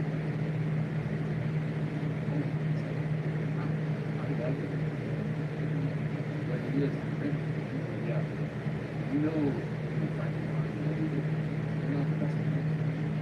It's like everyone's there. Oscar's there, Bob Aaron's there. It's surreal to see all this. All these promoters together. This is exactly what the best kind of boxing is. That whole part, Danny Cruz, and the competing on there. It's Burrell is on there. It's winning. This is what boxing is. Just figure out the time is. There's no denying that there's no denying that it is very well received. It just needs to like, forget the fights that they've been in, right? It's how the fights that the promoters are doing. It's the promise that there's no fight that's possible, right? So we speak it every single time. We just constantly come up. It's not gonna happen. Yeah, right.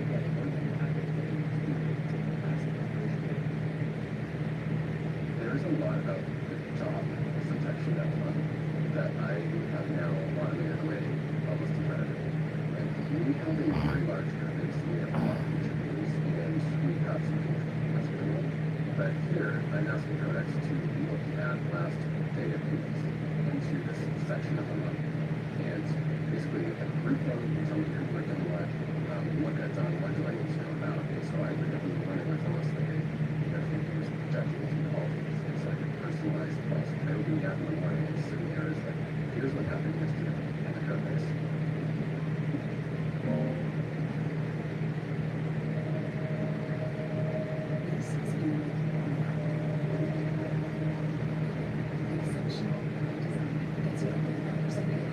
Plus, eligible non-GM, almost up to 2250 purchase allowance on all 4GM there's nothing that potentially can be done. Now, it's a good thing about this. Materialized, but it's not something that's not possible. How many years are possible?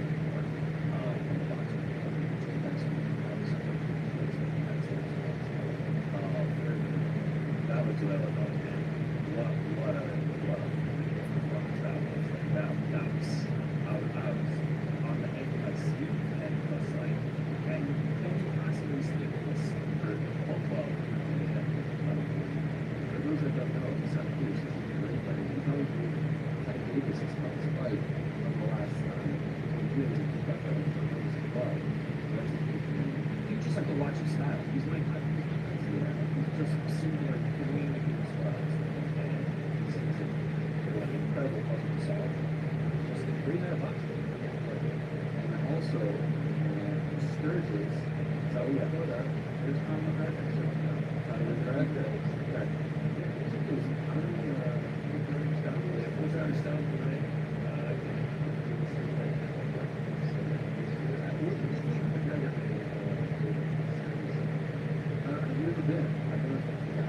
What's it called? You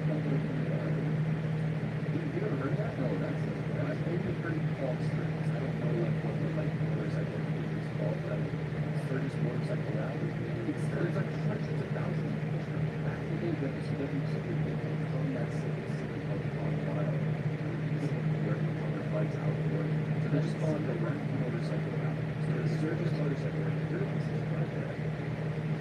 It's a real thing. No, it's a huge deal.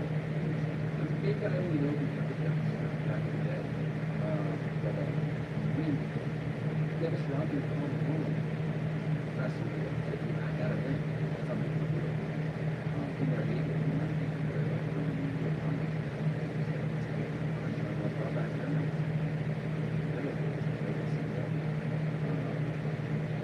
Really loving it. He's all in. He's all in. All this posts are about it. Walk down the grade. Two flights left on that field.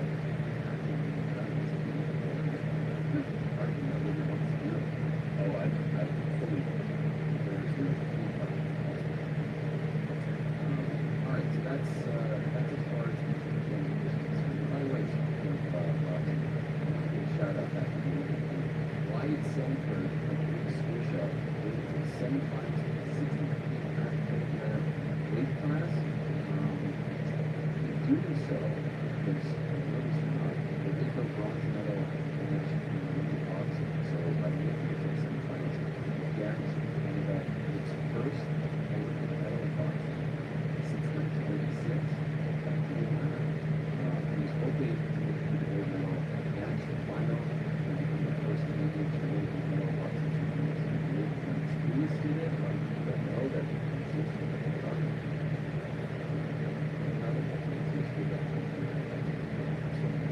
unfortunately, Sunday, he lost in the semifinals.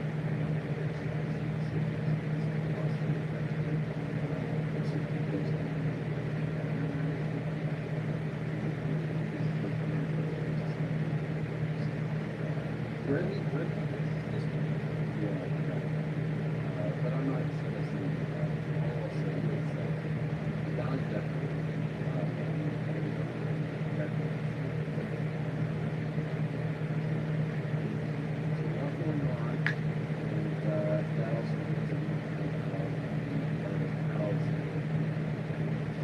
I'm still actually unsure.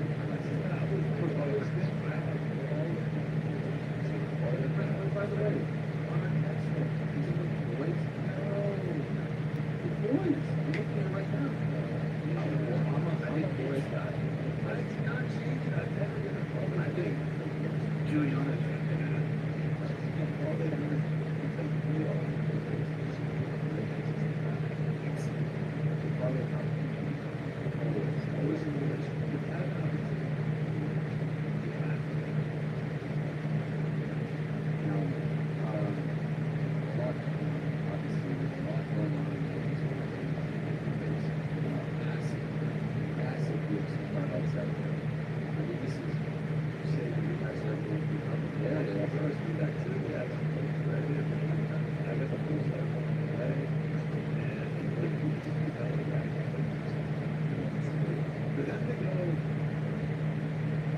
this fear of truth, your beloved pet is suddenly missing. Luckily, they have Amplify Wireless. It's fast. Because every second counts when you're chasing down leads. Oh, that was cool, Jimmy. Wait, what's going on? I'm getting a hand from Regan's gonna find you. Let's just have it out. And who's gonna double check if you're not? Warrior not? The warrior will get us to whoever works for us. Maybe I can have this. You know, right. This is Miss Lee, KM Life Insurance. Needs a lot of work. See, more affordable, returning back to our trust is a prison. U.S. Security Board, U.S. is afraid to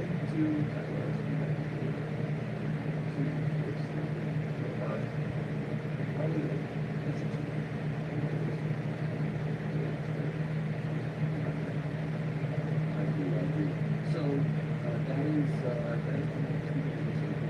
Maya, so lots of like all your action is yes, by the way, it's easy for the first time to get started, try that.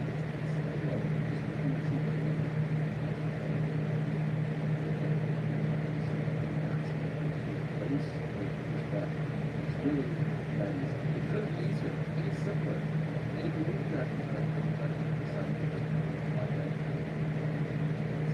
it's simple. Now make that it's good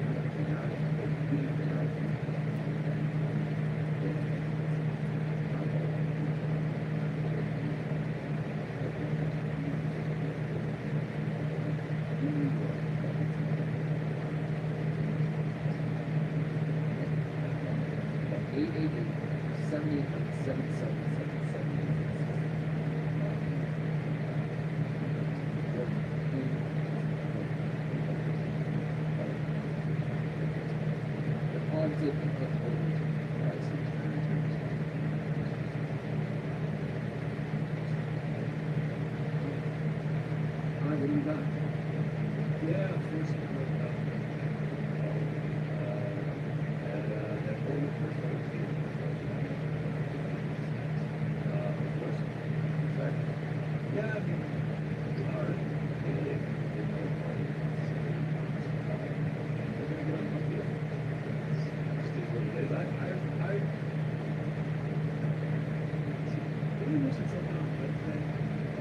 yes, I did say. And I think we did. We said that they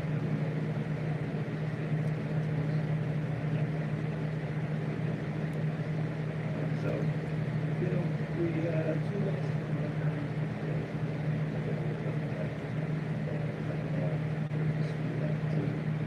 In my own beds, thinking of then I struggled.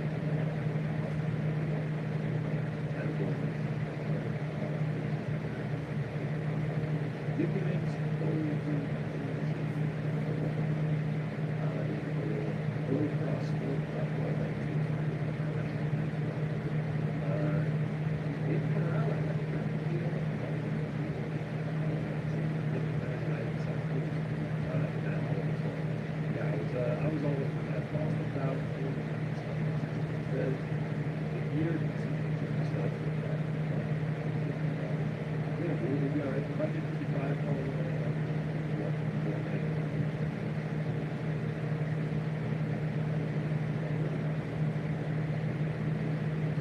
But it is what it is. Bounce back. Yeah. I would start to next house over the shore. That's 45 minutes. That's a great man. I saw the first baby.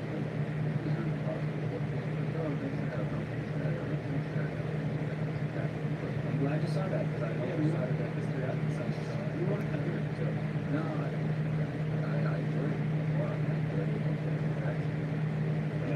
From Harvard, yeah. Talking about that for a while. Oh yeah. Which I think is smart, by the way. Build that like interesting before it's built. I've heard it for a while.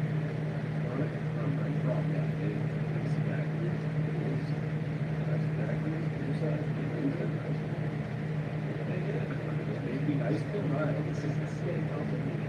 That's true. That's right. Are you doing well tonight? We just, Not having that. you know, you just get bored of it. I was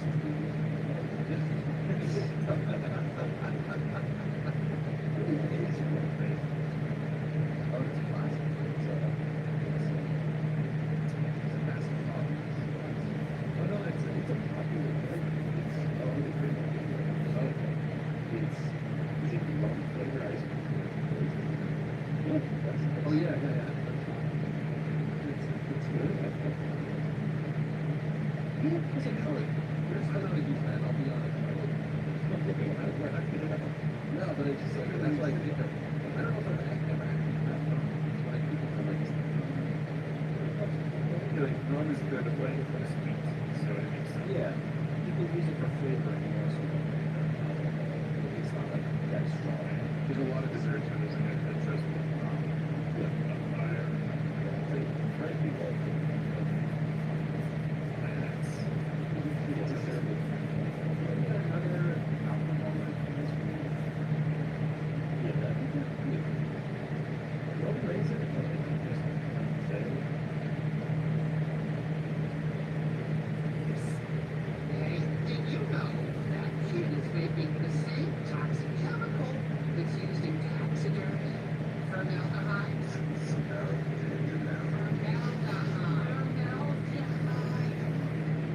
Formaldehyde, the hard one. Formaldehyde.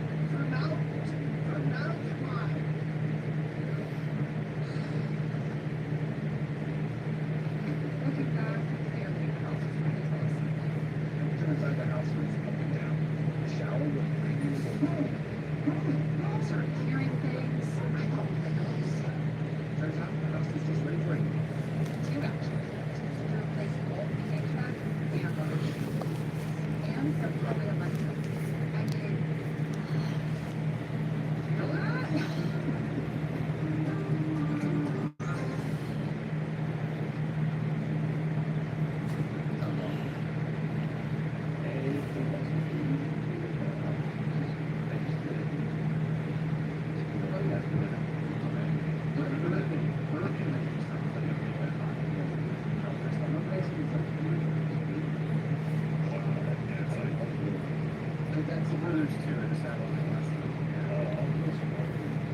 Do you remember the maintenance house that we did last year? It was like 90% off. Yeah, they really got the stuff. I was in Tampa for the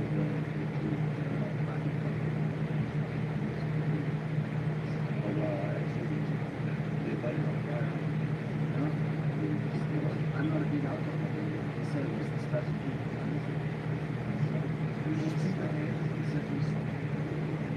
No. Is that been out? No, it was. See, that's what I always expected. Yeah. Oh, basically,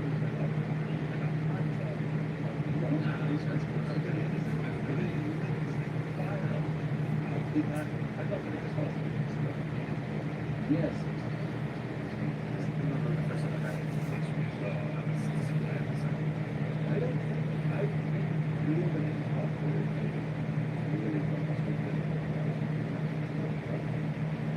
That's how you can do it. Tasty. Right?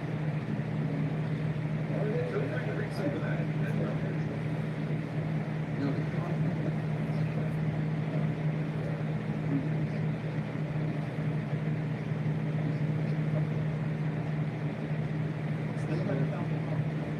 no, it was actually not taken.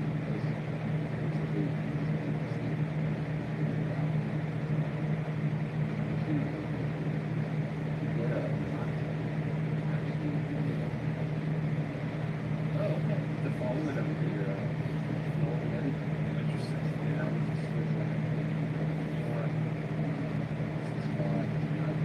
Same spot.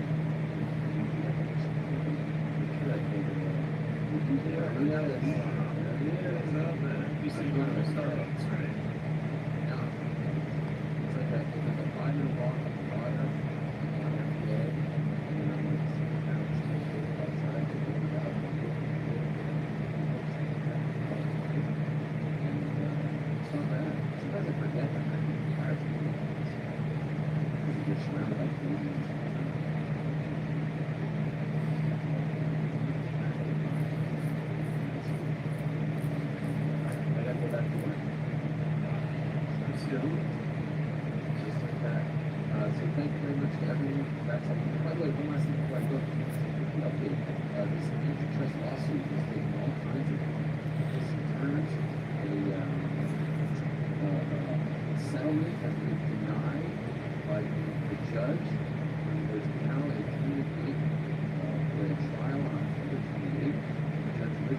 where I suddenly was hanging out with and like two separate a lot of my friends this week about the movie play like it seems to get everybody judges such as saying no, I don't like this. Remember when this came out, we were all like, why did they settle now? It was trial. And apparently the judge can file and say we're going to trials. This is very, very weeks. Did you catch the additional one? I saw it. I don't know if you guys like saying that to high school this joke where kids get to the person like if they're good. Interesting. Yes. So that was one last thing that I want to update. Thank you very much everyone for watching and listening. We appreciate you all very much. Please be back on Wednesday for another edition of the Distribution. Hopefully we'll do a job. Maybe another guest, who knows? I mean, listen, you're still the booker of the show. You want to die, so throw somebody else. Can we get it on road? Can we do this weekend? I think I can make that happen. I think we could. You want to. But for now, though, we are out of time. Thank you, Rick. Thank you, Lisa. Thank you, Frank. Thank God. Glad for the same time and place.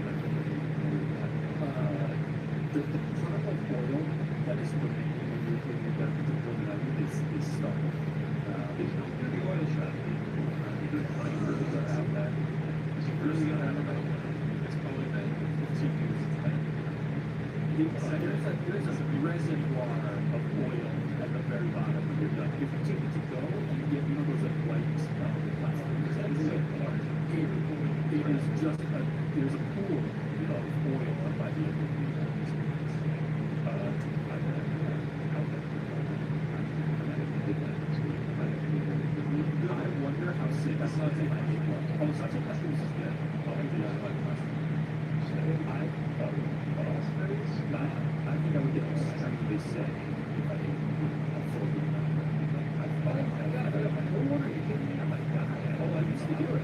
That'd be fine. You read the whole thing, and then they insert the oil in that year. No, no. One full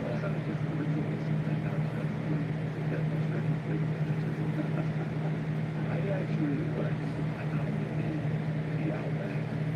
I mean, I don't know if I can find it here for me, like, it's not all maybe it's definitely one. I realize if you go and tell me what, I have to like, I realize if you want this, I will tailgate in the Outback parking lot. Plus, 4 or 5 people want to go in and eat a little bit of it, and then we'll stay.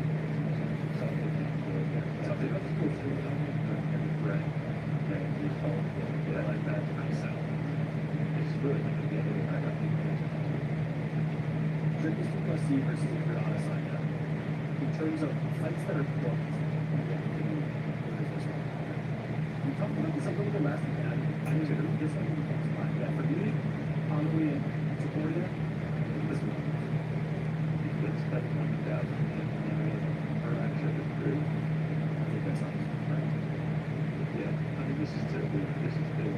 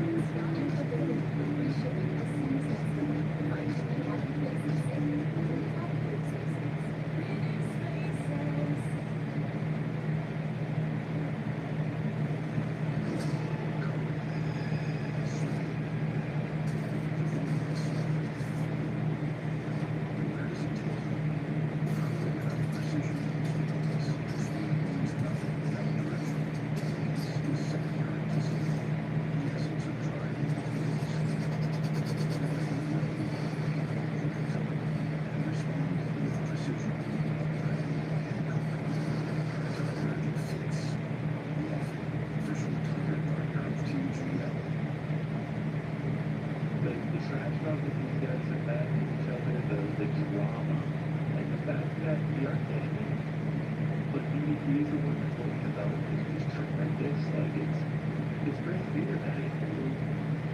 You have to remind us something. This is the first time we've seen Andrew Adesanya since the Sean Strickland fight. Yeah, he got drummed up for 5 rounds. Sean Strickland, it's just like, and that's the time he's on. What it's going to look like in this fight. It'll be close to a year. So it's fascinating to see what happens. When was the fight? September of last year? September 9th. Pretty September of last year. How crazy is it that, like a little over a year ago, the conversation was, is DDP legit? Is he even any good? Is him fighting Rob Whittaker going to be the end of his contendership? He needs a real win. Yeah, and Israel Adesanya is doing Sean Strickland a favor by fighting him in that main event. Fast forward 1 year's time, DDP is the champion. Israel Adesanya is the guy who's coming back, and we're like, does he still have it? The roles are not just reversed, but like they've gone so far the other direction. It's mind-blowing to me that it's only been a year's time since we've kind of having these conversations. 13 months ago, we could do like a plus 220. Yeah. Now, it truly is just like, it's mind-boggling how fast the sport moves. Like, it is so hard to keep up with sometimes, but it's just like, it's just great. But even just specifically the story of these two, it was like Izzy would do him a favor by giving him a title shot, right? It's like he's not ready yet. He needs some season. Beat Rob Whittaker. And now it's Israel's coming back into champion DDP's territory to fight. I mean, this is crazy. This is nuts. It is like amazing that you're like, oh, because anytime that guy, he gets done. Yeah, I mean, everybody.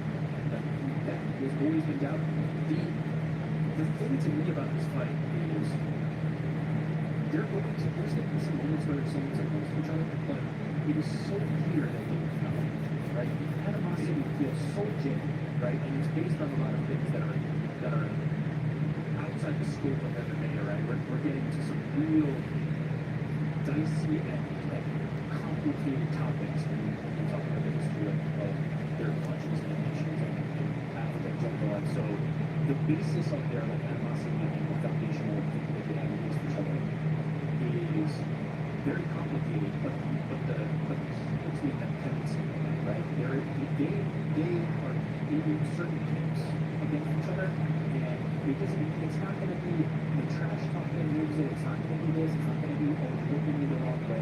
They don't like each other, and you don't have to sell that, right? You can feel that, and fans gravitate toward that. They were kind of like decent behavior at the press conference. There were some lines back and forth, but you can feel the genuine dislike, and it's perfect for a fight. It is perfect for a fight. I'm so looking forward to this. Okay, sure. He said quite a line that he said that the other person said something that was going to be like, oh, he just like, Yeah, okay. Like he really does just feel like they just do not like each other at all. And it's going to be incredible. It's going to be seen. You know, I'm very curious to when Casey versus Sean, if I'm not mistaken, the crowd was kind of over it. Oh, they're big on Strickland. I'm curious as to what's going to happen I think some of this is like going to depend on how it goes from that perspective, right? I feel like Sean did a very good job of winning over the crowd and getting people on the side. Certainly he has a fan base, but I think he did a very good job of kind of like rallying them and getting them on his side. I don't know if he has that intention in mind. I don't know if he needs to or if he cares. Maybe the fans will be on the side regardless.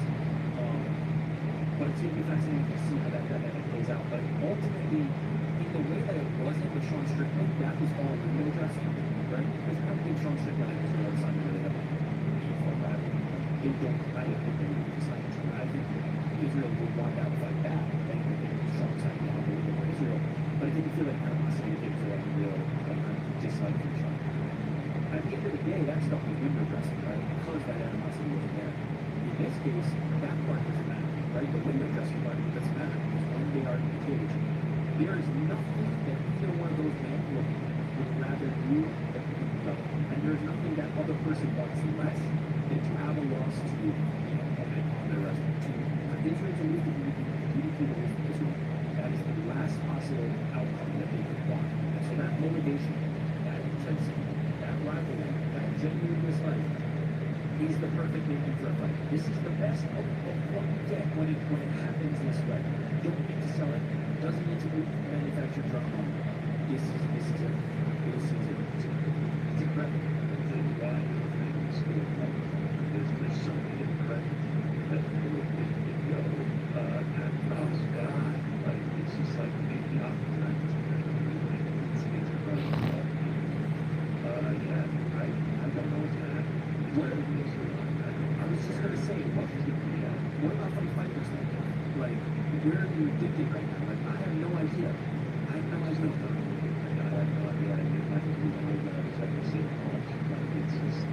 I just don't know. I don't know where it is at. I don't know.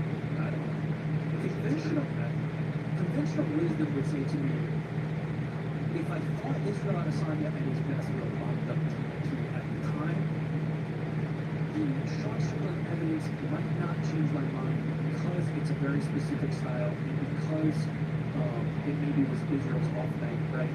You have to. I really to see Israel lose like that again to believe that that's the best Israel will ever see, right? I really do believe Israel is not an off night. I really do believe Sean Strickland had the perfect style for that circumstance. But if you see him win again, maybe that's just a sign that the division was caught up to Israel in a way that he was so far ahead of the board from so many times that they just had time to catch up. But until I see that, I do sort of feel like I'm in the camp of like, I would have picked Israel then. I kind of feel like I'm picking Israel now. But I'm so also accepting of the idea that could just be totally wrong. It's just a guy. He just has that fun relaxing style. Yeah. It could get easy issues if he comes up with I just don't know. And there's always the idea, although we haven't seen it from him lately, of who just shoots double like John Israel all the time. What if he just decides, hey, we're going to the rest of the Sure, style? yeah, sure, that happens to me. Yeah. But everything that you know, not improvement involved in that. I know we have to weigh in and what do we find that you need to build videos you make, what do you find? Then we get into the conversation about like, what is the pride, right, of the line? Does DQ want to beat Israel Adesanya in a striking match? When it comes to our health, there's one name you can trust in Washington. Democrat Dr. Richard Taylor, as a pediatrician, is dedicating his life to keeping our kids healthy, and as a lawmaker, he's got to bring down costs and make sure every household is covered, ensuring care for millions. In Washington, we'll stand up to Donald Trump's healthcare cuts and work to make insurance more affordable. Dr. Richard Taylor, our doctor in the house. For action that is responsible for electricity. Around here, we see a lot of people that are, no matter where they're going, you just make sure they're ready. Before you hit the road, get a pre-trip safety check and let Schwab Conference. It's free. Plus, it's May. Save up to $200 on select sets of the conference. If we're getting there, yeah, we won't fail. You know, or does he want to get, or does he want to take potentially a lack of this resistance? There's so much that claim to do. I mean, no matter what, you can't lose the Israel, right? Like, you can't lose the other, right? And I'm sure Israel's thinking the same thing. I'm so stoked for this one. I'm so stoked. Great game, especially with the part of the back.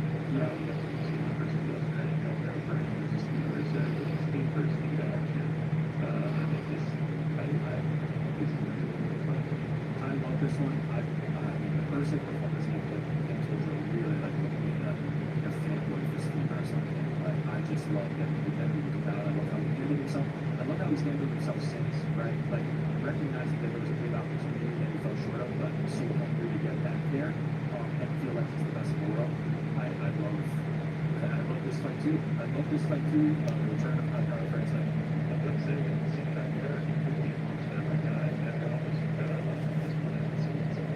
These are all action fights that have a lot of meaning in a lot of states. The things that we kind of talked about this Saturday not potentially having, like this one's dripping in the states.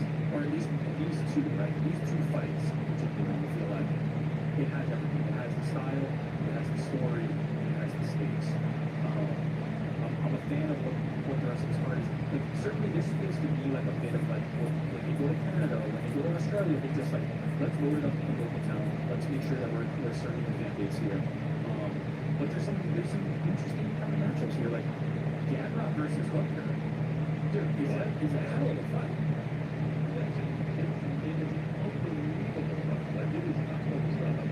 Yeah, I know that he offered the fight, but like, he's still like 8-1 in his last time. It wasn't all went 7-2 in the UFC, and losses to Quran and Vinny. Like, he's unbelievable in the end of it. Like, I do not enjoy watching this kind of stuff. He's an absolute dog. He got trying to box on him. I think it's gross construction. Like, this is a this is a certainly really celebrating return to the league. We haven't seen league in 2 years. You're a lead side, I feel like. You're number one in the line for a lead side. Well, I love Leach, love the suit that he had, the suit, that's it, like, this long, also, just for that, I watched that, first ever UFC event, like, I got amazing, the guy that was on the break, my last 8 fight, now I got like, it's been,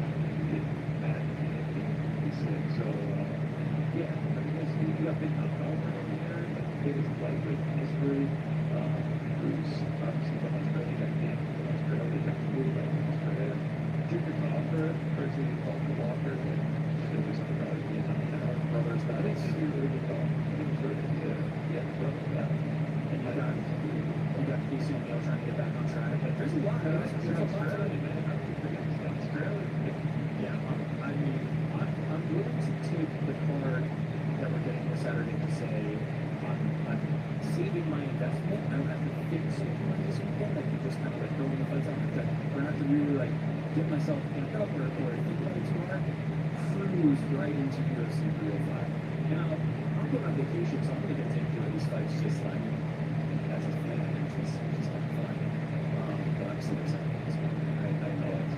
And it all stands. But you know, there's better parts top to bottom, certainly, but it all stands. Because my level of excitement for that was off the charts. Off the charts. 5 points. During the course of this, talked myself into it being above Max Elliott for me. Now it's going to be above Max Elliott. It's possible. I think this is a beautiful one. I think they both get from that beautiful one, like fine. But yeah, I'm very excited. It should go super nicely to the tension. By the time Israel starts his walkout, but certainly by the time he starts his walkout, the level of tension in that arena is going to be like people are gripping the chair and just like digging their nails. I can't imagine what it's going to be like in that moment. I mean, there's a real chance that these 4 men are leading up to the next round of all. Yeah, great fights. Yeah, there's all of these guys are at big important. I guess except for Dan.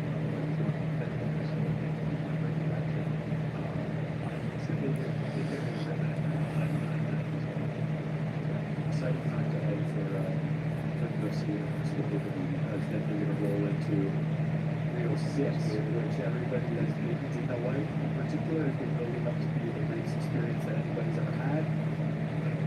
Rio 7, the return of Juliana Pena, Marley Cauliflower. Shout out to the Marley Cauliflower. I'm sorry, I knew you were sick on that one. And you know, like, they've got some momentum right now. UFC's going to go on a little streak here. And I was thinking that I just watch UFC for that movie theater. Oh yeah. Looking back, the house was out of control. That's the way the house was on. That's the way the control was. Yeah, it turns out the house was just living. To replace full media cap,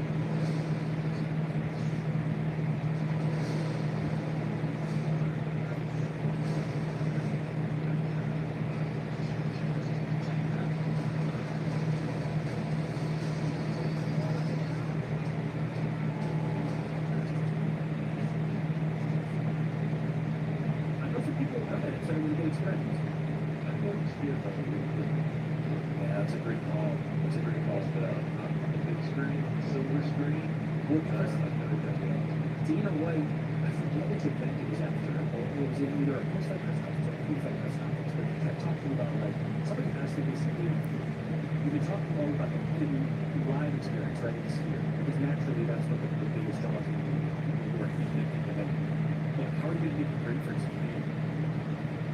I don't know, all of these things he talked about, so you can be the best TV product, in addition to the best live product, like, you sit in an IMAX screen at Times Square and you're watching that fight and it's just like blowing your mind, and I think that's going to be a religious type experience. If it delivers in the way that Dana White has promised it will. Yeah.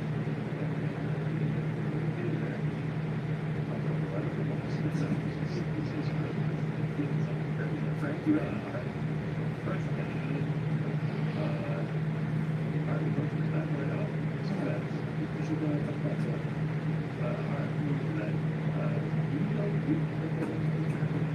what is it now?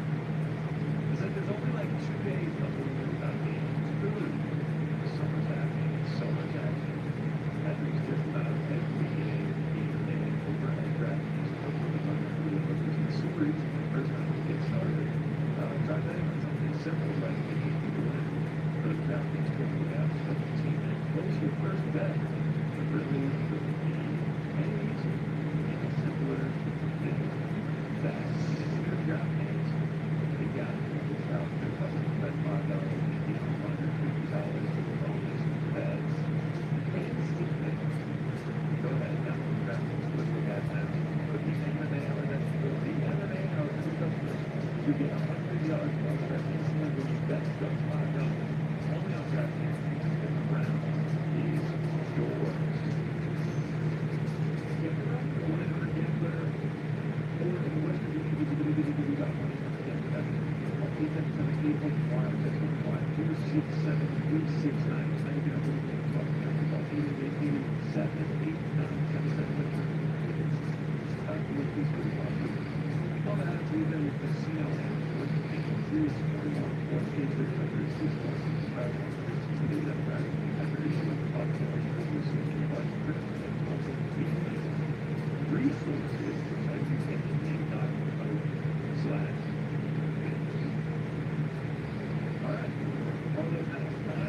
Sweet sound of that light. I love that.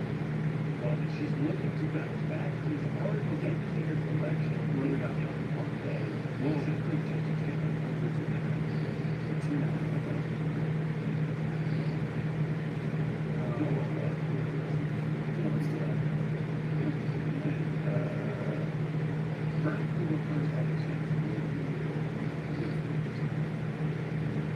It's good that, to be honest,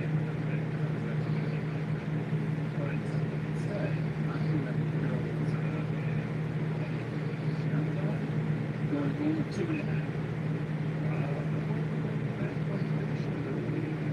What's funny is we can all talk about the onside. There's actually keep it track. Yeah, just so really doing that. Ready. Just you. Oh, we got something. You yeah, who's so long? 25. 25. I'll be honest, that was going to be mine. I thought it was 8 years. Do you want to take this time? No, it's not right. No, it's not right.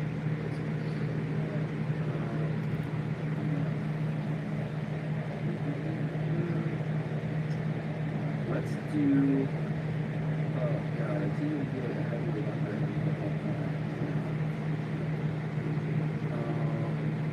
What? This one's rough. This one's rough. So, what are your plans for,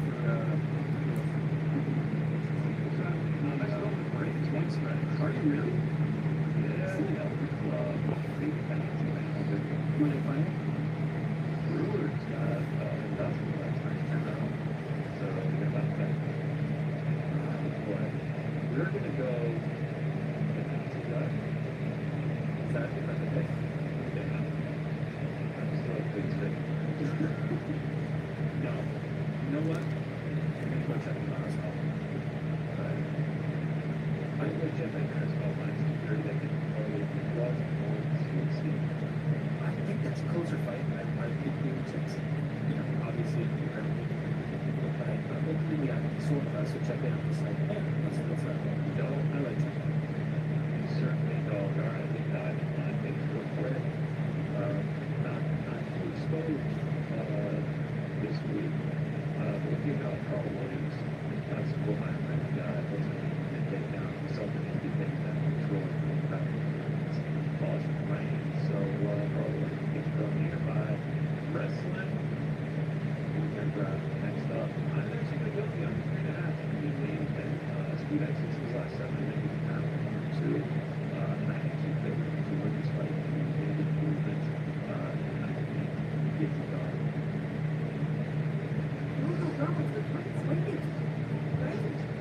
This is last year's stuff. Something else to make sense of. Maybe it's just going to explode. Enough with the circus. Introduce the circus workshop. Team focus, super files for the along. So the team makes the right thought, they'll never get it wrong. Whoa, come on, let's stop it. We have to provide all the answers to design. Zillow workshop. Smart solutions in cloud collaboration.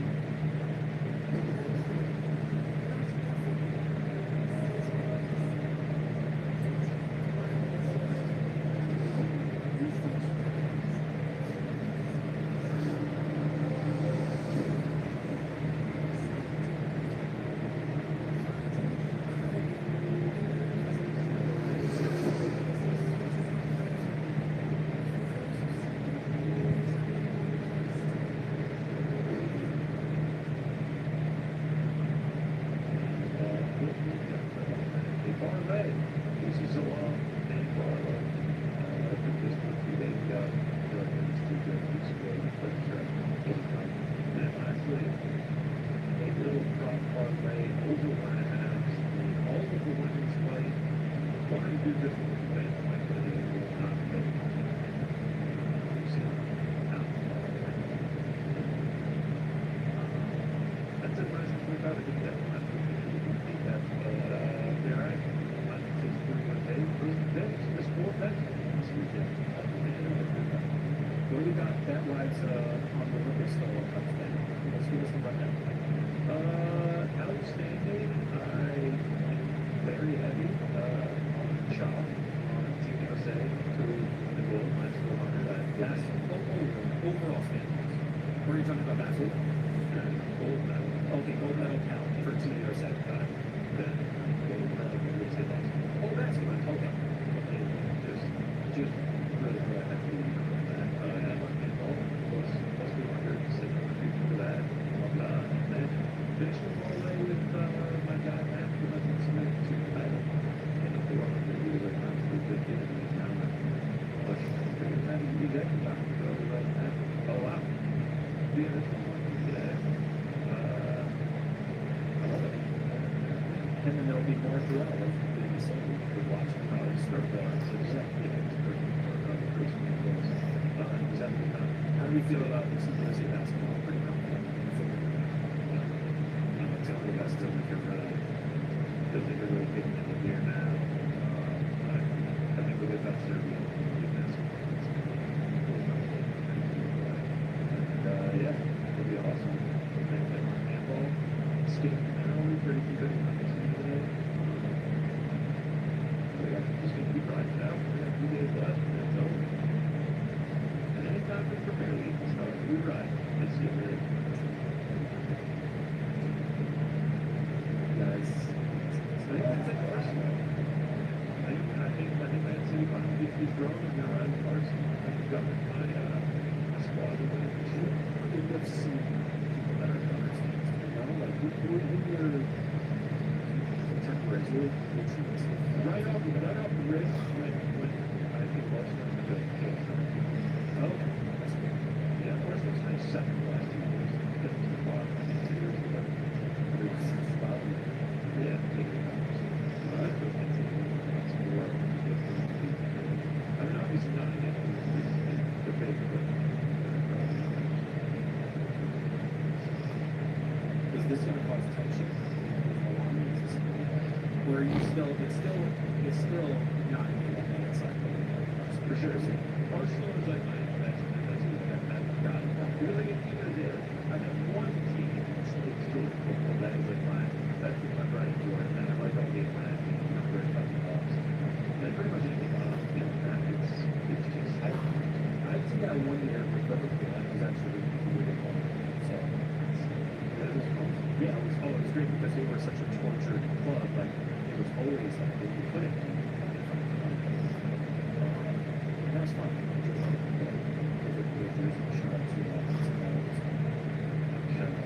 I've had a couple of that are Okay, so we'll have some fun. It's a 1 year contract. Yeah, yeah. But Lawrence is for what? Forest this year. Arsenal. Yes, what else do we talk about?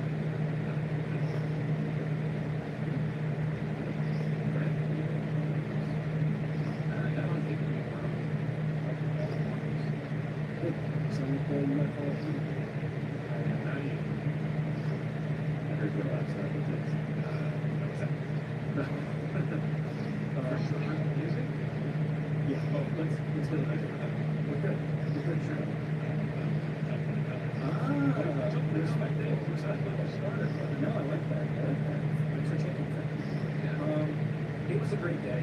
Another day for women for Alani. This is the last one for a day. Like, you don't know. So, yeah. We'll see what happens from here. But it was fun. Like, I feel good at this new history. Like, this was a good little run for us. Enjoyed this whole day. Yeah, hopefully if anything get tired of it. I thought the fans would get tired of it, but I feel like we've actually established that, like, okay, we're tired of it, but we still like the best baseline. Like, I feel like we're in that lane now, where it's like, There really needs to go back to games. yeah. I didn't consider they had Ari, over that, what is it? yeah. Who the fuck is we? Not Frank. Frank's agent. girlfriend or yourself an entry bill. Yeah. So, What do you want everything about it? It's the decision that, you know, his name is Tim Curry. why is that? This is too heavy for me. Like, I'm not like, Yes, I agree. When he died, when he died, right. Yeah, too much heavy for me. Not like, I'm a simpleton. I'm just like, quick to rinse him on in his mouth.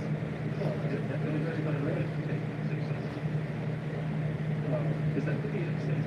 It's 31. Actually, Messi. Yeah. What a great ending to the show this was. Thank you to everybody for watching. Shout out to Aaron on Paris.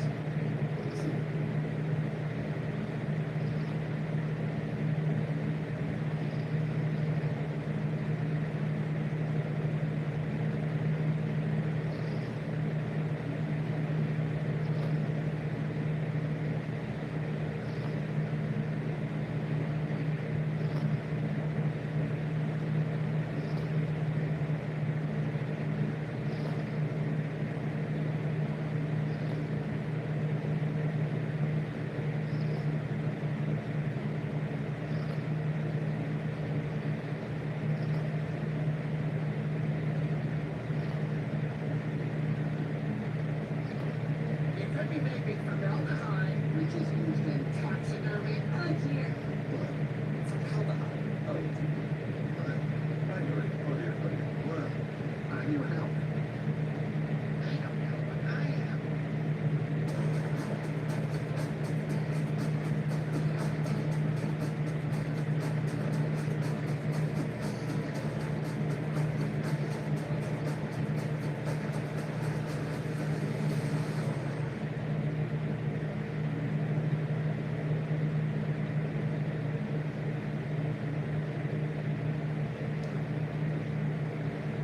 There is going to be one simple person responsible for whatever statement, and everyone else in control is going to be aware of what you made that mistake. Something was firing on this transition graphic from 2021, because that's what I've been playing football. So it could be an early graphic from like a live show or like a Sunday countdown or whatever it was. How that got into the system and how it just continued to fire. Whatever that was, I know that it was the biggest like sinking feeling in your stomach. I feel so bad for him, but also the NFL community was objectively so Yeah, and I think a lot of people point to like the UFC broadcast, but my interpretation of that is like I think the UFC is feeding back the personal ranking because there's no way somebody sitting on the UFC side is sitting here with that Dolphins quarterback. Yeah, so when it got translated, it was a PA, or maybe like an OP, rather than early in their career, definitely bugging out for that. and then we're getting the sound checks and all that other sense that Like, I've made many mistakes in production, many mistakes, and there is nothing like that that's sitting here and realizing you made an error. Like, I'll never forget one time we were interviewing Aaron Jones, and I forgot to start, but it was like, 10 minutes into it, and I forgot to start recording for it, and we got halfway through it, and I saw that the deck was not rolling on it, and it was just having to, like, nut up and double refill it, like, that was this is so bad. The singing thing was good, but this is the worst. yeah. Would you try to pursue the Red Sox and put on your resume that you were the vet officer with the third down miscues guy for the UFC broadcast? I don't know, but that's out of your mind. Yeah, I just flipped off me and like Black Zoom when I saw that. It was fantastic. We got posted by a Steelers fan page, and had over 1 million views on the Steelers fan page. They were going to type that to where that was in the show. I love that. You're usually getting MMA aggregated, but today it's okay. Jordan Allen, GC New York Break Mysterious Frank. Thanks for keeping the show alive on the long track. You know, looking British Apple has Frank's soundboard on it. I'd love to who the fuck is we something. Also, have any of you three ever done anything, any kind of training calls? the fuck is we? Yeah, baby. I think I could have a soundboard. Seriously, yeah. We have to take the big village to that. We're gonna work on it. We work on it. Yeah, we need to back that. Work out.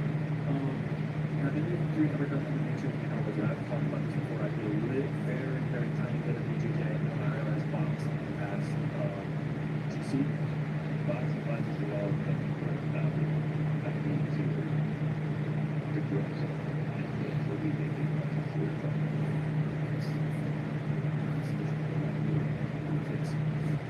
Austin Jack, we're getting to you, although this will unfortunately never happen. What are three trades you would like to see between PFL, Bellator, and UFC that would benefit both organizations? This is a tough one. It's not. That's an interesting one. I think it's probably maybe motivated by like the high of like going over to the PFL thing, which if that happens, That's a good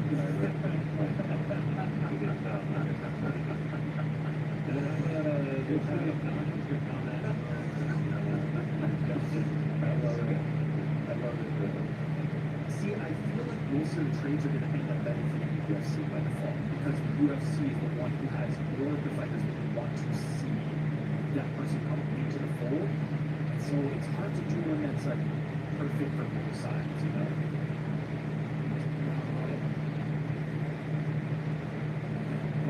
Who's the biggest star? I want to see like Patrick Nix, but I want to see him in the UFC if people trade back for him because if he's like you're not going to get people value, you know? Patchy mix or It's hard. The guy that's something back to the UFC is somebody we want to see Patrick Nix fight. That's always the problem. that's mix or Kilgore. And then again, it doesn't have to be bantamweight, right? We saw TJ traded for Ben Askren. So it could be somebody. We said somebody who's like Tony to PFL. Tony to PFL for Patrick Nix. Like somebody we want to get over, Johnny Edwin. I don't know, somebody like that. Dubé? Tony for Dubé. Fair? I think that would be good. I don't know. I probably want to see something on the end of It's always going to unfortunately favor the UFC in every scenario that I've kind of played here. Yeah. Like if Poirier is good, like He doesn't even want to fight, UFC guys unless it's for a title or a big fight. There's no way. I think he is. But I guess it's great. I mean, if you got the deal, then you can get big on the deals. Somebody come up with better ways to tweet us when it's on comment. I don't know what it is, but It's hard to do the equity of it because most of the time the PFL or Bellator has one guy right in the deck for the rest of the market. It's hard, and so they're really just trading one that you can have one in the UFC organization. This is being recorded. That's right. Representing Iran, Flight Center and Double non-GM winners get up to 2250 purchase allowance on monthly GX. The biggest deal on this night, Double Level Power is sitting in missing, which means it's good timing. After the week of the it's fast, it's focus and focus. Stepping out of the shell, you chase down the weakness without losing focus or connectivity. You find yourself saying, I'm not sure to cover so much ground.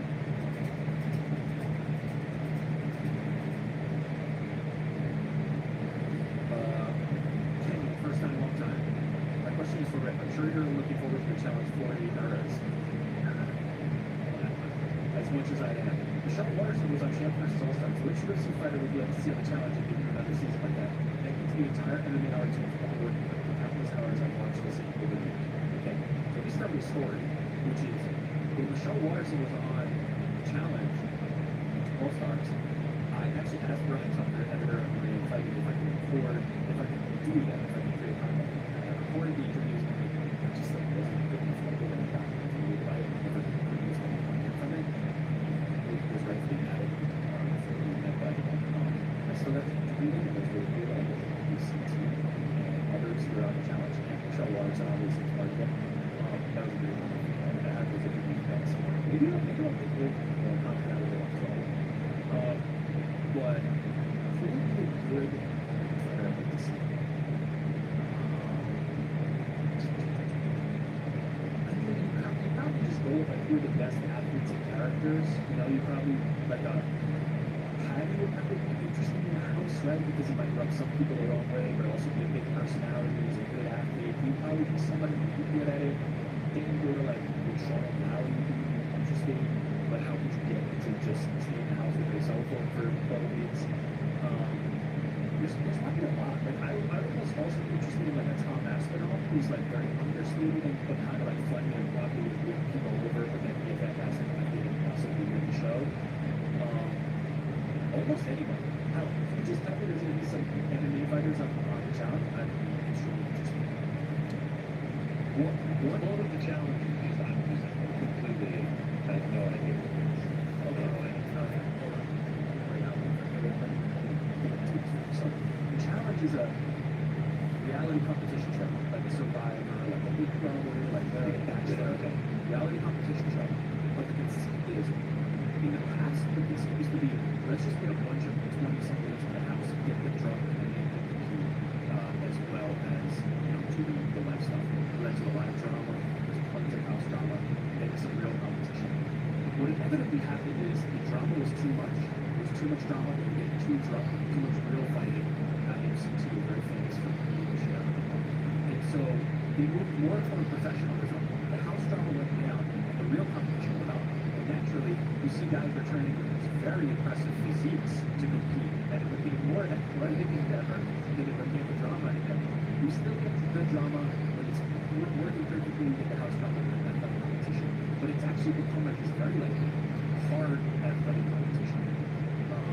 And so it's that is what they consider the challenge. It's like partying, fighting in the house, and athletic competition. And so a lot of these MMA fighters will probably do very well just because they're athletic competition. But also like they probably do some good drama and also you can't fight that, right? Everybody in the house is like, oh, I'm the big tough guy. You're not fighting them. You can't fight that. There's one guy, so there's a guy who's 60, who's a very like big, muscular, loose cannon guy. Like as I said, he's got real things. He comes around from multiple seasons. Oh, people who do this like 15 seasons. Like he's like, oh, yeah. It's amazing. There's a guy named Johnny Bananas who's did like 20 seasons and won like 8 titles. He's incredible. Tom Brady, it's the best. So there's this guy named CT who is a brawler, a fighter, a real rough, big, rugged looking dude. And on that season that Michelle Waters was on, he basically bullied Terrell Owens because he basically was so like aggressive with him and so mean and handled it so like roughly and also seemed like he could probably maybe fight him, that Terrell Owens just quit the show. But he just undressed him on TV and like it's kind of like a very intimidating force. It was something to behold, but that was a great season. And Michelle Waters lost in a cage fight weirdly as her elimination opponent. So like a kind of like, as I said, that level of athleticism is not really high.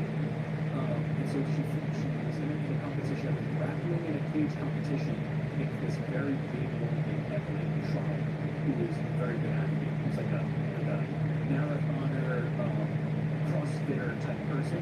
And so she was just like too small. You know, this girl's massive. But it was like a cage competition. It was supposed to be like that. I was looking at a picture of it right now, right there. Of course, he's with the aforementioned Sid Big. Those are good right there. Those are the goats. Yeah, these are the greatest challenges of all time. So being on the challenge is something that's for Johnny Bananas, most certainly. He also moved to gym in Miami, I want to say, last gym. Shout out. Which he's doing well. Yeah. And he was a host of an NBC show. You remember after SNL, they had the show where like people would get interviewed on the stoop. It was this very like, if it's still on, it's because it fell asleep or getting attention. He used to like host that in the later years. But he's coming back for season 48, and I am absolutely stoked with the challenge and best watching it. Okay, that was too much challenge. Matt Skinner. I know Ricky just probably are watching WWE as much as I want, but you guys have been SummerSlam, which is a match. I'm not on it. I'm sorry. Sometimes we don't. I think so. I saw somebody mention it earlier. It's either this weekend or like soon. Yeah, I don't know anything about it. Don't know wrestling. Don't know where it is.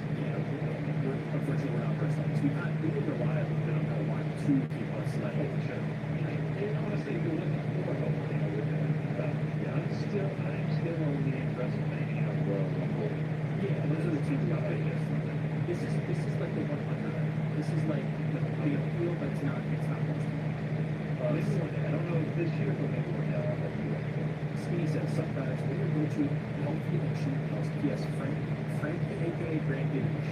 Yeah, Can you confirm more burgers that are good? All right, let's start with absolutely. Okay. But for the record, I think now it's extremely overrated. It's good value, right? The price of the burger is good, but everything else about it is very overrated. I think too, I really do like In-N-Out, but I actually really like the burgers and the burgers. This is the first time we've heard this. I think Shake Shack is the superior burger. Way more expensive, but I think Shake Shack. I like Five Guys. Oh yeah. Five Guys is number one of all. Yeah, Shake Shack and Five Guys is no category that is like Whataburger and In-N-Out are not. I agree. Here's a little fun fact. Every word. Oh, yeah. They put it in the bag. Don't fall for it. I haven't had either a while. We just stay do that because I feel like it's time to get off. So I took it to go for that.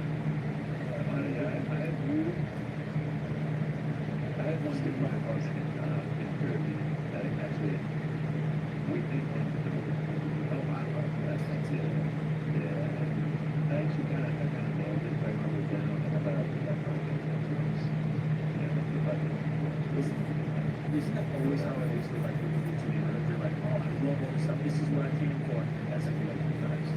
I've done it enough now that I know when I can do it. Like my last partner will be Vietnamese, and they're like,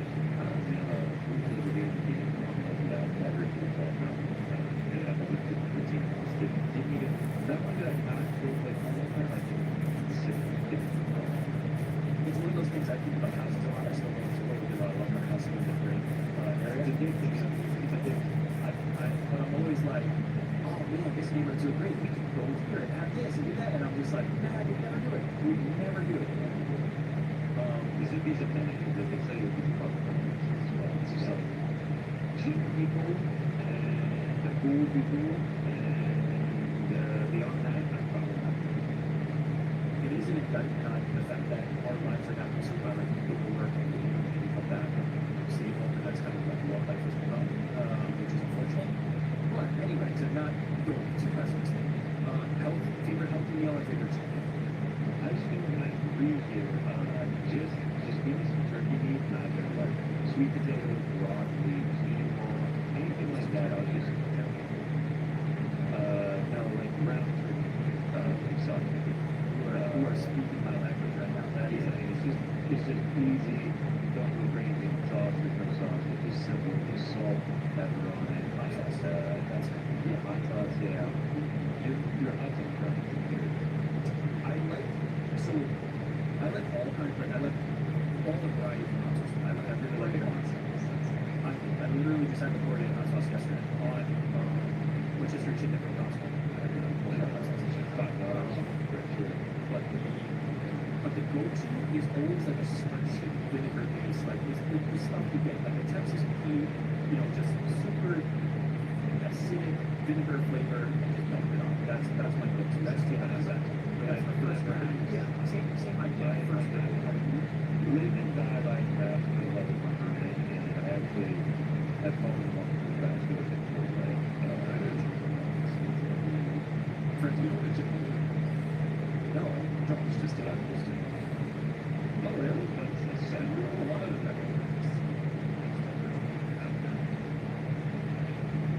what about your healthy girlfriend? So, Just spinach. Just spinach. spinach. Like this, what? I spent my healthy calories. How is this a deal? What are you eating? You're just rabbits. You're a So can you do anything? You just gotta shut it for its rules. You gotta get $5 and you gotta.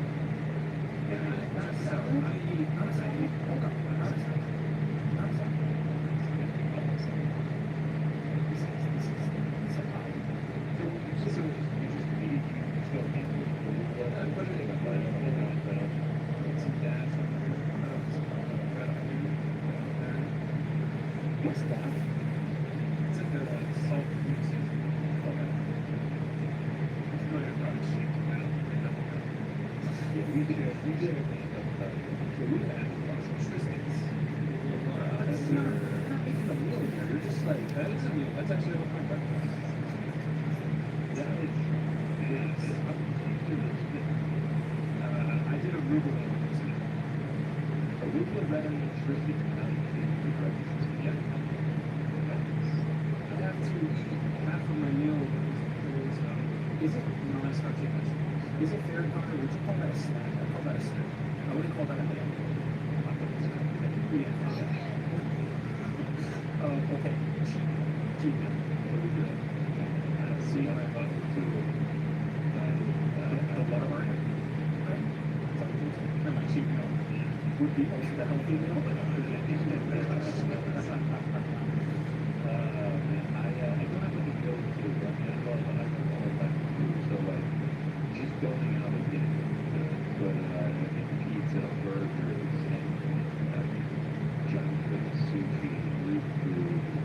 I didn't have any giant breakfast because the pancakes stacked up top of it. I don't have pancakes. It's all something. I'm the same way. I don't have a go-to, but if it was one thing, it wouldn't be a meal, but it can be. Like, I would have maybe just off the reservation. Yeah, I am a big sweets guy. I love the cake. I really like it. I like very rich. Like, give me like a cake, give me ice cream. Like, I don't need like a sour kind of cake. I need like a sweet salad. Yeah. I like the stuff in this world. There's a lot about the job isn't actually that fun that I have now automated away almost entirely. Like, we have a very large interface. We have a lot of contributors and screen cuts and gas everything. But here, I'm asking Codex to look at last day of minutes into this section of the month. And basically, like, group them, tell me who worked on what, look at what joinings are about. And so I would every morning with almost something that can use ChatGPT calls. It's like a personalized pulse. I open it up in the morning and sitting there is like, here's what happened yesterday. And I got this. I paid, but I don't like need to pay, you know? All you do with my friends do on the weekends. I don't know. I don't really like to think about it.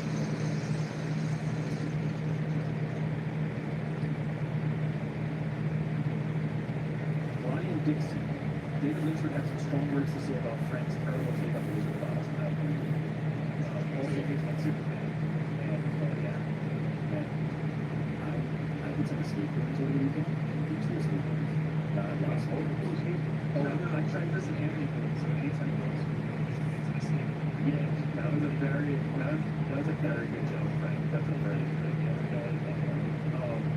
I love escape rooms. I try to do them all at one time, so you can knock off all the ones that have place. I actually don't have to try to run steps on it, right? Just do like, oh, they have 4, let's do 4, and let's just knock them off.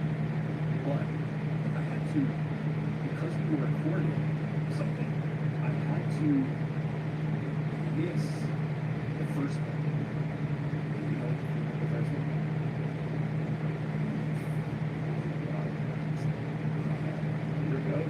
Those 2 things that I love so dearly, that are so close to my heart, escape room and I could not do the one. I had to reorganize the thing because we were supposed to start earlier, but I had to record something, and then push it back, and then like the first one. Can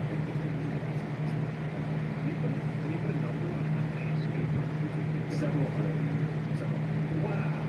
Yeah. Wow. We're talking about like over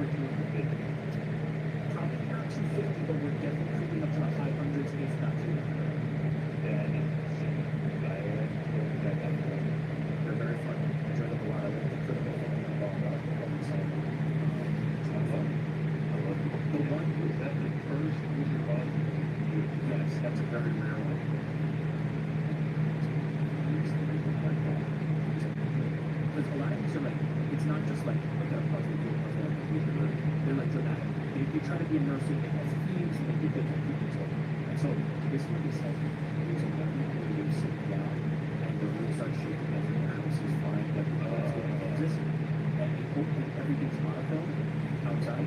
You open the door, and it's color when you get out. This was in Jersey, actually. This was in, it was a track. So because of the recording, I was able to make it time. And so I believe that the place we went to was called $13 Shout Out, which are a lot of skaters that we try to go and skaters. It's pretty fun, you being yeah, baby. You mentioned one of the retailers was a massive people. That's close. That's real close. So, and we can try to see it. The event is good. It's like Friday. So beyond the terrible cakes on the bottom, Frank, can you use Letterboxd app for logging your phone if so what's your name? Your Letterboxd app? No. Serious? Just track is what it's biggest thing I ask me just got.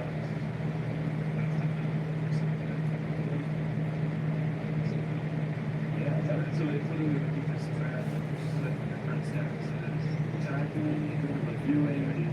Yep. Yeah, I said everything about that. I started thinking that this is why I enjoy it, is because I watch a lot of movies and I will feel unfulfilled on the fact that I don't have the previous ones and don't want to take the time to go back and have them. So I feel like it'd be incomplete and not representative until I can build it forward. And so I don't want to have somebody to do it. But they're going to facilitate that somehow. Like, yeah, just so related to this, I recently purchased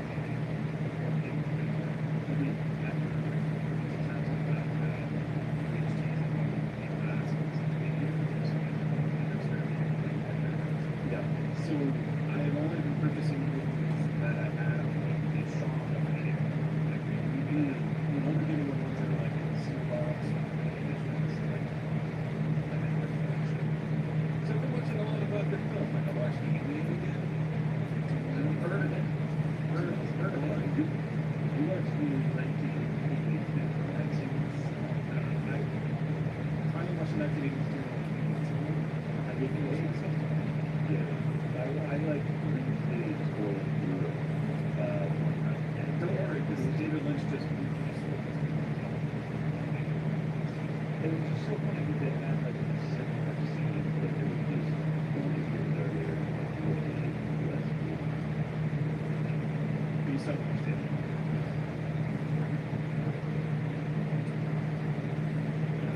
We gotta get you on Wizard of Oz and the original Superman movies. That's a problem.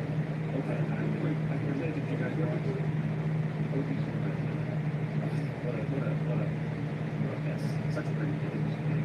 You ever had that many questions?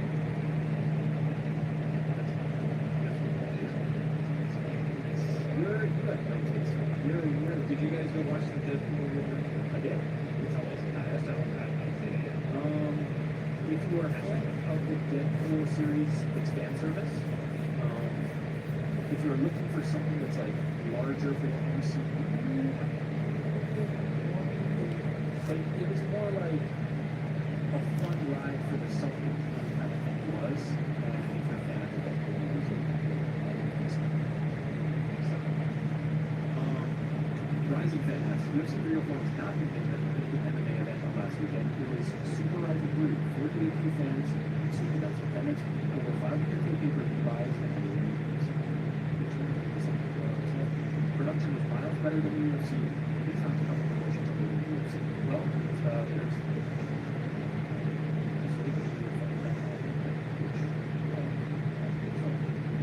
there's the color. And yeah, they do great shows in Japan. It's a market that, like, fans still market. Ian from Britain, he got, as Ariel gone to the Olympics, I don't think he mentioned it enough up on the interest thing.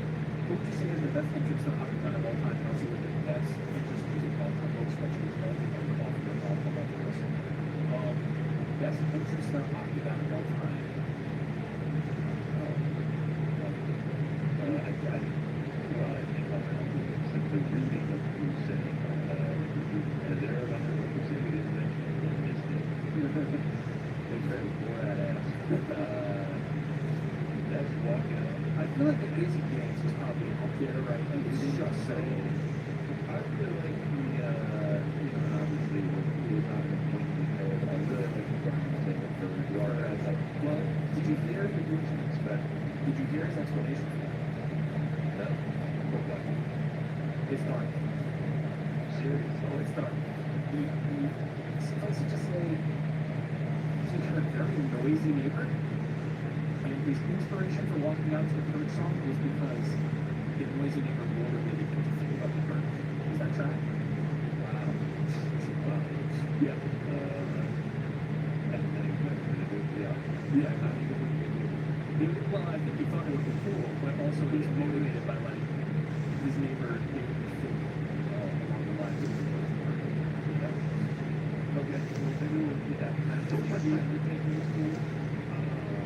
A lot of the ones from like McGregor is the yeah, like that's got to be that wasn't very fun. That was literally the intersection of all that. That was very sad. yeah. That was, I mean, there's a lot. And then Diego Sanchez with the cross is like, I don't know, Matrix and music. I'm partial to, as I've said before, I'm partial to the consistent theme, right? Like I always like Matt Holloway, Kickboxer, I like Japan, I like so like there's such a like I like those types of sorts of yeah, why did it back then?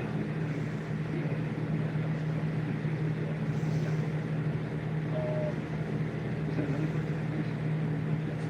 Oh, alcohol or coffee? Which would you pick up? Question I think I very rarely drink either ever. I dropped from the kid. Sorry, actually, that's not even. I don't drink coffee. I'm very rarely. It's like easy to give up both.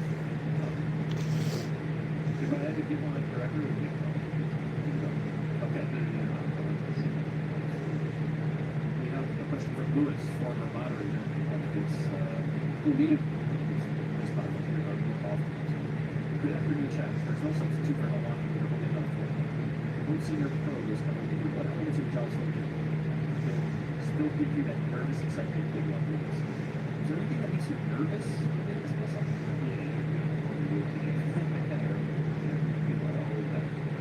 Yeah, it's true. Like, this is not really our goal, right? Like, we prefer the behind the scenes thing.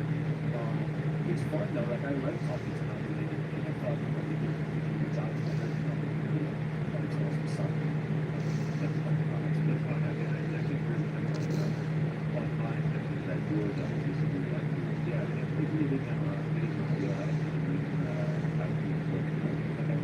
I really like it. Stuff like that. Also, that's the thing. I really get nervous about a lot of stuff because even like if I know going in, right, like as an example, like I'm not good at like the ad read or like the close camera stuff and stuff like that. Like that's the best business. But it doesn't like make me nervous because I'm kind of just like I think I'll do a good enough approximation. I like whatever, like they're cool guys. Exactly. I get really nervous about a lot of stuff. To be honest. Going on there, like the first one you show, the first one that they got, what is now, zero. So hopefully, they will go out like the Astros and the old DC competition that I think will get back to them. There's a lot of people clamoring for it. A lot of people come up for the same as a stay with agency. It's good. I agree. Our agents are saying, Gabriel Ciclino, what's up, Wes? What was your name in the walkout song to give your record this week? Well, that's a lot.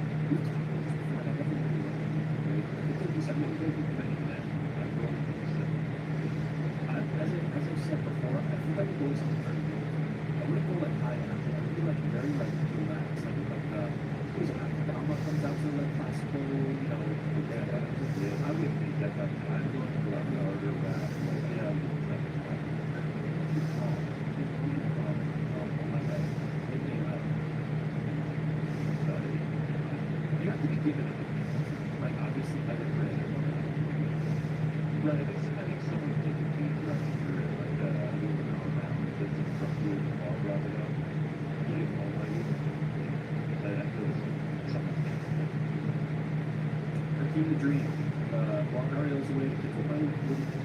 out there over at MMA Ephemera that is on set working at something you only see that it's funny.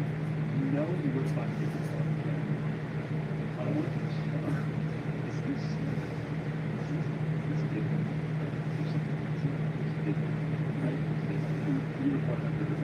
On a more serious note, does Matt Holloway maybe the number one, number two most DMF moments of all time? First, the invasion of to go down as being the best world. And second, he was dipping and dodging the ball out and being the best boxer in the UFC against me. Obviously, there are hundreds of dozens moments, but I can feel those 2 moments like it was yesterday when I see that the European Union was doing that UFC. So, first of all, those 2 are great, but he also has the point that everybody is like now trying to replicate. So, like, he's not 3 of the like most gangster moments. Yeah, only seeing the When people do the point and just using what Max and Ricardo do, they just kill you.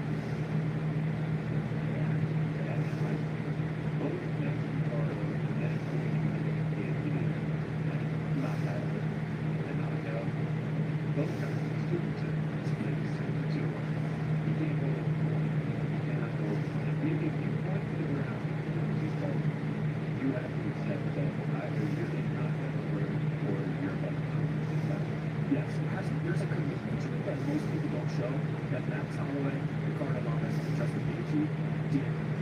Plus, like, can we talk about how non-show the platform, the UFC just Matt Holloway is like, come to the center of the octagon right here, right now, and point me out. And like, it just feels too important to manufacture like really good company like this.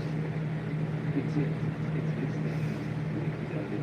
it's just so it's legitimately magic. And when I looked up and like it's like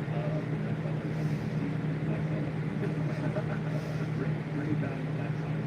Like that's what it is. Like no one will ever be able to do this. What's so rare about it, and I think this benefited Max to a certain degree, is it's hard to get both people to connect to it. That is the problem, right? Even if one person is down, it's very hard to make somebody else go, I'm throwing Washington away. In both scenarios, Ricardo Lamas was like, yup, let's do it. And Max Holloway, you know Max Holloway's in it, right? Ricardo had to be on Max Holloway. But Ricardo Lamas is like, yup, let's do it. And Justin Gaethje, to his credit, is also a crazy person who's like, yeah, hell yeah. But the gangster thing about that one more so was that he knew he was winning the fight, and Max was like, yo, let's still do it. That's what makes that one to the next level. It's just so it's such an amount of you can impose like you become just like the victor of people know what you're talking about. There's lots of BMF moments. The one, obviously, the only ones that come to mind for me are recent ones like that was child and older. But Izzy knocking out Alex in that celebration, that whole sequence was just a series of BMF type stuff. The Alex, chill her, knocking out Jamal Hill was a BMF moment. There's so much on the same card. Like, there's some Makhachev knocking out Bill Johnson at the same time. The judge, there's a really interesting, this thing about Rashida, there's so many roads. Like, I know you don't want to sport, you don't want to like 50 minutes instead of sport. It's more than viral. This used to be like the moment that everybody pointed to, but it has since kind of been lost in history. When Anderson Silva versus Forrest Griffin was like the original hot-hitting for MMA. Like it was just like style of Forrest Griffin so badly that it just showed like he's not one of us. He's from a different club. He's not a president. And that was the original. And now there's like tons of people who are new fans who don't even know Anderson Silva other than he lost the ball. Like that's their Anderson Silva. Or kind of a fixed exhibition match with Jeff Hunter. But yeah, that was that for me. And also I was in the building for that one. That was the one that really like set it off.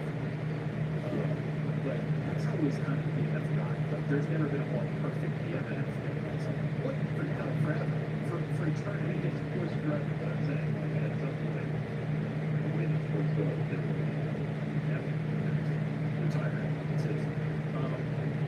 understand what's better, Pop-Tarts or Twister strudel. If you have the choice between fighting, actually, let's take a step further. Pop-Tarts. If you say Pop Tarts, then you're crazy. Like Toaster Strudel is just Pop Tart upgraded to the upgrade, like warm and it's flavor. The filling is better. You get like freshly squeezed ice on top. I love Pop Tarts. I swear by Pop Tarts, but like Pop Tarts are like warm rations and Toaster Strudel is like pasta. Yeah, it's not even the same. Like a conversation. It's still like Martin, if you're yeah, I guess recycled is good, but like you have to create it's just like Pop-Tarts, they're different from old Pop-Tarts right out of Singapore, double stacked with two, no water, dry, it's like this. isn't that an advantage for Pop-Tarts in that sense that like it's so flexible and versatile and convenient? I guess we're talking straight up flavors, culinary, worth it. It's so good. And you want to know how to go to ice cream and now I would have to do I used to use the cookie scramblers, which were like with stuff with like egg and it's like a hot pot for breakfast. Okay, actually, you're right. Yeah, right. It's like a Actually, well, I used to be afraid to sort of back in the day. Cheetos, bagel bites, toaster strudel, okay, so you're definitely a frozen food guy. Are you like a breakfast guy? Are you like a breakfast is the one? Or are you not?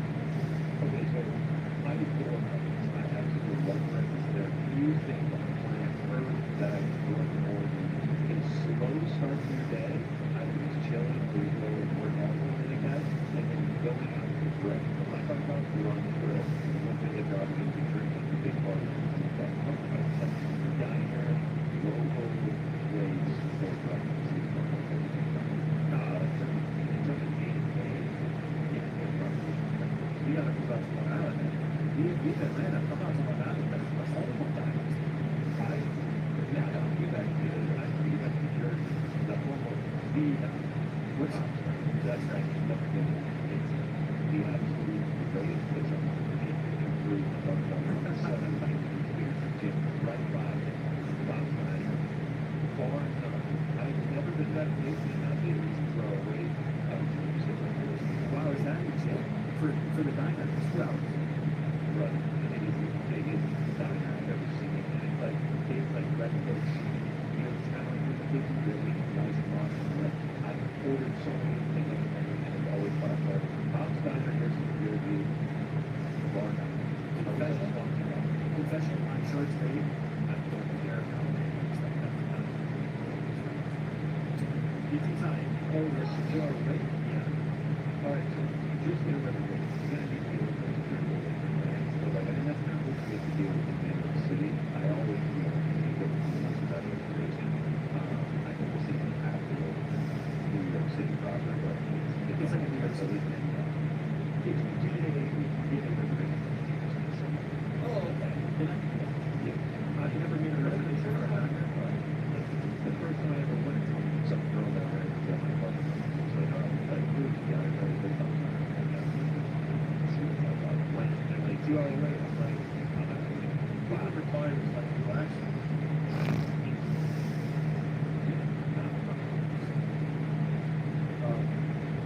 Okay. There's seven levels more to this. Joel, if you had a choice between fighting a chimpanzee once a year on your birthday to the death, but you get a sword or having to fight a chicken every time you open a door, one spawns and tries to peck you to death until you kill it. Once a year, you have a weapon, and it's once a year, and chicken, it's such a weird thing. How many chicken souls I have? But the chicken's never going to potentially vote for a chick. Like, you know what I mean? You're rolling the dice. Unless I'm prepared for it. Now, part of my workout routine becomes preparing for that your death. That's becoming a highly skilled swordsman. What was the other option? Sword or weapon?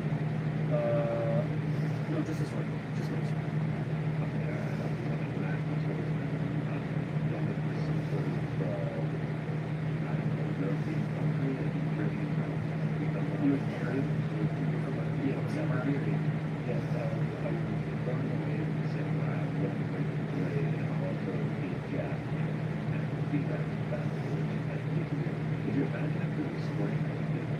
It's like, birthday coming up, gotta get ready to go shit that before. I think that was really tricky because every we get in the car, the chip has a puncher's chance, and the chip never can win. So until I'm like 107 years old, and I just like fall over, the chip can never win, but the chip could win one day. And I don't want to fix that at all.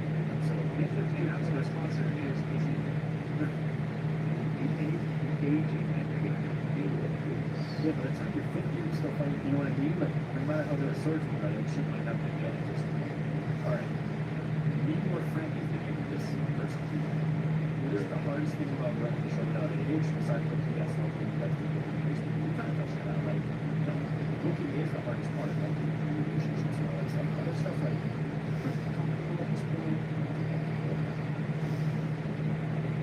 Before application, even though it's thousands of bad ones, so, reaching out to these adjusting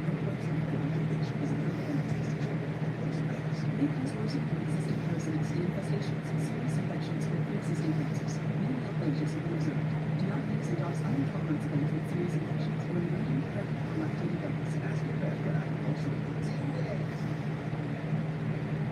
Okay, I never mind the typical price. Here's what happened. Ashley, 25% off store-wide, so you gotta go in store to get it. I just need to come to right. Sales happening now.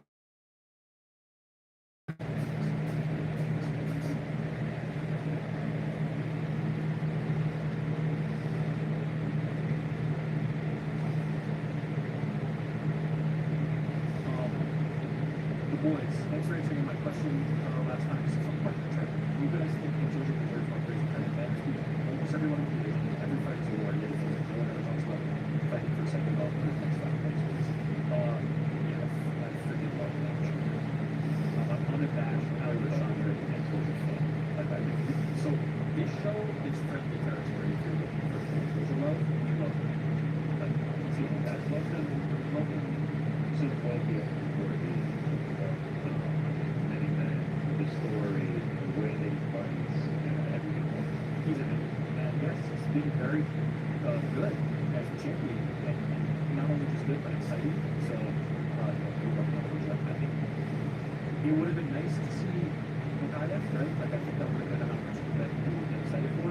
But I do think style-wise and fight-wise, like, Tyler's going to be potentially more exciting. Aya Sakura could be like more exciting. So, like, he's got some challenges. I don't think they did.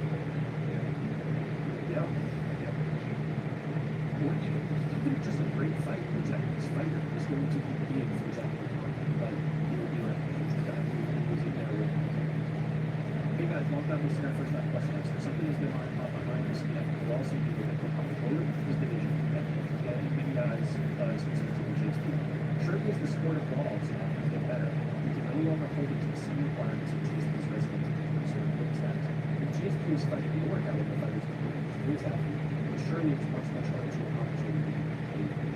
I appreciate that GSP is still fighting best buddies era, and even he himself has commented on how the sport evolved and fighters of yesterday did not fare well with the time. I'm curious to hear what you guys think of the surely will need to accomplish in sport generation and see the parts.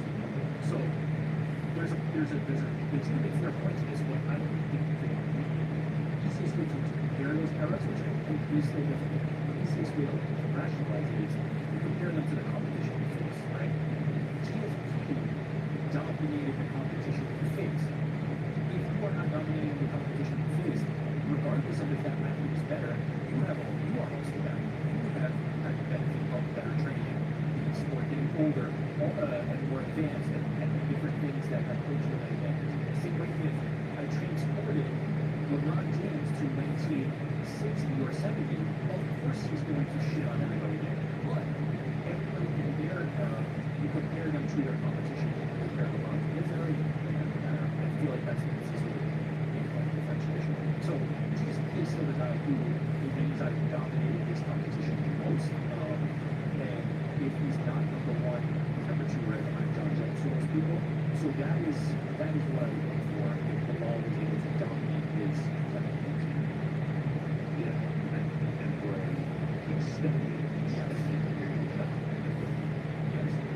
Although I do see the one exception to the rule is I feel like Alex Burr entered this conversation just by how frequently he's speed running with artists and all this. Yes, and just the way that you do it, and the fact that you feel like throughout, I mean, if you get a number like that, it's just like he's one of the greatest of all time, and you can relate to him. Yes. Oh, that's a great way to put it. I like that. Joe, I have to look up. You're leaving the house, you say goodbye, you realize you forgot something, you have to go back. If you have to go back into the house to retrieve it, do you say goodbye again or not? Like, somebody's in the house, you forgot to go back, you go, oh, bye, you forgot to go back. Yeah, what are we talking about? We're talking about that text or something. So I think it's completely different situations here. It's all about the family member, and it's just like, oh, you know, there's, and you walk back out. If it's like your friend's house, then like, I mean, you're still just walking in and just made it work out. You got to come around there. Like, yeah, I don't get what you do with dad bugs and like, I appreciate that. Well, you do it verbal. You do it verbal. Like, if you walk back in, grab it, walk right back out. I don't do that now. I think Joe is active. He's asking. But yeah, I think it is. It's good. But I had something. You might not have. You know, you give a nice photograph like that. You know, just the shoulder. Like, if I had a friend over and I'm like, walk back in, grab it up, and then walk back out, I'd be like, that's not good. I agree with you. There's been times I've done it where I haven't said anything, but only because I'm literally running in, about to miss a train, and I'm running back out, and I'm just like, this will slow me down. But otherwise, like, it is beautiful. Just like that, that's something I'd see there. Like, It's also just something that you know. yeah. It's just like, that's good. Okay. Albert asks, hi there. My question pertains to the term fighting.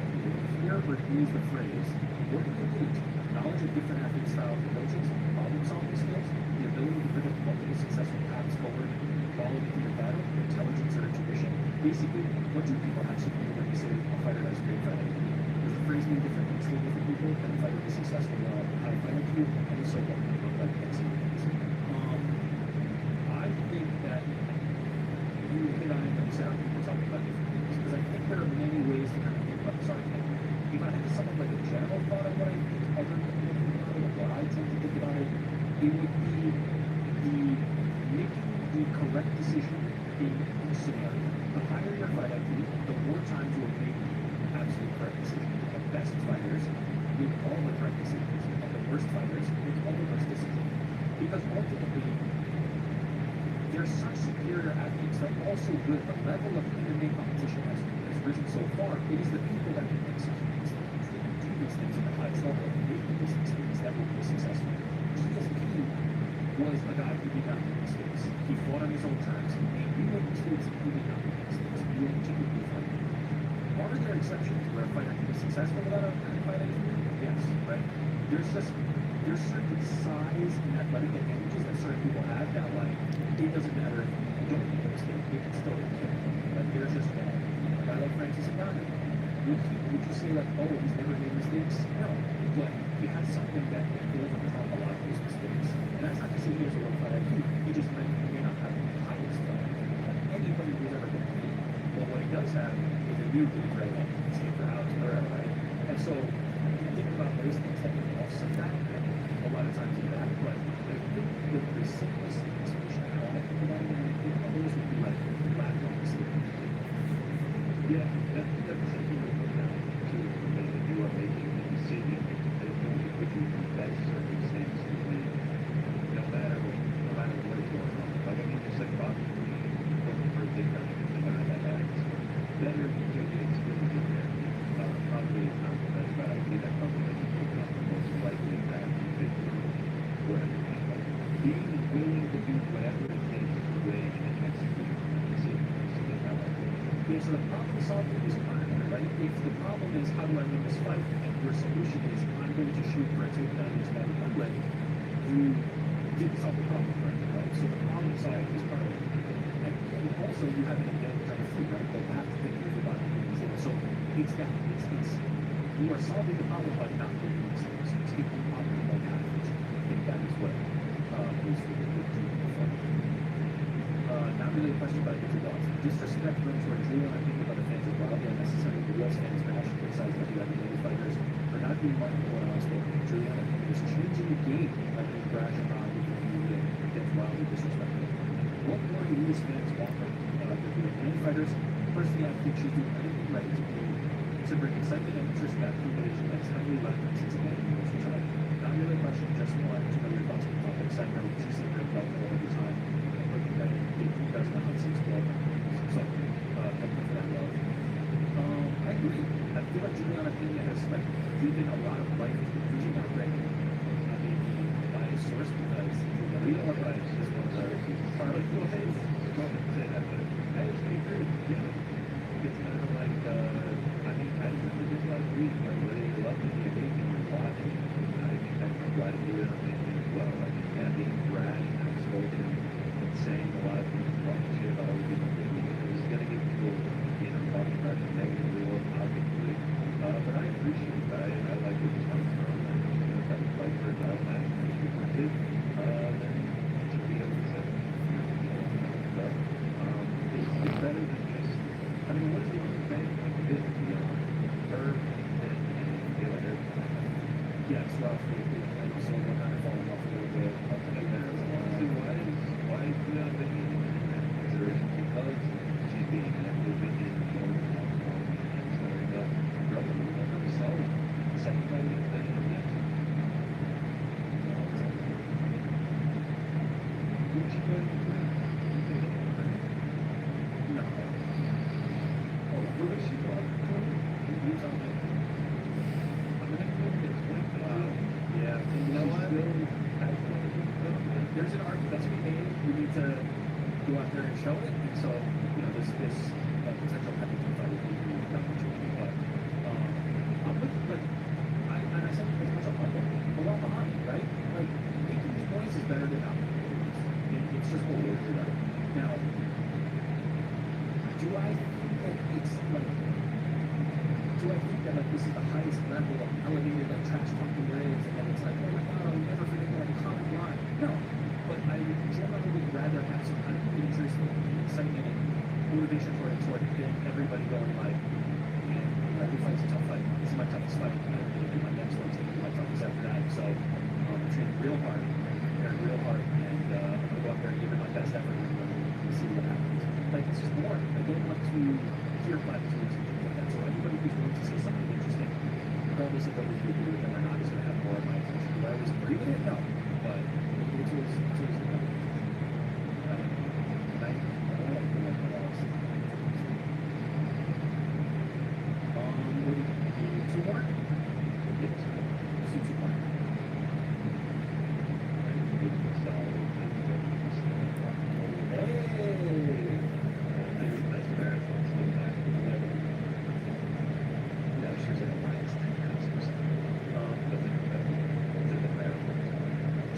What's up to the senior portion series fan? Wondering if you did what Rick got comfortable with that's last week's game. If so, athletes have more state coverage to guys that found it hilarious. Also, huge fan of the series fight Southboard. Man, Frank, a lot of Southboard like fans here. There's specific Southboard fans. Really good people brought up. That was really nice. Obviously, it was working because like we're sitting here for the whole show last time, but we thought it worked well. We thought it would have been a little bit awkward and uncomfortable for the main part of this. If I went back there, you guys will have to go back to the third show. It's just felt like yes. We're going to do UFC champion. That's right. Who knows what can happen, but yeah, it's a good thing. Okay, this is a great one. This is a perfect one to cap on. Nobody better than you guys. Charlie Seats. Why does the UFC get back to Atlanta since Poirier was held? I understand every single clamors for the UFC event, but Atlanta is a cultural hotbed and an important advocate for fight night. Thoughts? Also, shout out GC, really a GA boy, pretty much and more than they probably find it to be the best of the Charlie Seats. each other's seats. You don't need that. Why have to get that? I heard some rumors just once in 3 years. I'll get a first play with my hands. So I use selected for this video game. We don't have to drop that. They got great, newly renovated arena in the state of Marina. This, I'm 15 minutes away from it. In the night club downtown. The Sacred Stadium there. I think one of the aquarium, like, there's things to do in that area, like, fans to maybe come to the weekend about it. So I can get nice weather down here, transportation, maybe St. Louis can get it, maybe Austin can get it. Yeah, like, Is there any, like, the way this question is framed made me think back to it, though, like, holy shit, that event with Izzy and Calvin and Dustin and Max was nuts. Two of the best fights of all time, back to back. It's like, now you would think that fans would just be, or the UFC would be like, well, maybe bring something back there and the fans would respond to it because of how insane that card ended up last time. I don't know. It feels like a decent fight time, or, you know, you don't know, but I think it can pull off. Honestly, the answer is probably just, at this point, UFC is right. The places that pay for them to have fight nights are where that pay-per-views are where they're going, and the places that do not have as high a site fee are not. And that's just what it is. They're making us so much money next year. Yeah, next year. But there's just getting so much money right now to just come bringing that to places that, like, it's just like, folks and so and they're just like, you know, they would have to place others. So that's probably what I don't know.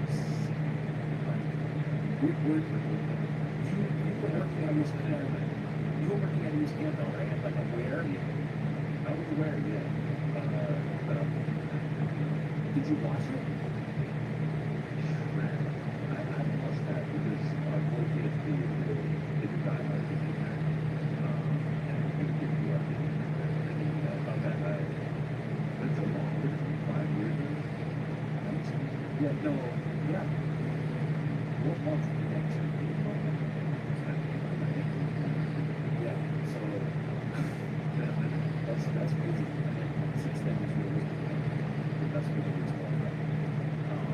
And Max and Dustin are that's pretty simple. Okay, thank you all for all the questions. That was very cool. Yeah, hopefully we answered the discussion.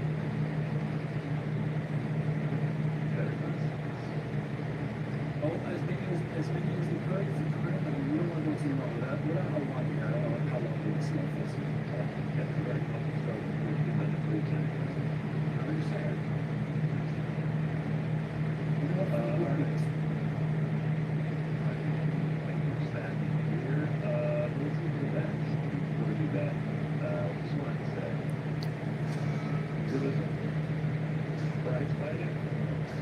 Sweet science, whatever you want to call it, you don't want this to be kind of like that one by Wilder versus Matt out in Los Angeles, down in California. Yeah, that's right. This is easy. First time kids are betting on something, really picking up fighter tonight. Go to DraftKings, you can get a selection of fighter and place your first bet. It's just that simple. You can do your stuff for customers bet $5, get 100 rupees, 1% instantly. Download the DraftKings app right now. Code BMAR. That is code BMAR. New customers get $100 bet just $5 only on DraftKings. We crown these rewards. Get them on and get them on. We've got to make the same bet that we're going to keep until people fly the full line. 4, 6, 7, 6, 9, negative 9, 8, 7, 8, 9, 7. That work people follow like that, you know, like what 8 years ago, 50 almost made it positive, no good, people like turn their responsible for being sort of the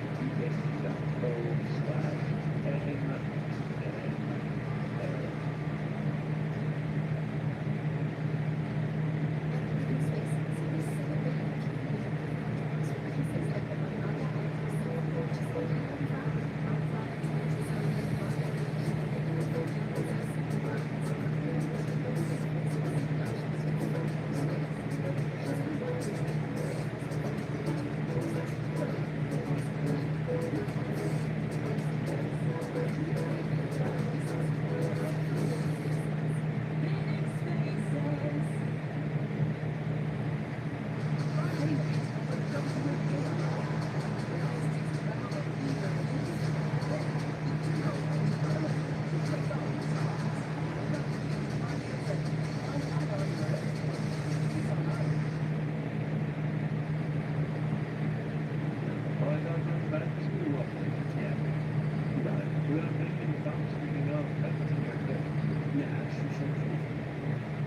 Who the fuck is we? Frank, so are you saying now? Why isn't she? Alright.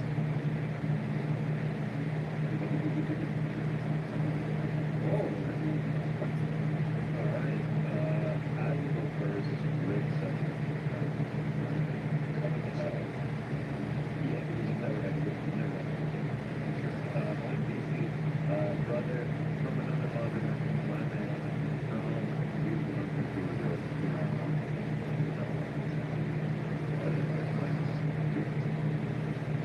Makes sense. Makes a lot of sense. Yeah, it's a good girl. Mine is also easy because I said it earlier, and with the Beyond Two Homeworks, which means that it's going to be Charlie versus Adele and Chip Chat. Does not make sense.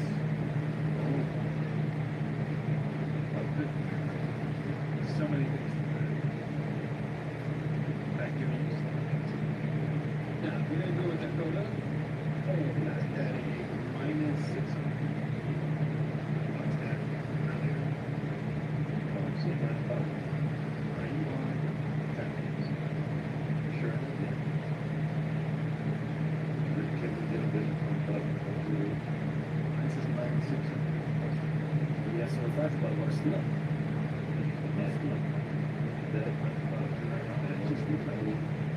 Speech time.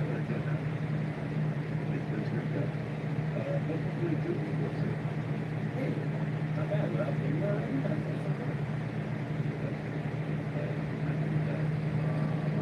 What about your pick? Which one's real? Sharp bullet, always said that, just like you said, 2.5. Couple of 13-year plays, 11, 13.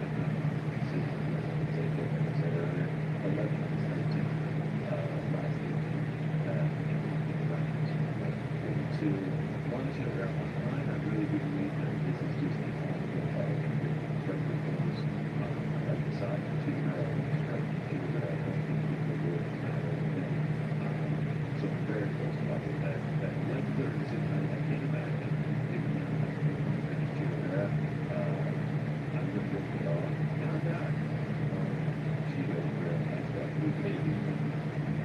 Sorry to interrupt. To the odds, the fact that I'm great. Good, right? Because I'm in New York. Hey, I just sent you that screenshot. How big was it on that? No, actually, right back. What is it? My internet is like, I just sent you the slip. I am glad you dropped it because I actually was going to drop myself. I think you're kind of cool. Yeah, I used to run it on that. That's not. No, is it? You guys are always so talking during my bed. They're trying to get a word in. We're like, oh, that's it. We're doing this for almost 3 years and get the whole shop at the big boys. I've never just, never say forget that time. Okay. I mean, yeah, schedule. Some of the things you put in, just insane. We got, right, the champion thing is done, we posted the same as we did. We got the champion, so it's just equal. Okay, I have a legitimate question. How does the 3 rounds for right? Because obviously if you get 5 rounds of parlay, you start to have an advantage there, right? You go and like 5 rounds. Yeah. I thought about that, but like we have seen on where I know it's the stereotype that like they don't do back up, it's just like it's just a slow starter every single fight. But we have also seen him now. So I just I just see this fight. So I thought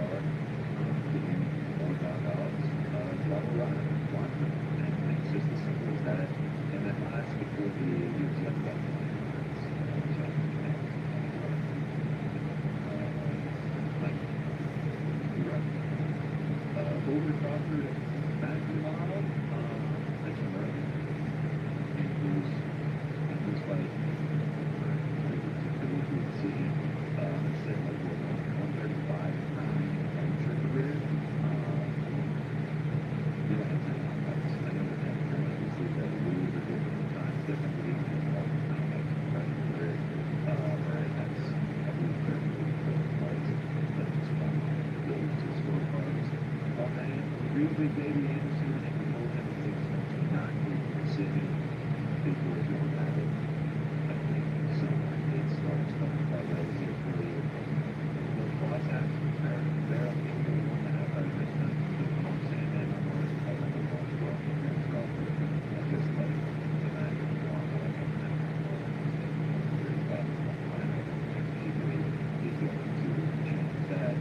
All of the boxing on it. The road I came to there, I was doing my life. And turned it off. Just wanted to throw this out there. This is the beginning for you. Everything is like that for us. But if you look at the morning, the one that I've done, Joe, all Russians, all undefeated. I thought about the old parlay. Instead, ended up with the 550 winner on all four of them, and then 55 of is the money will be by far what we see. I take it.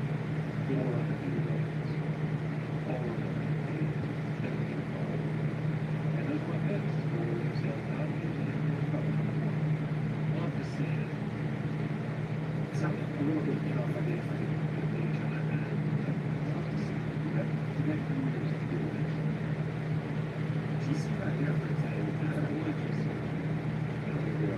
I mean, sometimes I'm just out there just like sweating, just trying to do big time on the back. So, you know, I can have money, it'll be something, and then on one day, don't get next. But anyhow, what else we got? So, wait, it's all the hold on.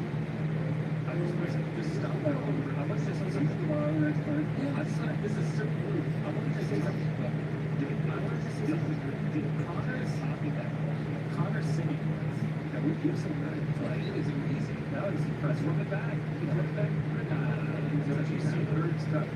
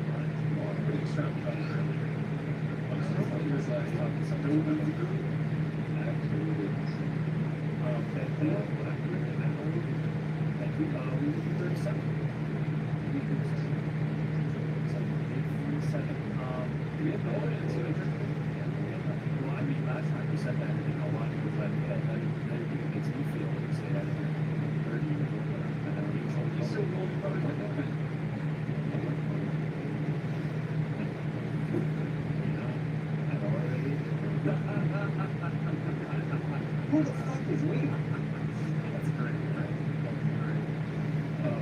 But yes, thank you. And also listen.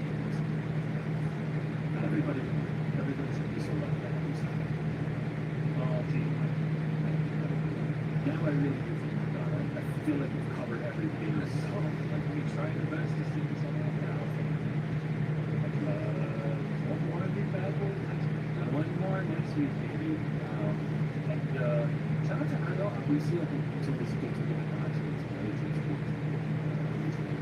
this joint thing for what was this. Hopefully the same we can do it. Shout out to Mr. Thank you for doing it. Being a very receptive interview, that was great.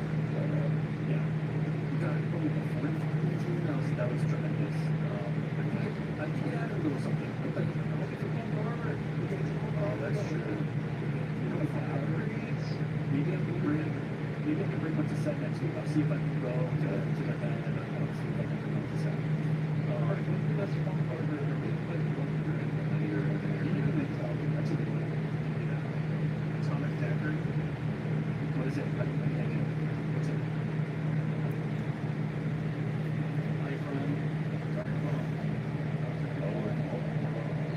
Oh, so no, it's just as simple that.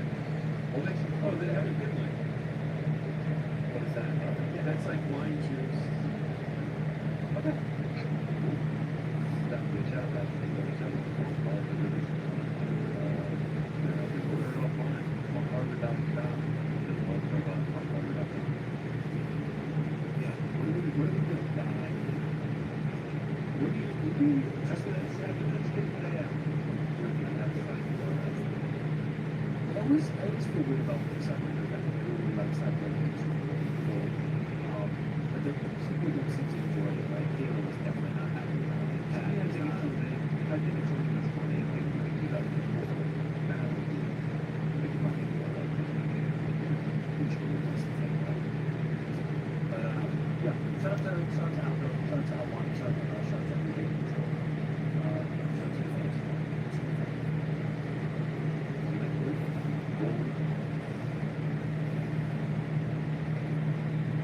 Any made.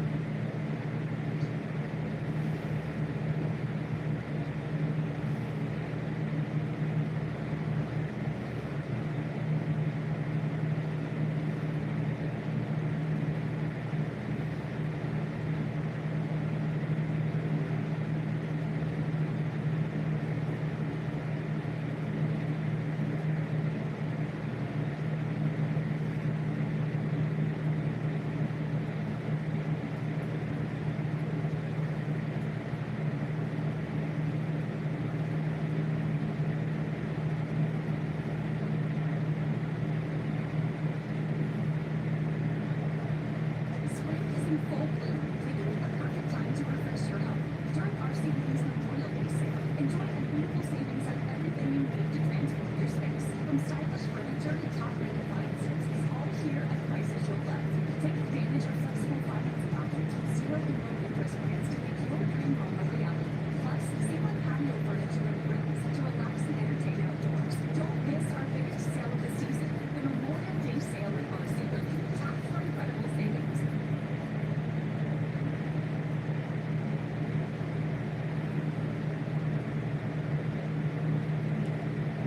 It's cool. Very informative. Yeah. Have you been following them as they've been on the rise? Was this your first experience with them? Because it sounds like you're buying into like the vibes that they're setting. You mentioned the video, you mentioned the people that you mentioned the people that are attending. Like it seems like it's a good experience. Have you been following them, or was this the first time you kind of experienced something? I haven't really been following UFC pretty well, but in terms of, I guess, promoting and maybe sure that people are know things, I'm not really even know of it. But then again, I'm not really know of anything wrestling like MMA or UFC. So I just think the UFC does such a great job of promoting, but you always know what's happening and what's coming out versus some other promotions, they don't really, I don't support that type of thing, but they don't do such a great job of letting so you know what's happening, when it's happening, and this way you get involved. Because you want to go and tune in. That's one of the knocks I've always had help from the early days. Of like, you guys have great talent, you have high talent. How come you never know when you guys are putting on shows or who's fight? It's the most bizarre thing. So I think those are some of the things like if I'm gonna give any type of criticism would be bad. I'm a fight fan, right? So maybe let's when these events are gonna be. I almost felt like we just talked about nowhere. Oh, you guys have an event? Hey, do you want to do it? Okay. I get it. It's a couple days before my birthday, but we'll have some fun, make some money, and bring them in Tampa and get it. Yeah, no, UFC is definitely established to have it in that regard and other promotions that can follow suit. So we've seen how we compete for that. We've seen Rocco compete for that. And Brad, like, would you say that this could be a potential point for other fighters if they were asking about would you potentially want to go over there? If somebody asked you, right, another fellow fighter saying, hey, what do you think about Ground Combat? Maybe I'd go over there. What would you tell them? I thought, it's fun. I don't know if maybe person off, but it's fun. I think they're only going to keep expanding their bigger. So it's kind of like the UFC and every other sport when it started in infancy, right? It's going to keep growing, keep expanding. As long as they keep taking the reps, that's the reps. I think the sky's the limit. It's a different style of fun. There was one fight that ended in TKO. It was like the Russian guy lost to like the Brazilian Arena. It was weird because I thought he went down, I thought he was going to stop the action and then like come back up. But no, the rest was stopped. I think the fight was over and it was so quick. But to be fair, they had a shot and he was getting cleared off on. So I get both sides. Right? Stopped it when the guy on top is leaning on the mat and it becomes a grounded fighter. But if it's one face, one guy, you get punched all the time. They keep it going, so it's kind of hard to know what a finishing sequence is going to do, what that looks like. They always give like warnings that it's kind of hard for you to understand what's going on, but I guess that's what kind of makes the point. It just seems kind of crazy and chaotic. Almost like athlete expression. I don't know, it's kind of fun. To be honest, it's odd, but it's fun. And Sam Alvey, I would say he's found a home at Dark Combat. He's the champ right now. I don't think he's ever fought more entertaining. And all he does is like, he pushes that knockout stuff like that. In terms of like, throwing the guy on the side of the cage, having that one like moving up in the back alley, it's just fun to watch. And just feel like people are not famous right now, they're superstar and it brings a lot of eyeballs. Yeah, let's compare it to like what the kids and like Jerry had also who found that these things happen to like themselves and built their brand up. You mentioned the rules and talking about grounded. Obviously, we just recently saw that the division is looking into changing the rules about grounded opponents. You have the famous fighter that was in play. What are your thoughts on how the new direction that they're taking with grounded opponents? Great represents an HVAC technician who heats on you every day. Your first call, an office building in West Tennessee. Time to put your experience to work. On-site, moves are live, your owner's family. But Granger's easy-to-search website quickly helps you find what you need to keep the office and your HVAC running smoothly. Call 1-800-GRANGER, or just stop by. Granger, for the ones who get it done. I think it's perfect and it makes the most sense. It gives us more of a definitive, this is, what you need to do. People play the game and put the pen down, and then they get mad at you because of data security or lack of knowledge of what's actually happening before the rule set. Everybody just puts the pen down. Ron has done this a couple of fights. There's been multiple people who have done this in fights to try to support the I just feel like it just happened this last weekend, right? In the title fight, the main event, and there was a six, I don't know, but I can't remember, but a lot of guys do this. But with me, if I could shoot, I'm down on my knees because I know I can back up. I'm not going to get really or kicked in the head, but I can back up safely and get back up to my feet. And then I have to make a decision like, let me up, shake you a punch, or jump on your back, but how about that? All these things that you can do strategically, tactically, and have success, or you might make mistakes because you just never train those positions. Now, these other guys, they're just putting their hand in town when they're against the cage in the front hella, thinking that they're making some safe. That's the position. I think that's where it starts to make these problematic and starts to causing the lines a little bit where people are getting more pissed off because they're already playing the game, you're doing the sterling game, and like, that's not what I do. I actually put you in that room to make sure you know I am down on it, not up, not touching the ground with one thing at the same time. And like, when someone does that, pick them up, put the fucking line, it's not that complicated. Like, I think people make it clear what it really is, and I think if you have the experience in these positions, you work on other things positions with the coaches and figure out what are you supposed to do. But I like it because it makes things quicker, super easy to define. You have to have the actual floor, you have to have the main floor, you just have to have the main floor. You not actually make yourself cut down on the opponent. And I think that's fine. It's more fair. Like you said, I think the great people said it. You mentioned All-Star earlier, and your birthday. Did you happen to see the birthday video that All-Star made for you that was listed today? No, I didn't. Let's see it. You got to put it right here. It's not the most exciting video, man. You wish you could have your birthday. Like, you're getting out of bed, waking up special just for you.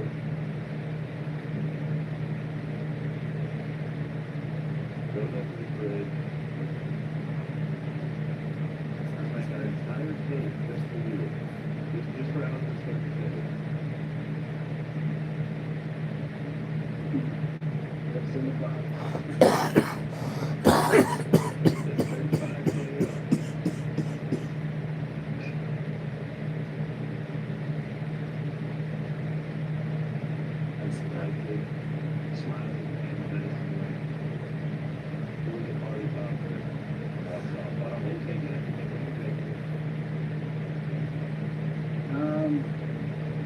I think we could have done a lot better. But, you know, he gets a little clap, he's trying, at least he's trying, you know, unlike the fight where he's not trying to finish, at least trying to be funny. So, I guess I can kind of count for something, right? Yeah, I'm gonna, you know what I made? I saw this like, it was like you waking up, it's like, it feels like an AI voice over you and like fighting himself. And you feel like he's trying to make something, you know, with shit, like he's trying to be like, Yeah, that's started.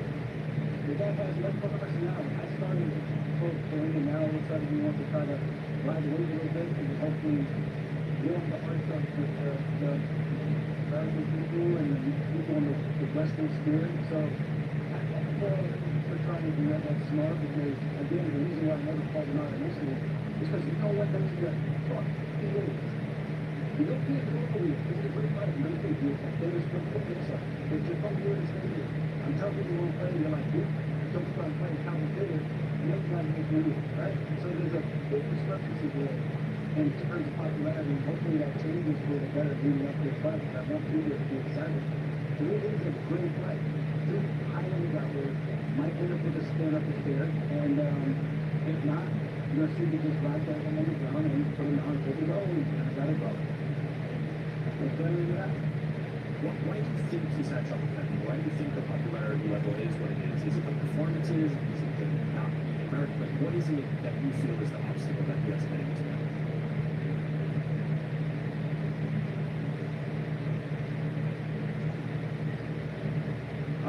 There are a couple of things that are very touchy, so I'm not going to touch on that subject. It's in our personality, so I think I'll do research for that itself. The second thing is, he's not a very exciting fighter. He's been in the UFC for how long now? He had zero, there's nothing with, and, you know, I'm not the first selected candidate for this, but, there's competition. I mean, I fought the number 6 ranked guy in my third UFC fight, and I finished the number 9 ranked guy in the UFC in my fourth UFC fight. I finished that, you know? I mean, the weight was being a little bit harder, but I finished people, at least I have some type of highlight on my resume versus this guy who had 0. Thankfully, the fight with Conor Allen was somewhat exciting, and it was really because of Conor Allen. He just brings a crazy pace where he's constantly going forward, where it's hard to make a fight like that work. I think most people would agree. If someone else wasn't as willing because they didn't want to get taken down, that fight would have been a snooze fest. But again, I still think he's a very skilled, talented, and maybe a future fighter challenge but for right now, I think it's my time, and I don't have much time being 35 now, and he don't have his time. Unfortunately, I got tripped back, and I got to make you guys realize that American can travel and show what American got to do live. You mentioned not having time. Do you think that this will get you in the title picture? How far away do you think you will be after this fight? I go out there and I finish the inside heavyweight in the first round. I'm getting the guys to title shot. I can't see him there enough. I 100% believe that. The guy's undefeated, ranked 5th right now. I believe he's 6 or 7 in the UFC. He's out there, former champion, come up, 27 pounds undefeated, come up and dominate and finish. Also heavyweight. I think that's happening tonight. I think it's just hard to deny. Who else is there? We don't know who's going to come about. We know Max and Alex, Max and Corey are fighting next. So why not me? Yeah, it's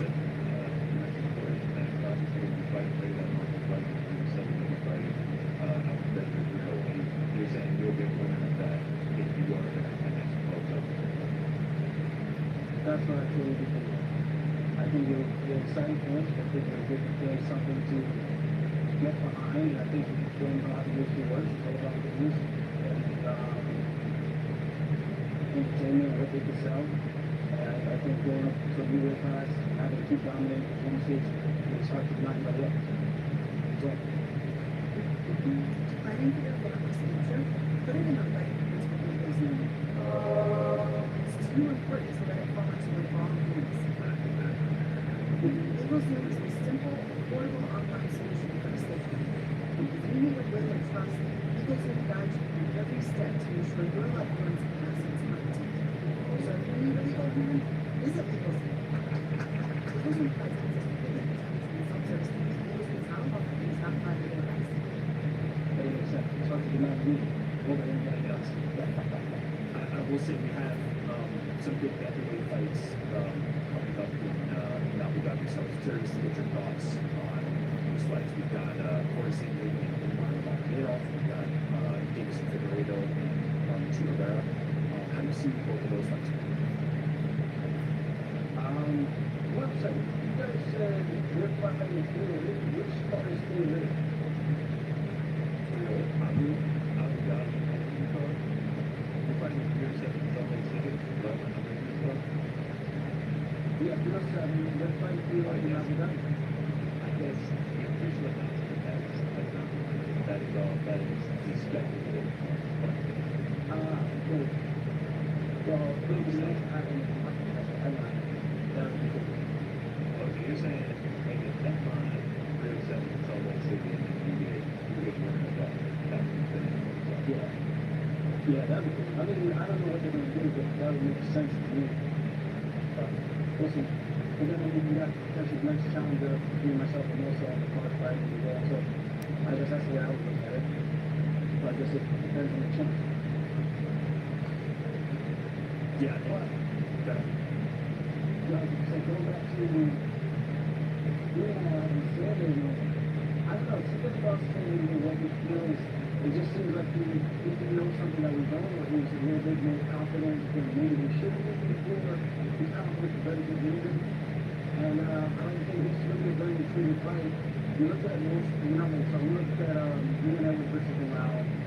You saw how good Leon did against Islam, defending those takedowns, how he shut down Kobe Covington. He was very good at the takedown.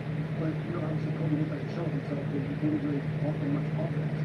But when you look at the stage, you have to wonder if other people will get just as good defensively the takedown. But then you see how Bilal was able to get down multiple times.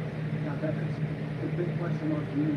As Corey Sanders has heard enough where he's going to be able to avoid the takedown of Umar, and you start to touch him off, and then he continuously after the stand up and fight in the ring.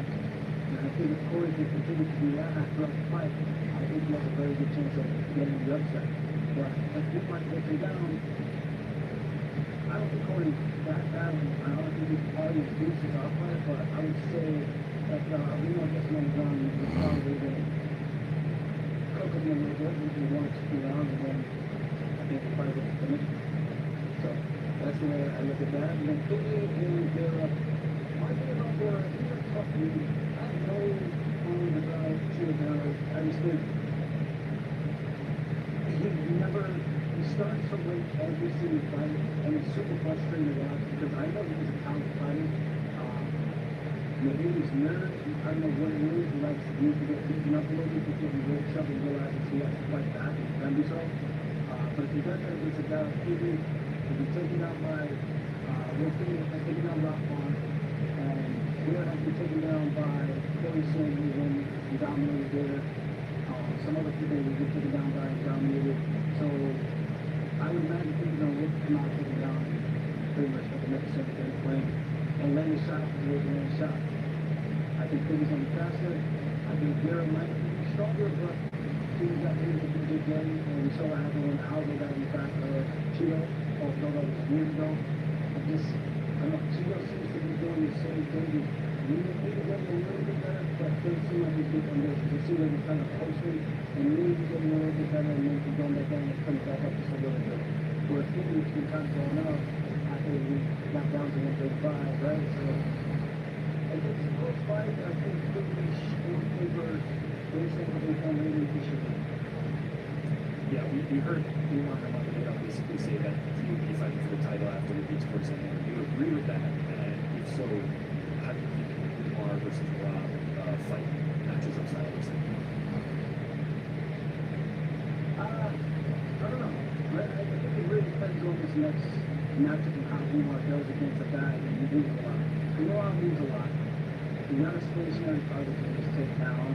And I think, and knowing as a wrestler that North takes someone down, it's much easier when you're stationary right in front of you versus moving all over the place. When you're moving all over the place, sliding with me, you shoot, you get extended, you put yourself in back positions, and I think that's where you start to kind of get trouble, get exhausted. And I think that's the difference between their style.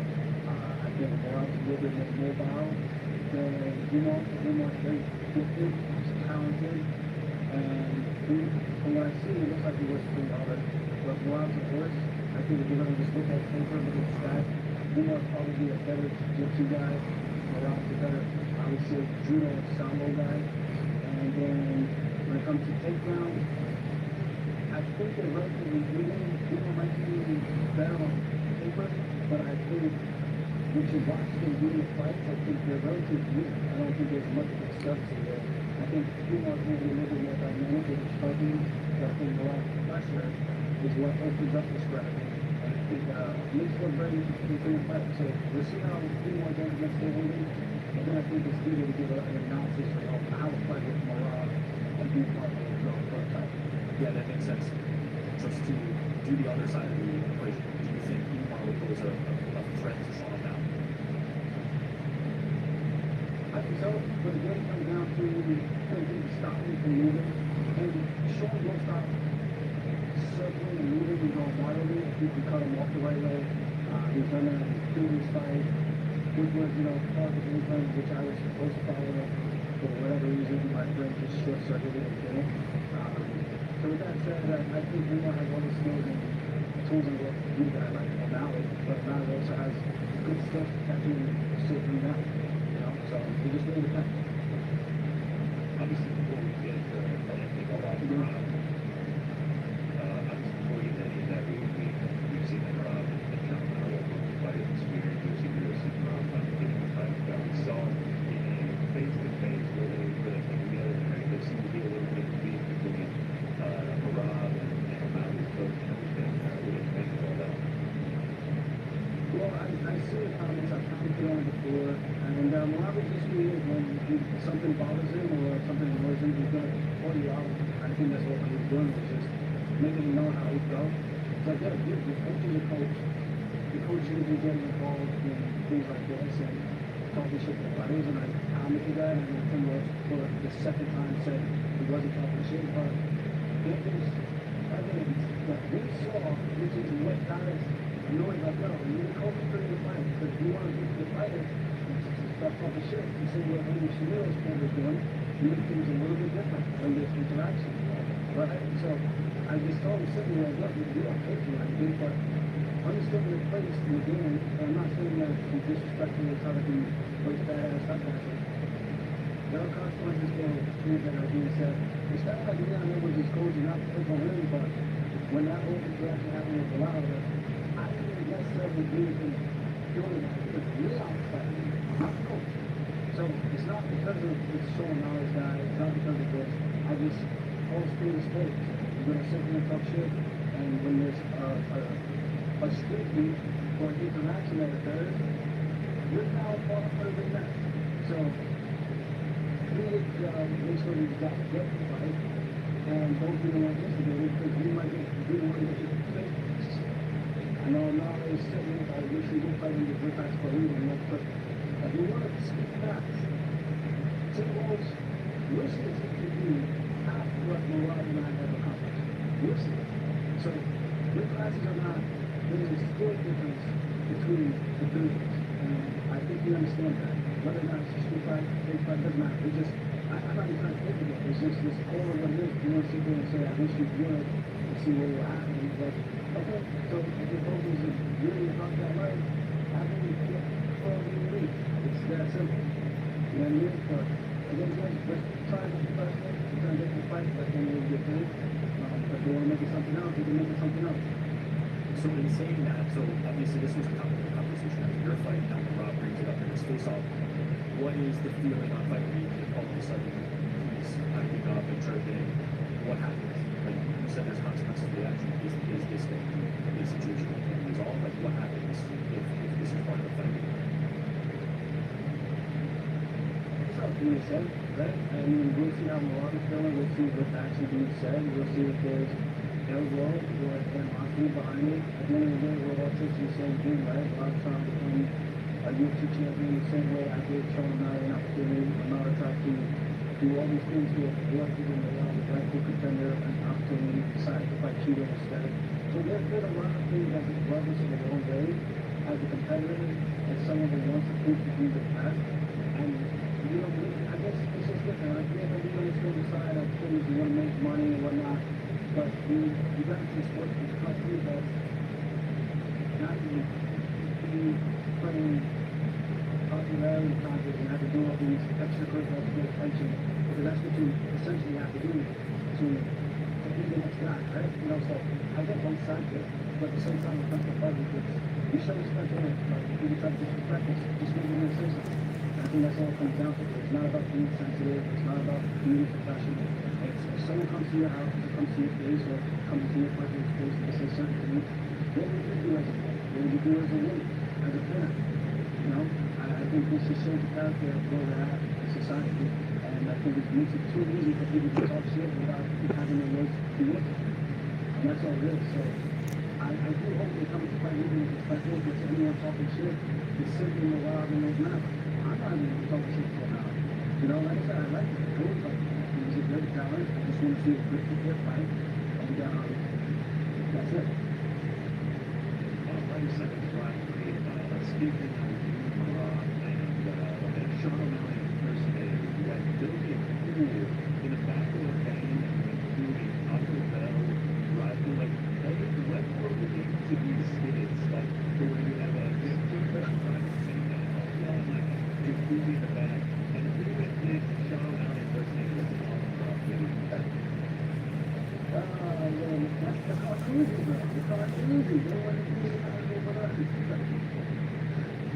Sit down. They were eating not singing songs. It's pretty funny. The Jordan guy. Who is he? Yeah, who is he? Tell us about this guy. He's a Jordan guy. He might be O'Malley's long boy brother. Well, I mean, O'Malley might be good. I might not even know. They look pretty good in a while. Is he a friend of yours and Rob's? Like, how did this guy get into the picture? So, I think it's a bit of a lot of those stories, but there's a friend who said, like, you got this guy and you want to see his skin, and he looks just like O'Malley, and what I saw him was like, he didn't think he looked like O'Malley, but he was just ridiculous, and he came back like a children, like, his baby down his beard, his made like a little fun pass, and then had the curly hair, put some lid on, put on tattoo or something, and then I was like, wow, we got really my son. Really good practice, so it's all, I don't say family, but it's all culture, so it's kind of cool how the Jordan people just connect with each other, even if they don't know each other from the home. We'll get you out here on 2 days, and thank you for your time. We recently saw you on your channel, your YouTube channel. You mentioned not wanting to see MMA fighters challenge Jake Paul, at least not if they're not the same size. So, is there somebody that you think could get the challenge? Is there anybody you would want to see? Obviously, I think Anderson Silva's the same size, but there's some criticism with potential age, and there always seems to be some kind of reason why Jake Paul has an advantage over the MMA fighter. Is there somebody you want to see him fight? Called out Alex Pereira. Would you want to see Alex Pereira versus Jake Paul? I would love to have a fight with Paul. A guy this size, a guy who's a little bit older, but he gets like a strong. I think, I don't know, I think it's just a different fight when you're fighting someone the other side. You know, last time we fought someone the other side was against Tommy Fury. Again, these are very fighting for where they both were in their career, but one is a professional boxer and actually does it a lot more than the Dominican fights against a smaller guy in a completely different sport. And we saw how that fight went. Now, mind you, this guy has improved since then. I think even the fight against my cousin showed a lot of improvement. And with that said, that's the thing about it. When you fight a guy like Paul Conley, see if he's really not that right. Paul's not the best boxer in the sport. He's the boxing place with his cousin was fighting. And he I just know, I like the guy, he wants it. Let's see if it's actually gonna happen. I think it's all complicated just to show people that he's good fighter, maybe. But will it actually happen? Demons is all called more for the get people to talk about it. I can Safe to say that you would predict Alex Guerrero would win that fight? I think Alex Guerrero will win that fight 100%. Because I don't see that. I mean, what way did Jake Paul win that fight? To play devil's advocate, and what you said, right, training primarily boxing outside in today's world would be an advantage. Obviously, the size now, like age now, is not as big an advantage as it has been previously. So that would be the only thing that I would think that might be something for Alex, right? Like he has been training boxing primarily for this whole time. Alex has been training at the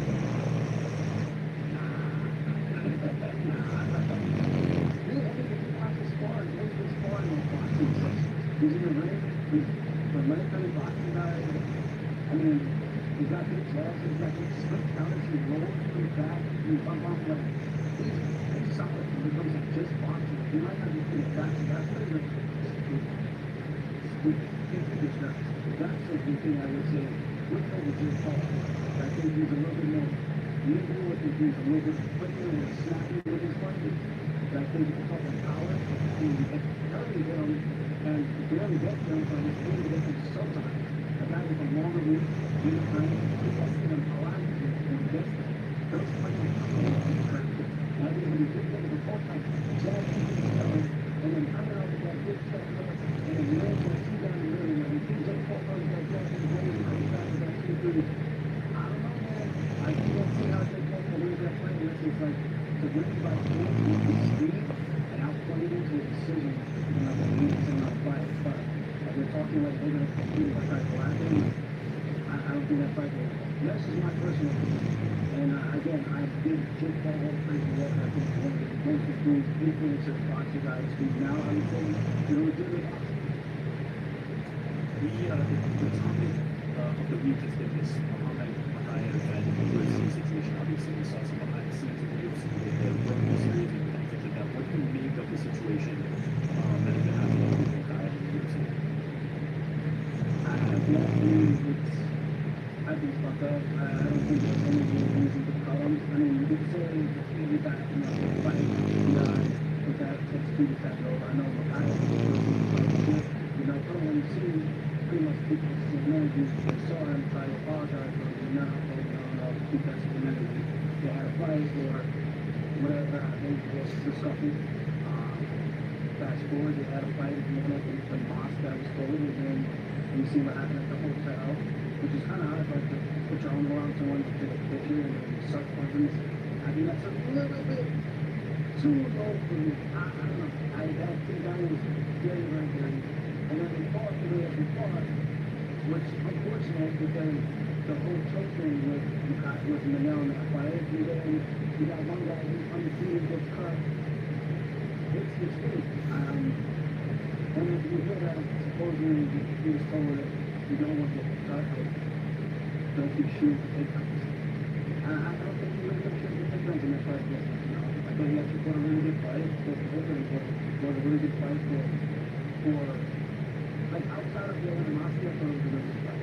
Like if you guys saw that animosity, you thought it was a crazy ball girl, like throwing down skills in the middle, not top style. But that didn't happen. It was very technical, and I still thought it was a good fight if he wasn't rusty the whole time. He got I think that's a lot. You have 46 shots out. David mentioned that the matchmakers had some concerns about some issues with him. He mentioned the idea of somebody apparently from the UFC, according to Mokaev, had said that he should be shooting for takedowns. But the matchmaker thing caught my attention because obviously you're a UFC fighter, you have a relationship with people at the UFC. How important do you feel like that is to a career, to a UFC career? Because if Dana White is saying the matchmakers didn't like him, whether it be a style or whatever else is happening behind the scenes, obviously that factors into the idea of not resigning him. Is that important to you? Do you think about that? How important is that for a UFC fight? The fight towards the style that they want? Potentially that, but more the idea of like being matchmaker friendly, right? If the matchmakers want to have an opinion of you one way versus another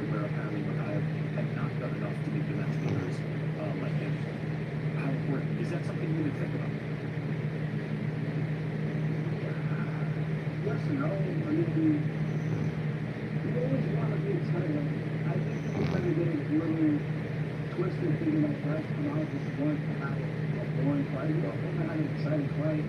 Sometimes you got to fight certain styles differently than you would a different style, right? I look at the Charles Jourdain versus the Silver guy in this sport. Charles Jourdain is a very tough fighter.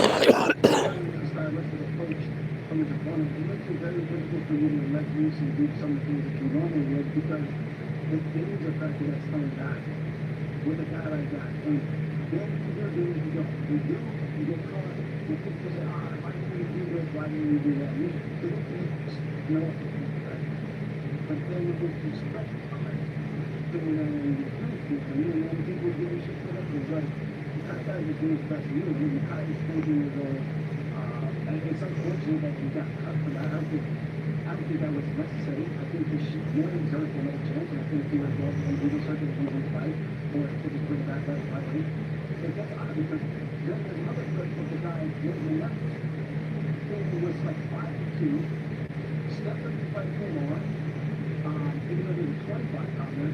He got 3 bonuses, and I guess from what he was saying, I don't know if what he put out, but he was told he's not an exciting guy, which is that 3 bonuses. He's not no bonuses and that, like I'm 6'4" in the UFC, you know what I mean? It's not very good. So, he got 3 bonuses, I think 2, maybe 1, and yeah.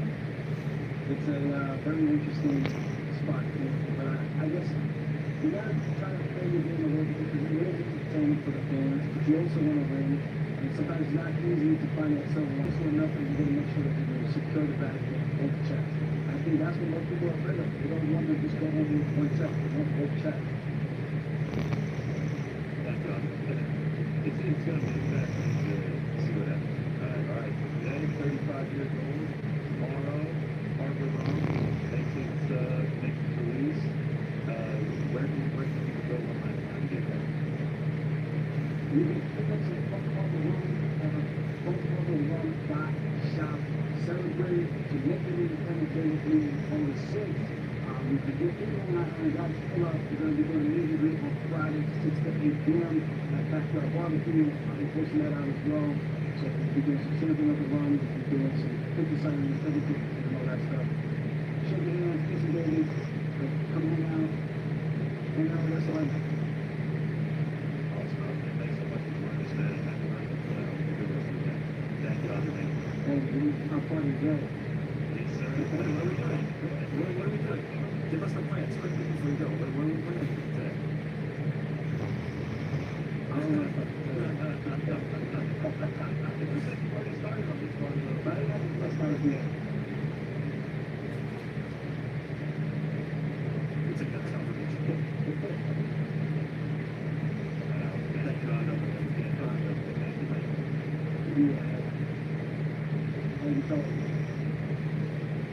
Thanks for watching. We appreciate it very much. If you like this video, give us the old thumbs up. Subscribe as well. We have many more of these videos on the channel, so please do that. We would love you forever if you did so.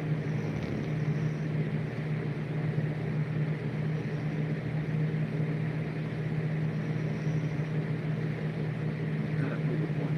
You enjoyed being in there for 25 minutes. Am I wrong? You know what? Actually, I enjoyed myself. I felt a lot of focus on the ground. I feel like gas. I was bouncing when my coach, used being and Mike did. And that kind of told me to go from the rock because I don't want to say you had it bad. Maybe they had a little PTSD from the last fight before that, so yeah, they don't want me to try to take out straight away. But I mean, in no point in that fight that I think that, even as I recall, I said at the press conference with Nico, I didn't blink, like me, he didn't come back to me. And when you fight, you try to pretty much survive. You're not trying to win, you're trying to survive. Playing in 85-90% defense. Yeah, you know, it makes it hard to like, take out a moment like that. I mean, even with violence, like you said, like, When you were at the press conference, you saw him getting all fired up like that. It actually reminded me of this game in the early days of his career, where he would almost have to psych himself up, get too emotional. And I think you can compare that Bisping to the Bisping who fought with Rockhold leading up to his fight, how relaxed he was and sure of himself. I would argue that being the opposite way is a lot more smart and successful for your career. If you were seeing Matt like that, did you know, okay, John is getting here, he's way too emotional about all this, he's getting psyched up? I mean, that already can jump. I've already told him before because he's the kind of guy like he gets too much in school. I remember reaching the time we played, and then that's like a recent quote from the Academy. Maybe that's just something. I just feel like I don't feel out there, and you can see I was just like helping the man, I could just see it at his head. And I told him, I asked him a simple question. He couldn't even answer it. He just like a phone. And then we explored and I loved it. I knew I had him. And it was just a little bit of mental warfare. And I wanted to get him to do the school because they're trying to have that proof at the press conference. So I wanted to do the school and took the match off. I was like, yeah, even though I pushed last back up, he like third down. And he sat down and I remember I looked at him. Like me, my being someone next to me or down the seats, but it was like this piece of bubblegum that saw through as well. And you know, I fired up again. So I don't know who thought it wasn't me, but you know, I don't think that's the person who did. In the fight, this moment there where he gave him a little tap on the behind, and he's fucking called the moment to rewind it, what was that all about? Like I said, things like this, like I said, I was gonna make you, I'm gonna do like a demo of this. So yeah, we were just, like I said, playing the game, switching for 25 minutes. I want like most of it because I'm just gonna scrap the ball. Like I used to do it. So that's still what you're doing. And so in that moment he was there and I was like, well, I'm trying to go for the fight, so I let him know, hey, get to it. You gotta smack a bitch sometimes, you know what I mean? Like, hey, get to it. Did he really say to you that he thought you won after the fight before he let you switch out? Yeah. Yeah. He paid, because I said, well, I wish we had, I guess that's something to the, well, I need to shake it, I had that. He's like, well, this one. I'm like, yeah, he's like, I wonder how that, no, you can't tell me what, who's that? He's no way, we're not the same one, right? But then, he thought we won that. Yeah, like even I said early on that I wanted it to be 5-0. I want her to finish him. He's not going to finish, but I wanted it to be 5-0 just so he knew and like without a doubt, like I stood him bell to bell. I did what like Eric Cartman, man, he just had that belief in himself. That belief in himself that he believed in bullshit. And then tweets his own. What about his rhythm week? Because that was the first time you were any coming off the loss. Did you find that you were doubting yourself at all? I didn't even notice that the belt was there this whole time. Oh, my bad. Oh yeah, I just realized I should oh shit. I just put it where the sun is catching it, but my sun out there. So I was like, oh man, can you catch it way bit on the side? Beautiful. Did you feel like you were doubting yourself? Like, did you need that confidence? This was not just I feel like I was down myself. No, I heard that I already called Victoria with him, so I knew what he offered, and I felt like, what you can hear show me, like, you know what I mean? His last few fights, all people say, they all look the same, so I was like, what you like something new that he could show me that he hadn't shown me. And it was, like I said, good boxing defense. I would tell this point that the defense was boxing was like, that's what just, you know, when you get kind of scared, you're really scared. Not up there, something like the press conference is something you don't fight off. It's plenty of it, so, yeah. What were you going to say before I interrupted you? You said this is the first time you should have caught. Oh, look, with this girl, July. Second put up, right high.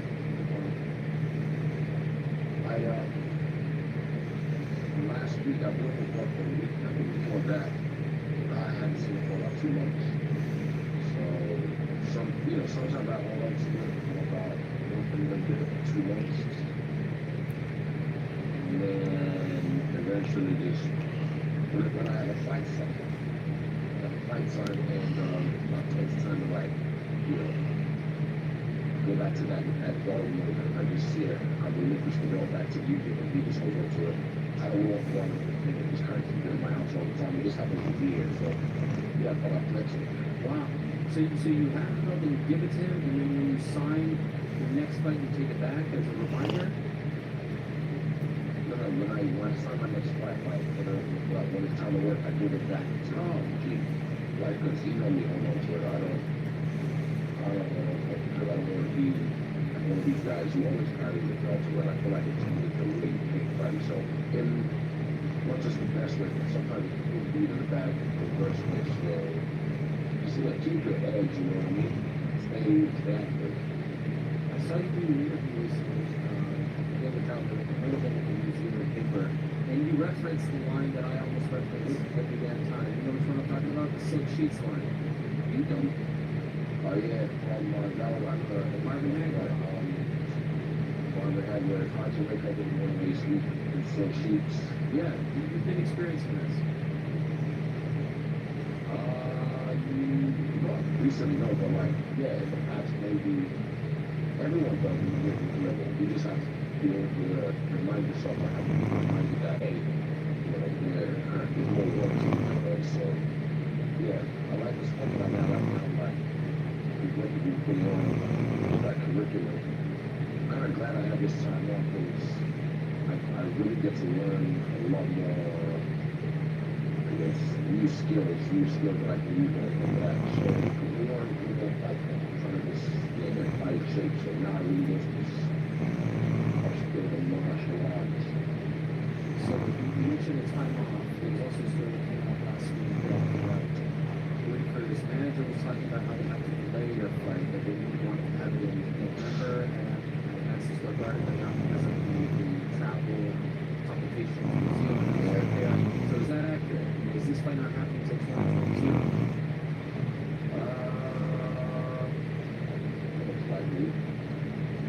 Most likely, yeah. I mean, remember it's not that it's this whole NIQ business, like, we brought what's now. And people in, East Asia, like, looking for vouchers, because you have to buy a voucher to be able to apply. So we were doing minutes now, in the announced that all sold out because what God said, like, people in the country, like, have to be looking for it, and then alert people when the voucher is home. So if you're trying to get to December, December, 3-4 minutes without the patients. And you don't get some sort of exemption because you're an athlete, you're a pro athlete, none of that. Well, I thought I was like a lot of people there just over the weekend when we played against the All Blacks. And some exemption on it is what it is. It's kind of sad just because, I understand that like you have people who maybe need to see their parents die because one of their parents feel like people and shit. So yeah, it might not be important to it's all relevant. It's all relevant. One of the most important for the country because we are bringing a lot of economic value into the country. So we should have an invention. Like the lady told me on the sporting team that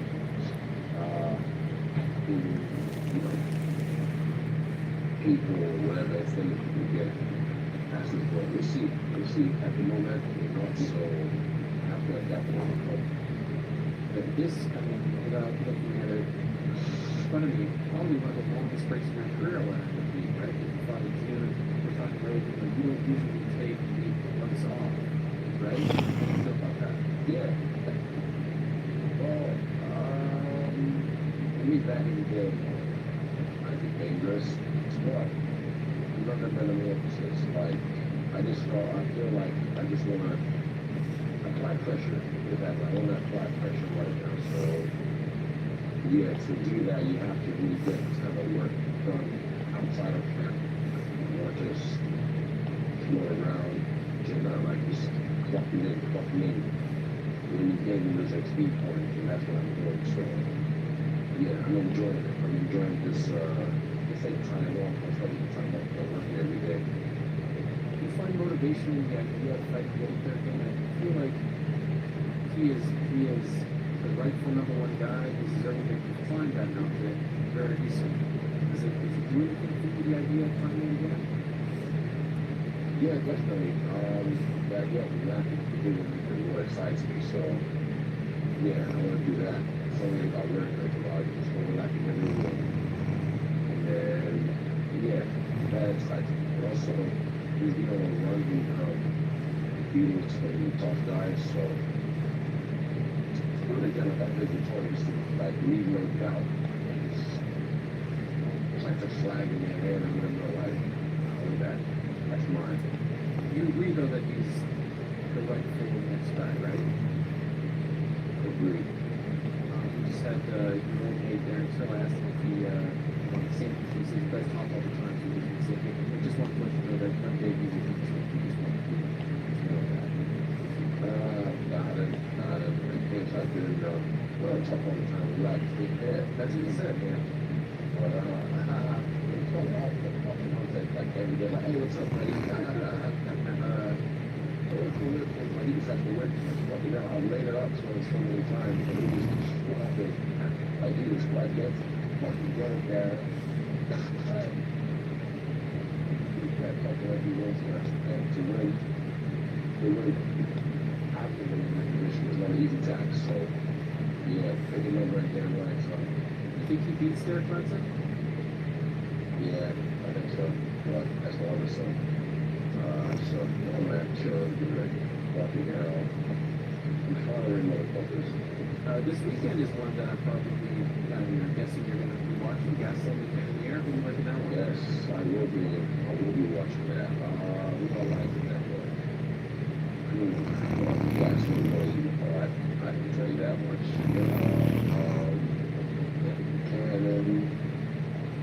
Cannon is one of these guys that put really thought. But I'm excited for him. I have it that way. I like Cannon just because I like fresh meat, and also he's a good guy. I feel like, yeah, I'm in up to involved in this stuff. I'm trying to help these people. Yeah, I'm trying to really change lives out here. I know, so yeah. I hope he gets it done. Well, like I said, he's American Congo, man, and he's probably pack a lunch, pack a dinner, and that's all about food, baby, and hope he can eat on over there. Speaking of fresh meat, Sean Strickland, is he someone that's on the radar or not yet? Oh yeah, what's his name? Sean, yeah. Sean's last wife, right there. He's good. He's good. Yeah, I don't know. He's good. I know he's bad, like,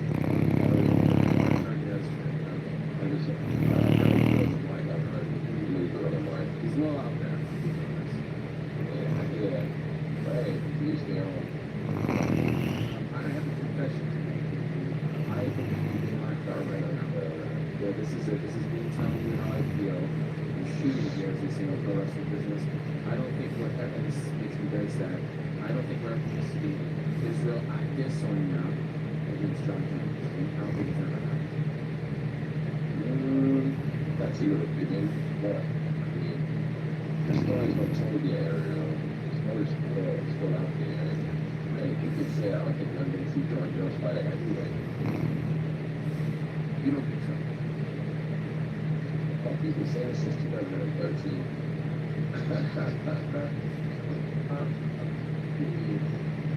He either get it done or you don't. So, yeah, I jumped up with 3 years in the company, so being in the company, and I jumped in the division that had me, the guy up there respected, I think the champion up there, he gave me my fault, so, yeah, I just think it's not something that anyone can do, and he's going back for no reason now. Is it not weird that now it's like, okay, 2022, it will be 2 years since his last fight? But it could be 2.5 years. Like, going on? I don't know, you gotta ask him. Get him, at least he can close the show. Get him to look and ask him. Yeah, he might tell you. He might even come to the show. He might be too big for your show. What? Or out there in Albuquerque, New Mexico. You're saying my show's big enough for John Jones? I'm saying you might, if he's too big, for a show out there in Albuquerque. You might be too, the streets, the hot streets of Albuquerque might be too fucking to be coming on the anime hour anymore. I feel it. But do you see where I'm coming from? I just feel like you're on different wavelengths. One guy with guys, like, I don't see how these stars are going to align unless they go crank a lot. I see it 100%, but that's the thing, like, you gotta know when to hold them. You gotta know when to hold them. And the song's not over yet, so stay tuned. Like, we'll try one day, I don't know where, how it's gonna happen, I just have an idea of what's gonna happen, but, yeah. You see, see if you move up to white first. See if you move up to white first. And give you guys there. I think you can, but, you know, if you can get there. If not for that fight, which I've always heard means a lot to me, I think that you could continue just fighting on 185 until the rest of your days because of what happened in March, or is that still something that you're going to do again? No, hey, like I said, the story's not over yet. The story's not over yet. There's ways that this can happen, so stay tuned. I'll leave it at that. Stay tuned. I like the little tease and things to come. I don't know if they're actually actively working on things. You kind of feel overheard that the story. I'm not clear. Like I think you gotta know when to hold it. You know, you wanna fight another day. I don't know, 4 or 5. I'm not going to another. It doesn't work out. So I'm definitely gonna fight that next week, depending on who's holding that belt. We got every way pump that up and then go back down to the 5. So yeah, there's many ways this still can be, and it's like one of the goosebumps book. I love those goosebumps. By the way, do you harp on that adventure? I love that one too. That's what I feel like I'm doing right now, man. Like, do you harp on the Yanni fight? Do you think about it a lot, or is it totally at the end of it?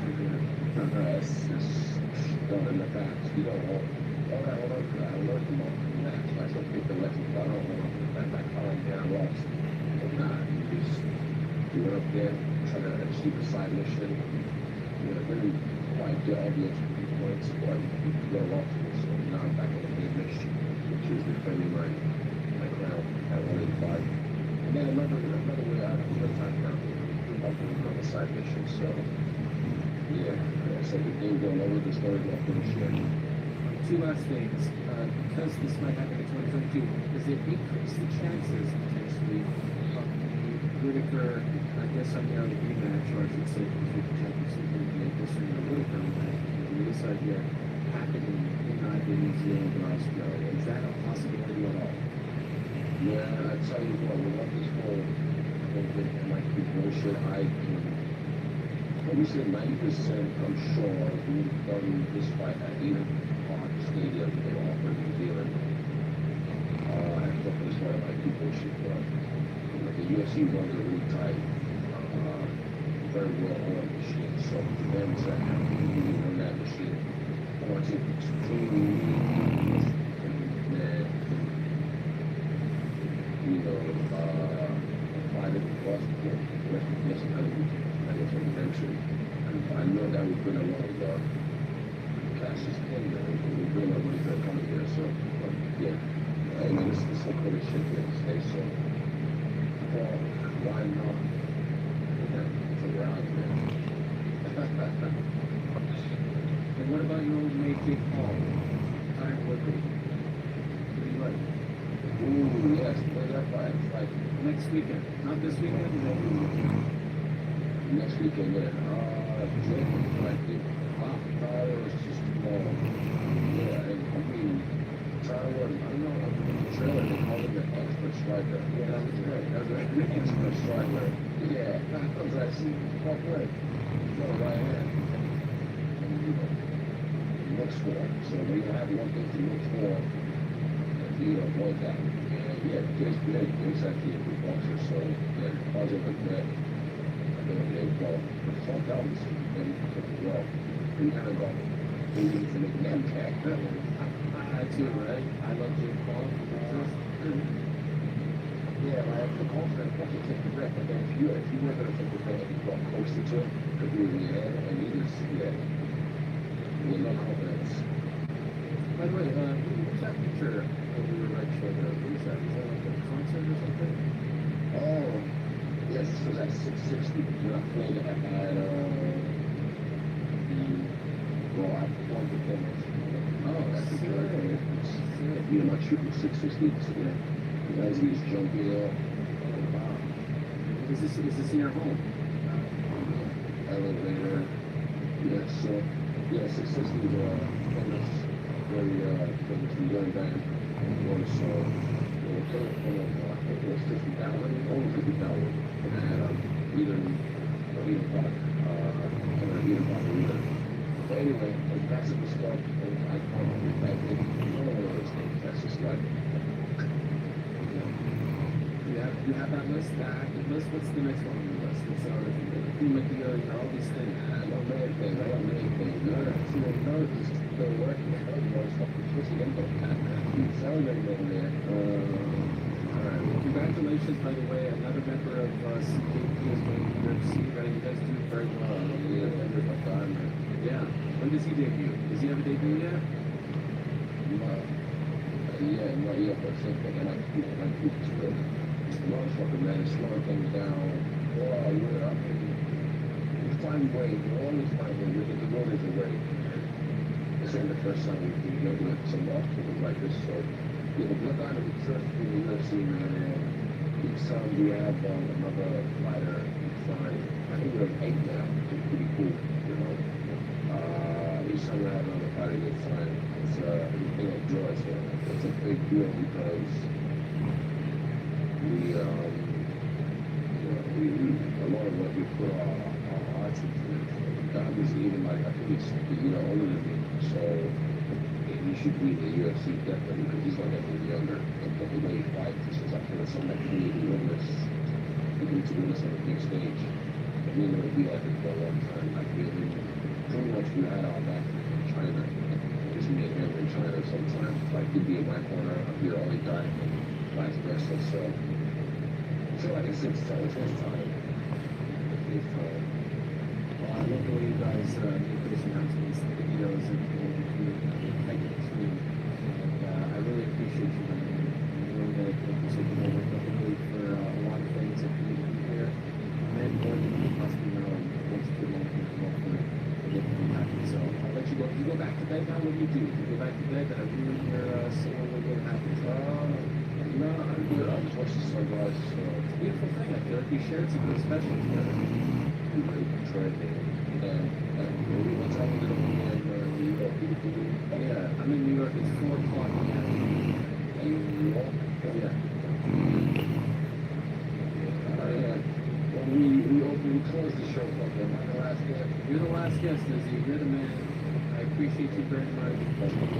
Thank you so much, and we'll see you soon. We'll talk to you soon as well, all right? All right, appreciate you. Congrats again. Clean man. Spread your wings and fly. There we go. The last stop, and he's got to say, that laugh to close the show. How great was that? Beautiful stuff with him, and I really appreciate him waking up so early again to join us on this first. I don't even know what to call it. Is it the first edition? Is it the first last edition? Is it episode 500? I don't even know what number we're at. I'm not going to count the numbers anymore. I don't want to do that because I feel like I always hated actually the 200th episode, the 300th episode. I always hated that sort of thing because I treat every episode like it's an anniversary episode, 100, 200, 300. And so I always felt weird, like we're making a bigger deal out of one episode. It's like my children. I love them all. I love all my episodes the same. I love all the guests the same. So we're not going to count them. But I do want to let you know that if you go to Spotify right now, you can go to podcasts, you can go to Apple Podcasts, you can go to podcasts, you can go wherever you get your podcasts, and you can watch the video on demand of this show on YouTube. It was so weird being here, like seeing all the things, there's a little like Apple box over here that I used to put my stench. There's not. It's beautiful. It's like June, I think 11, 2018. It's beautiful. The dust, it's change. I love everything about it. And I'm just so like I want to come back here and do the show again. And guess what? I get to do the show here on Wednesday, and I can tell all of you that on Wednesday, on Famous Mix 16 TNT, one of the guests that we're doing this is the greatest of all time. That man, who's on my wall right over there. George St. Pierre. He'll be joining us as well. And I've many guests. All reveal the full lineup in the morning, Wednesday morning. We're doing morning reveals now. Monday morning, Wednesday morning. But George St. Pierre will be on. You see what we're doing? You see the big guns that are coming out for us? MMA Hour, back in your life. I am so freaking hyped. I'm so freaking excited here. And I know there's so many new fans of this sport. Some fans, they're kind of like the ESPN, but the new fans, which is great. We welcome them all. They don't know about this show. They don't know about Uncensored. They don't know about Darren Telling His Heart. They don't know about Israel Adesanya. They don't know about Saber and Rampage. They don't know about Dustin. They don't know about El Diamante. I am so hyped. I am so excited. It's a part of the program. Miles Southside. For now, I shall say goodbye. So Frank, my man, you can hit my music. How about that song? It's been a while. Oh, it has been a while. It is so great to be here. Did I forget anything? You know, usually around this time I'll work out the weekend lineup. Well, we're going to be back on Wednesday, twice a week. I'm so hyped. Thank you so much to everyone for welcoming us back. Thank you very much to Vox for the opportunity. Thank you for giving me my old show back, my old guest, when I said everything. I didn't want to change anything. I'm just so happy I could cry. I miss this thing. I miss doing shows here. I miss doing shows staring at a camera, like an actual physical camera, not a Zoom computer camera, an actual physical camera. I'm just so happy, and I'm grateful for what I've been through.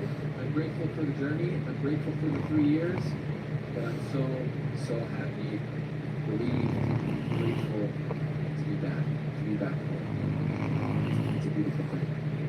So again, I want to thank all of you, and most importantly, I want to thank you guys for joining us on today's Five Games, the Legends. Thank you very much to Dustin Poirier. Go check out his hot sauce. It is really, really good. I put it on my eggs and all that stuff. Thank you very much to Quinton Rampage Jackson for stopping by. We left him as he tries to get that Sharon Briggs fight.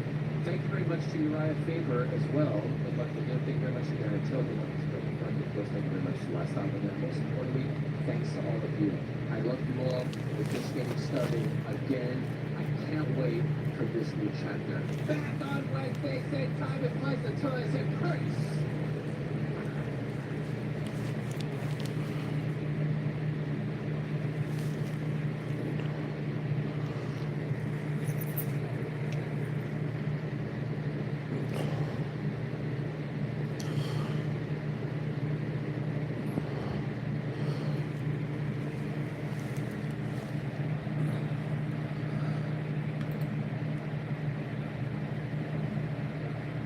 Come on.